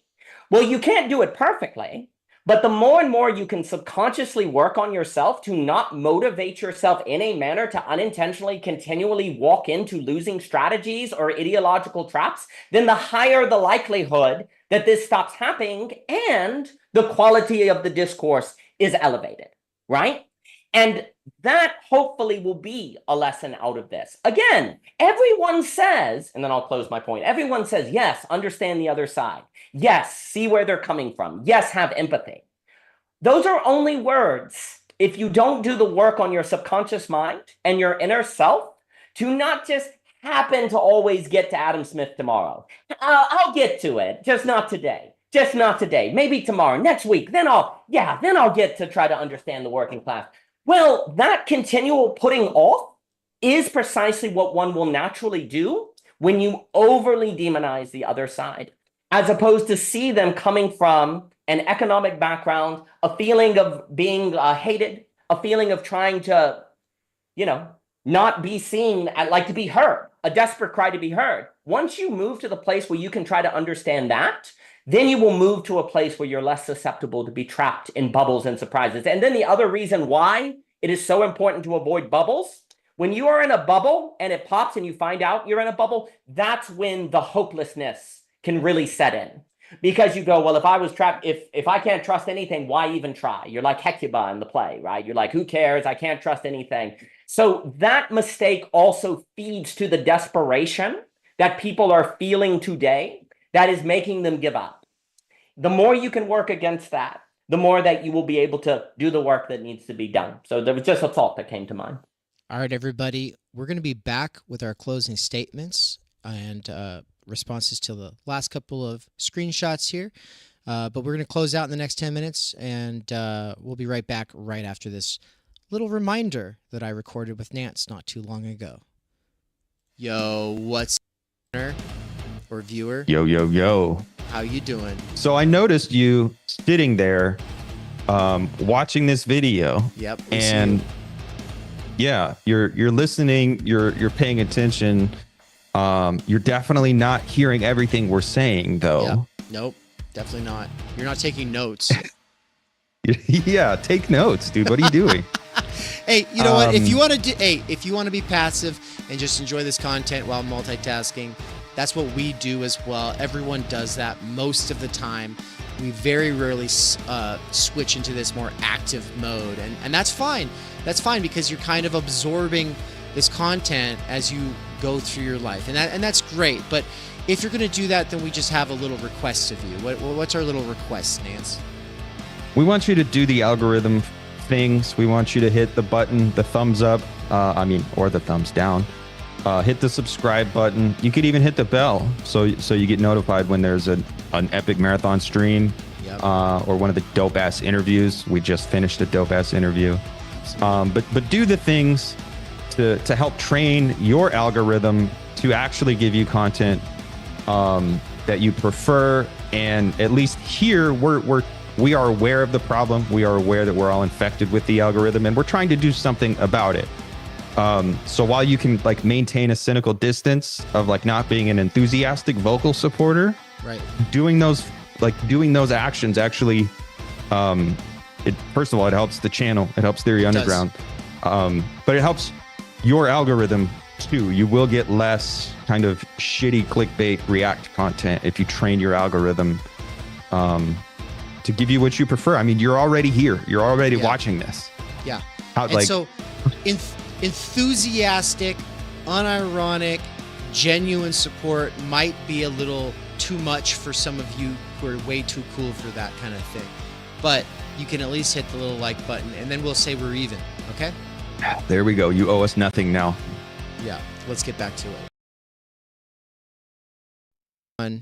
And we're back, everybody. Welcome back. Welcome back. I hope that you took a note out of mine and Nance's advice there and smash the like button. And if you're listening to this on the podcast, go ahead and give us a favorable review, because it's only a matter of time until we get canceled. And so, we've got to get some favorable reviews before that happens. And so we're about to close out here. It's me, Nance, Nina, Daniel Garner, and also Anne. Oh, I thought Anne was... Did you have to dip? Did she have to dip? She's here. Oh, okay. I'm here. Oh, I don't see you when you turn your camera off is all. Anne's going to read a few screenshots that she took last night. And then we'll all kind of share our closing thoughts.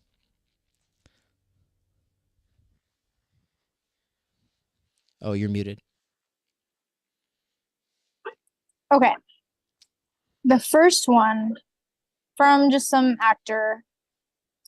Y'all are some dumb motherfuckers. This is who we are. We are not better than this. This was about masculinity feeling threatened and all those who feel comfortable living within that. People like living within the white supremacy structure they're used to. Good luck to you all who think you'll benefit at all from the next 4 years. RIP Supreme Court for the rest of my lifetime. And from the same person, white men in America are so unbelievably weak. We have it all and are still willing to ruin everything because it doesn't feel like enough. And then the last one. The only thing America hates more than a rapist is a woman. I shared another one that's kind of in this same vein of just like, oh, America just hates women point blank. And it's like, yeah, we really need to like move beyond this, because that is my, I think, fear for like the direction that these like well-meaning liberal people in our lives will go, is rather than going, okay, the Democratic Party is failing and it needs, we as like people need new outlets beyond the two-party system. Like there's so many directions that this could go, but I fear that it's going to go into this doubling down. No, we do live in a white supremacy. We do live in the Handmaid's Tale. Like everyone who voted for Trump doesn't care enough about women, doesn't care enough about Black people, doesn't care. Like, despite you can throw out, oh, well, have you actually listened to any of them? Oh, women voted for Trump. Oh, non-white people voted for Trump. Like, you can say all of these things, but like I fear that there's going to be so much doubling down on this rhetoric that no, this is white supremacy, which I've already been hearing, like from the people in my sociology department, that it's just misogyny. And so I don't really know like what we're gonna do about that and combating that rhetoric, because yeah, if you do have this subconscious belief that no, they are Hitler. Like you look to Matt Taibbi's 10 Rules of Hate, that stems from kind of his continued project of manufacturing consent. If you see the other side as Hitler, like that's it, that's done, like that's what you believe. So how do you tell someone who already thinks that the other side is Hitler, well, they're actually not Hitler? I don't know. That's so many like conflicting thoughts today of just like what is going to happen next. I really hope it's something more positive, but I fear it's going to be more doubling down on this identitarian demonization of Republicans and of white men and of white women and of cis people, and like this privileged discourse.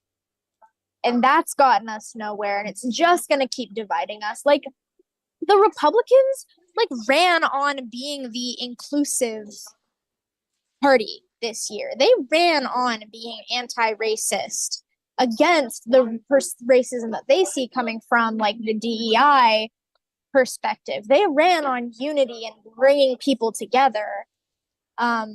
So both sides tried like to. But both sides tried to. But they were both just that very bipolar in that. Yeah.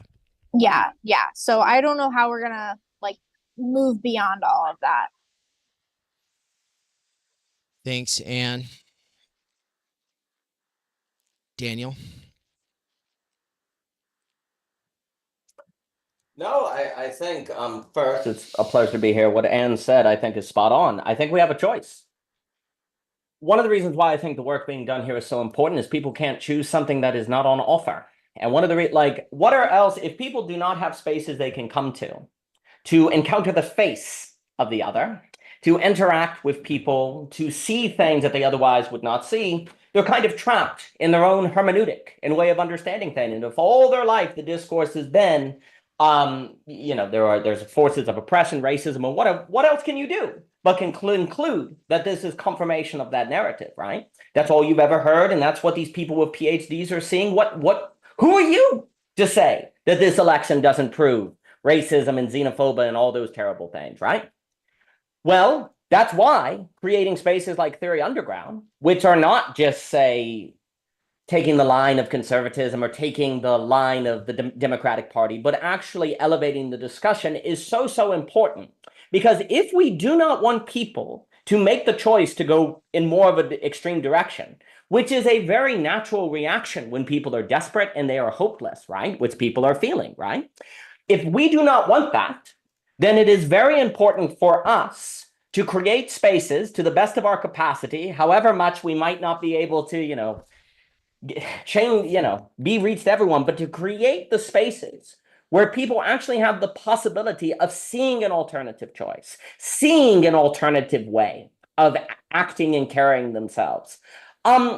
Then I think that's really important. And that's the work being done here. And if that work isn't done, then yes, people will feel like, what else can they do but get more extreme? It's either get more extreme or become hopeless, right? But if they can see an elevated discussion, if they can see, oh, wait, there's someone who's more conservative and they don't actually seem to be hateful. And actually, it looks like there is such thing as Latino voters that vote for Trump. It looks like there are people that actually have a nuanced view of how race operates in the society. Interesting. I've never heard of Charles W. Mills. Maybe I should read Blackness Visible. That's an interesting sort of view. Then what ends up happening is you as a subject elevate yourself from a place where that desperateness must lead to becoming more extreme, and instead that desperateness leads to creative possibility and changing the conditions of possibility. But there has to be the infrastructure in place, there has to be the resources in place to where people can pick that. Or otherwise, you just get the repetition. History, often people will say history repeats. Well, one of the reasons it can repeat is because there's no alternatives on offer. Like, it has to repeat if there are no alternatives on offer. And if you have the same psychological and social incentives in place, which is basically to become more and more hopeless or more extreme, then of course that will occur, right? But if indeed new conditions of possibility can be offered by new mediums and new social coordinations, well, then maybe people can choose something different. And maybe history doesn't have to go in that direction. Maybe it can actually have a negation sublation into a different kind of subjectivity. The other thing I would simply say to close is that anyone who is feeling these things, simply find someone who is of the other side and encounter their face. Encounter them and find people who can actually humanize the perspectives for the conservative to encounter the face of the liberal and the liberal to encounter the face of the conservative, and not let it get sucked up into a totality that blocks off the encounter. Do that, because where I think the political project is now, I think it's already been stated, is basically the human. There has not been a political project that has been based on thinkers like Ivan Illich or the work of a Benjamin Fontaine, or action of a Blondel, or Michel Planier, or Leibniz, or so on and so forth. That is a new paradigm of polis and political action that can be made and that can be lived out, and that the infrastructure is there to make possible. We just have to do the work. And I think the work is being done and it will continue. Thanks, Daniel. That's amazing. Yeah. And just on that note, there, at the end of Introduction to Marxism, taught by Chris Catrone of the Platypus Affiliated Society here at Theory Underground, which just came to a conclusion a week ago, he said, or over the weekend, he just said that, you know, everything's up for grabs. We don't know where we are, but also these French theorists have nothing to offer us. We've already tried that.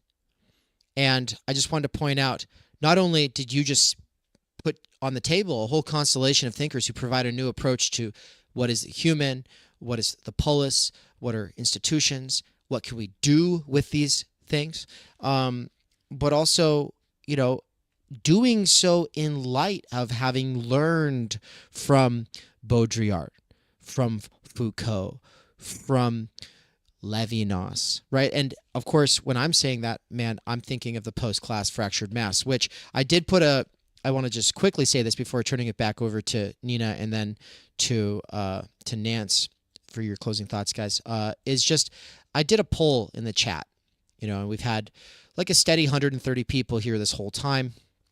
And that's amazing. Obviously, it's because it's relevant. Everybody's feeling something, so they want to tune in. They're thinking about this stuff. Well, I asked, because we did bring it back to theory a couple times and all these different concepts. I asked, which concept are you most curious to learn more about? Post-class fractured mass, Befindlichkeit gerrymandering, time energy, or the medium? And the majority, 37%, said post-class fractured mass. And by the way, 28% said Befindlichkeit gerrymandering, 20% said time energy, 13% said the medium. And for the people who are interested first and foremost in the PCFM, the post-class fractured mass, guess what? Good news. Two things. Two kinds of good news. First, Befindlichkeit gerrymandering, time energy, and the medium are all essential for understanding the PCFM. And then also, I did share an introductory lecture on the PCFM down below. It's the hard-won fruit of so much labor that we have been doing, in my case, for over 10 years. In Mikey's case, for over 20 years. In our combined efforts, for over 8 years. At Theory Underground, in the most intensive ways humanly possible, for the last year and a half. And we're just getting started. So if you want to go from this to something else once we close out, well, click on the link for that video. I shared it in the chat, so you can go watch that lecture there. Who wants to go first, Nina or Nance? I'll go quickly. I just want to echo, we've only just begun. And I think it's, I know for me personally, it's a challenge to not want to be like the cynic or kind of maintain this ironic distance and say, well, it doesn't matter. It's all fucked anyway. I think it's important to really engage with people. Hopefully it's an opportunity for people in general to recognize the kind of gulfs between themselves and others. And I think we are engaged in building the technologies and the structures and creating the radical demand for something new to support this. I mean, it sounds cheesy, but healing? And I'm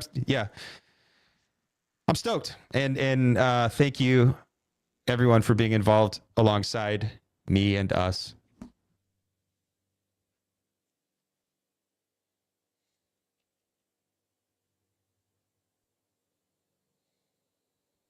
Okay, I'll come in. Yeah, no, fantastic. It's very nice to talk to you all. Very good. I was sort of sitting here on my own, trying to think about what I thought was going on, and this was like the perfect conversation. Yeah, I'm very excited for all the work that's happening already, and I think being together online sometimes, but also in person is extremely important. And like Daniel was so fantastic. He's always great, but there's eloquent little, patches there. These little fragments were so beautiful. They should be extracted for posterity. I totally agree with everything. We have to understand those people we think we disagree with. I mean, I suggested in a private chat that everybody should read Hitler to understand him. I totally think this. We should read everyone to test our own thinking, including the very worst people who ever lived. And we also have to understand, I think, that projecting hatred onto others or groups of others is often like the projection of fear that we have. It's not really a real ascription of hatred, and in any case, we're all capable of love and hate. And this is back to the human. This is a very, very important pathway of thinking, and all of the thinkers that have been mentioned. I think that we have to trust that people who disagree with us have reasons for their position. And that disagreement is real and serious and can be discussed, and we cannot keep dismissing people, insulting them. We should stop using historical terms inaccurately as a shortcut to demonize people. We should also recognize and resist the urge in us to scapegoat and to blame and to think in terms of groups. This is limited thinking. We're much more intelligent than this. We all need to grow up, become properly mature, and have courage. I think courage and loyalty for me are among the most important virtues. And we have to proceed in the spirit of love and forgiveness, but also recognize where there have been mistakes and genuinely kind of harmful behavior in us and in everyone. Thanks so much, Nina. Amazing. Yep. I want to play a clip by Zizek, who wasn't here for this. I forgot to email him. Maybe he would have popped in. That would have been a lot of fun. But let's let him say something. I'll go ahead and click this button. The system is so decadent today that it is up to us, whatever survive of the left, to speak about common decency and so on and so on. Common decency and so on and so on. And then to balance that out, I'll hit this fun one. Degenerates. You will turn into monkeys. Degenerates. You'll turn into monkeys. He's talking about vegans, not, anyway. So, guys, look, and, I guess I should also hit this one. Trigger warning. Trigger warning. My closing thoughts. I want to thank Benjamin Studebaker for getting us to the halfway point on this, and I want to thank everybody else for coming in once his Comcast crapped out. I want to say thank you to all the people, old and new, who've been watching this. I know it's like we're doing a little victory lap here, but we've been trying to be as dignified and compassionate as humanly possible, but if a little bit of our jouissance does come through, the kind that comes from saying, this isn't gonna work, guys. This isn't gonna work, guys. If a little bit of that came through, well, you have to understand how patient we've had to be. And I think the thing that I wanted to highlight, it's the only thing that I said last night on my social medias, was this. Vosh is out here blaming men. But Kamala didn't go on Joe Rogan. That was a decision. It was a spiteful decision. It was a gas-melee decision. It was a diva decision. And it was a left PMC flex decision. These are the kinds of decisions that people who either have power secured and don't have to think about winning people over make, or people who don't want to win. And when I saw that she wasn't going to go on Joe Rogan, I was like, nope, she actually doesn't want to win. Like straight up, she just doesn't want to win. And she wants to be able to blame the other side. but she's not genuine. There's no way that she's genuine. I don't believe it anymore. I genuinely do not believe that she didn't go on Joe Rogan for any other reason than not wanting to win. And for people who want, isn't it? Okay, for people who didn't get the memo, it's the biggest podcast in the world, and it has a wider reach in the United States than all of the mainstream media outlets combined. To not go on that show and have a real conversation for 3 hours, like everyone else who's anyone has done over the last 10 years, is a deliberate decision. So people who want to scapegoat men, people who want to scapegoat and racialize everything, sorry. Here's an L. You're going to have to take it and sit with it for a while. With that, this has been a lot of fun. Thanks, everybody. Take care.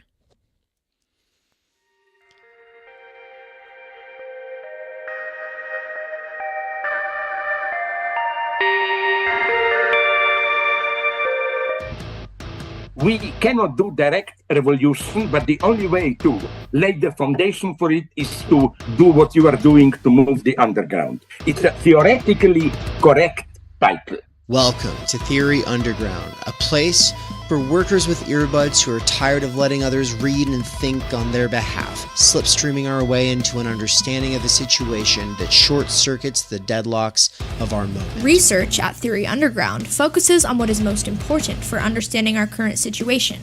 Theory of the subject, capital, time-energy theory, critical media theory, CMT, and the most essential critiques necessary for understanding why the theory, ideology, and common sense of influencers left to right misses the mark. Theory Underground is coming to a city near you. What that has meant in the last year is traveling across the United States, into Canada, and then all over Europe to promote our books, courses, and ideas related to time energy and underground theory. You've been reading Underground Theory. I'm a publisher and an editor. I run and review books. Literally, it's my living. This is the best edited collection I've ever read. Okay, picture this scene. America, early 2021. An Amazon warehouse worker arises from the emerging underground theory internet scene to create spaces for untimely topics and concerns that are too often neglected or kept in isolation today. Joined by a revolving cast of underground theorists, academics, and critics, he establishes what will become Theory Underground, a teaching, research, and publishing platform by and for working class intellectuals, autodidacts, and academics who want to do more than they're able to do within the confines of academia. That warehouse worker's name is David McKerracher, and his book Time Energy is his first major contribution to the world of theory. It was recently reprinted with a foreword by none other than Slavoj Žižek, who also contributed to Theory Underground's latest book. My Bible, it's an excellent book. A collection of essays called Underground Theory. What you just heard is an excerpt from the Strange Exiles podcast, episode 23, where Bram from Strange Exiles interviewed me and Mikey. For those who don't know, Mikey is the author of the Dangerous Maybe blog. We are publishing one of his books here shortly at Theory Underground. He's also a lecturer at Theory Underground, and he's someone I've been friends and a collaborator with for over 10 years. But most importantly for you all, he's a fantastic lecturer, and it's a crime that he has to do wage labor right now. One of the long-term goals of Theory Underground has been now for a couple of years to hashtag free Mikey.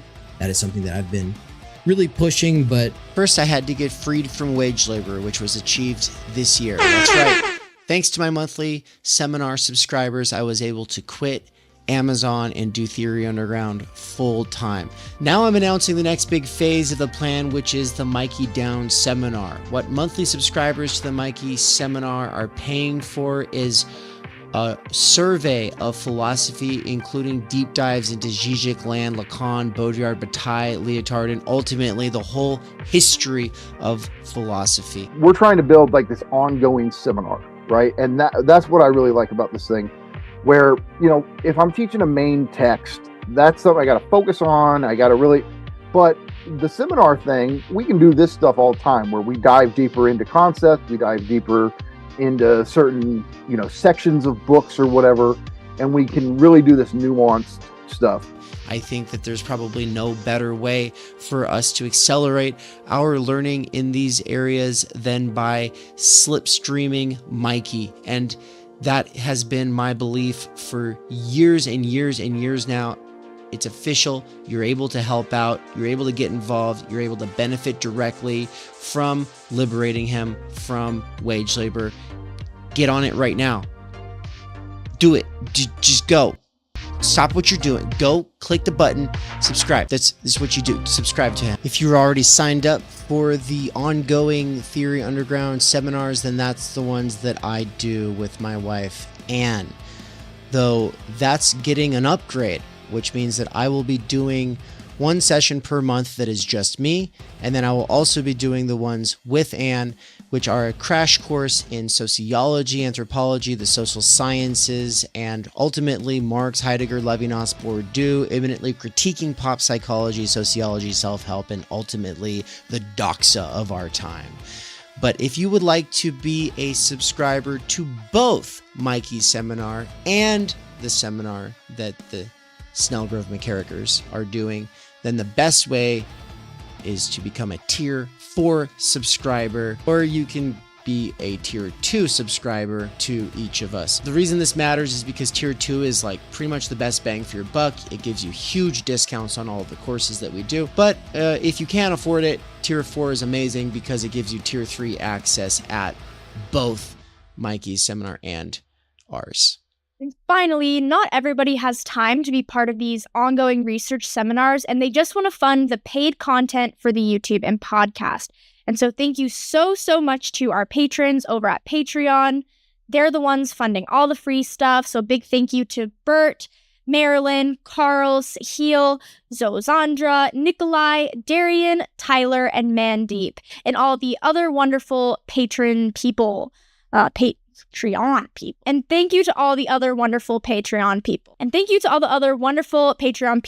you so much to all of you patrons, and also to the special subscribers and the paying subscribers. Oh my god, it's just so awkward. Thank you, patrons. Okay. And to all the other wonderful patrons, thank you so much, all you patrons. And also a special thanks to the subscribers on the YouTube side, as well as the paying subscribers over at Substack.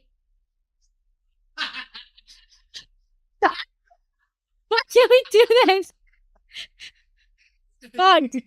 You guys, just thank you. Thank you, everyone, for making this bullshit possible.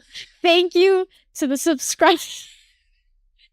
You do it. You did so good. Thanks, guys.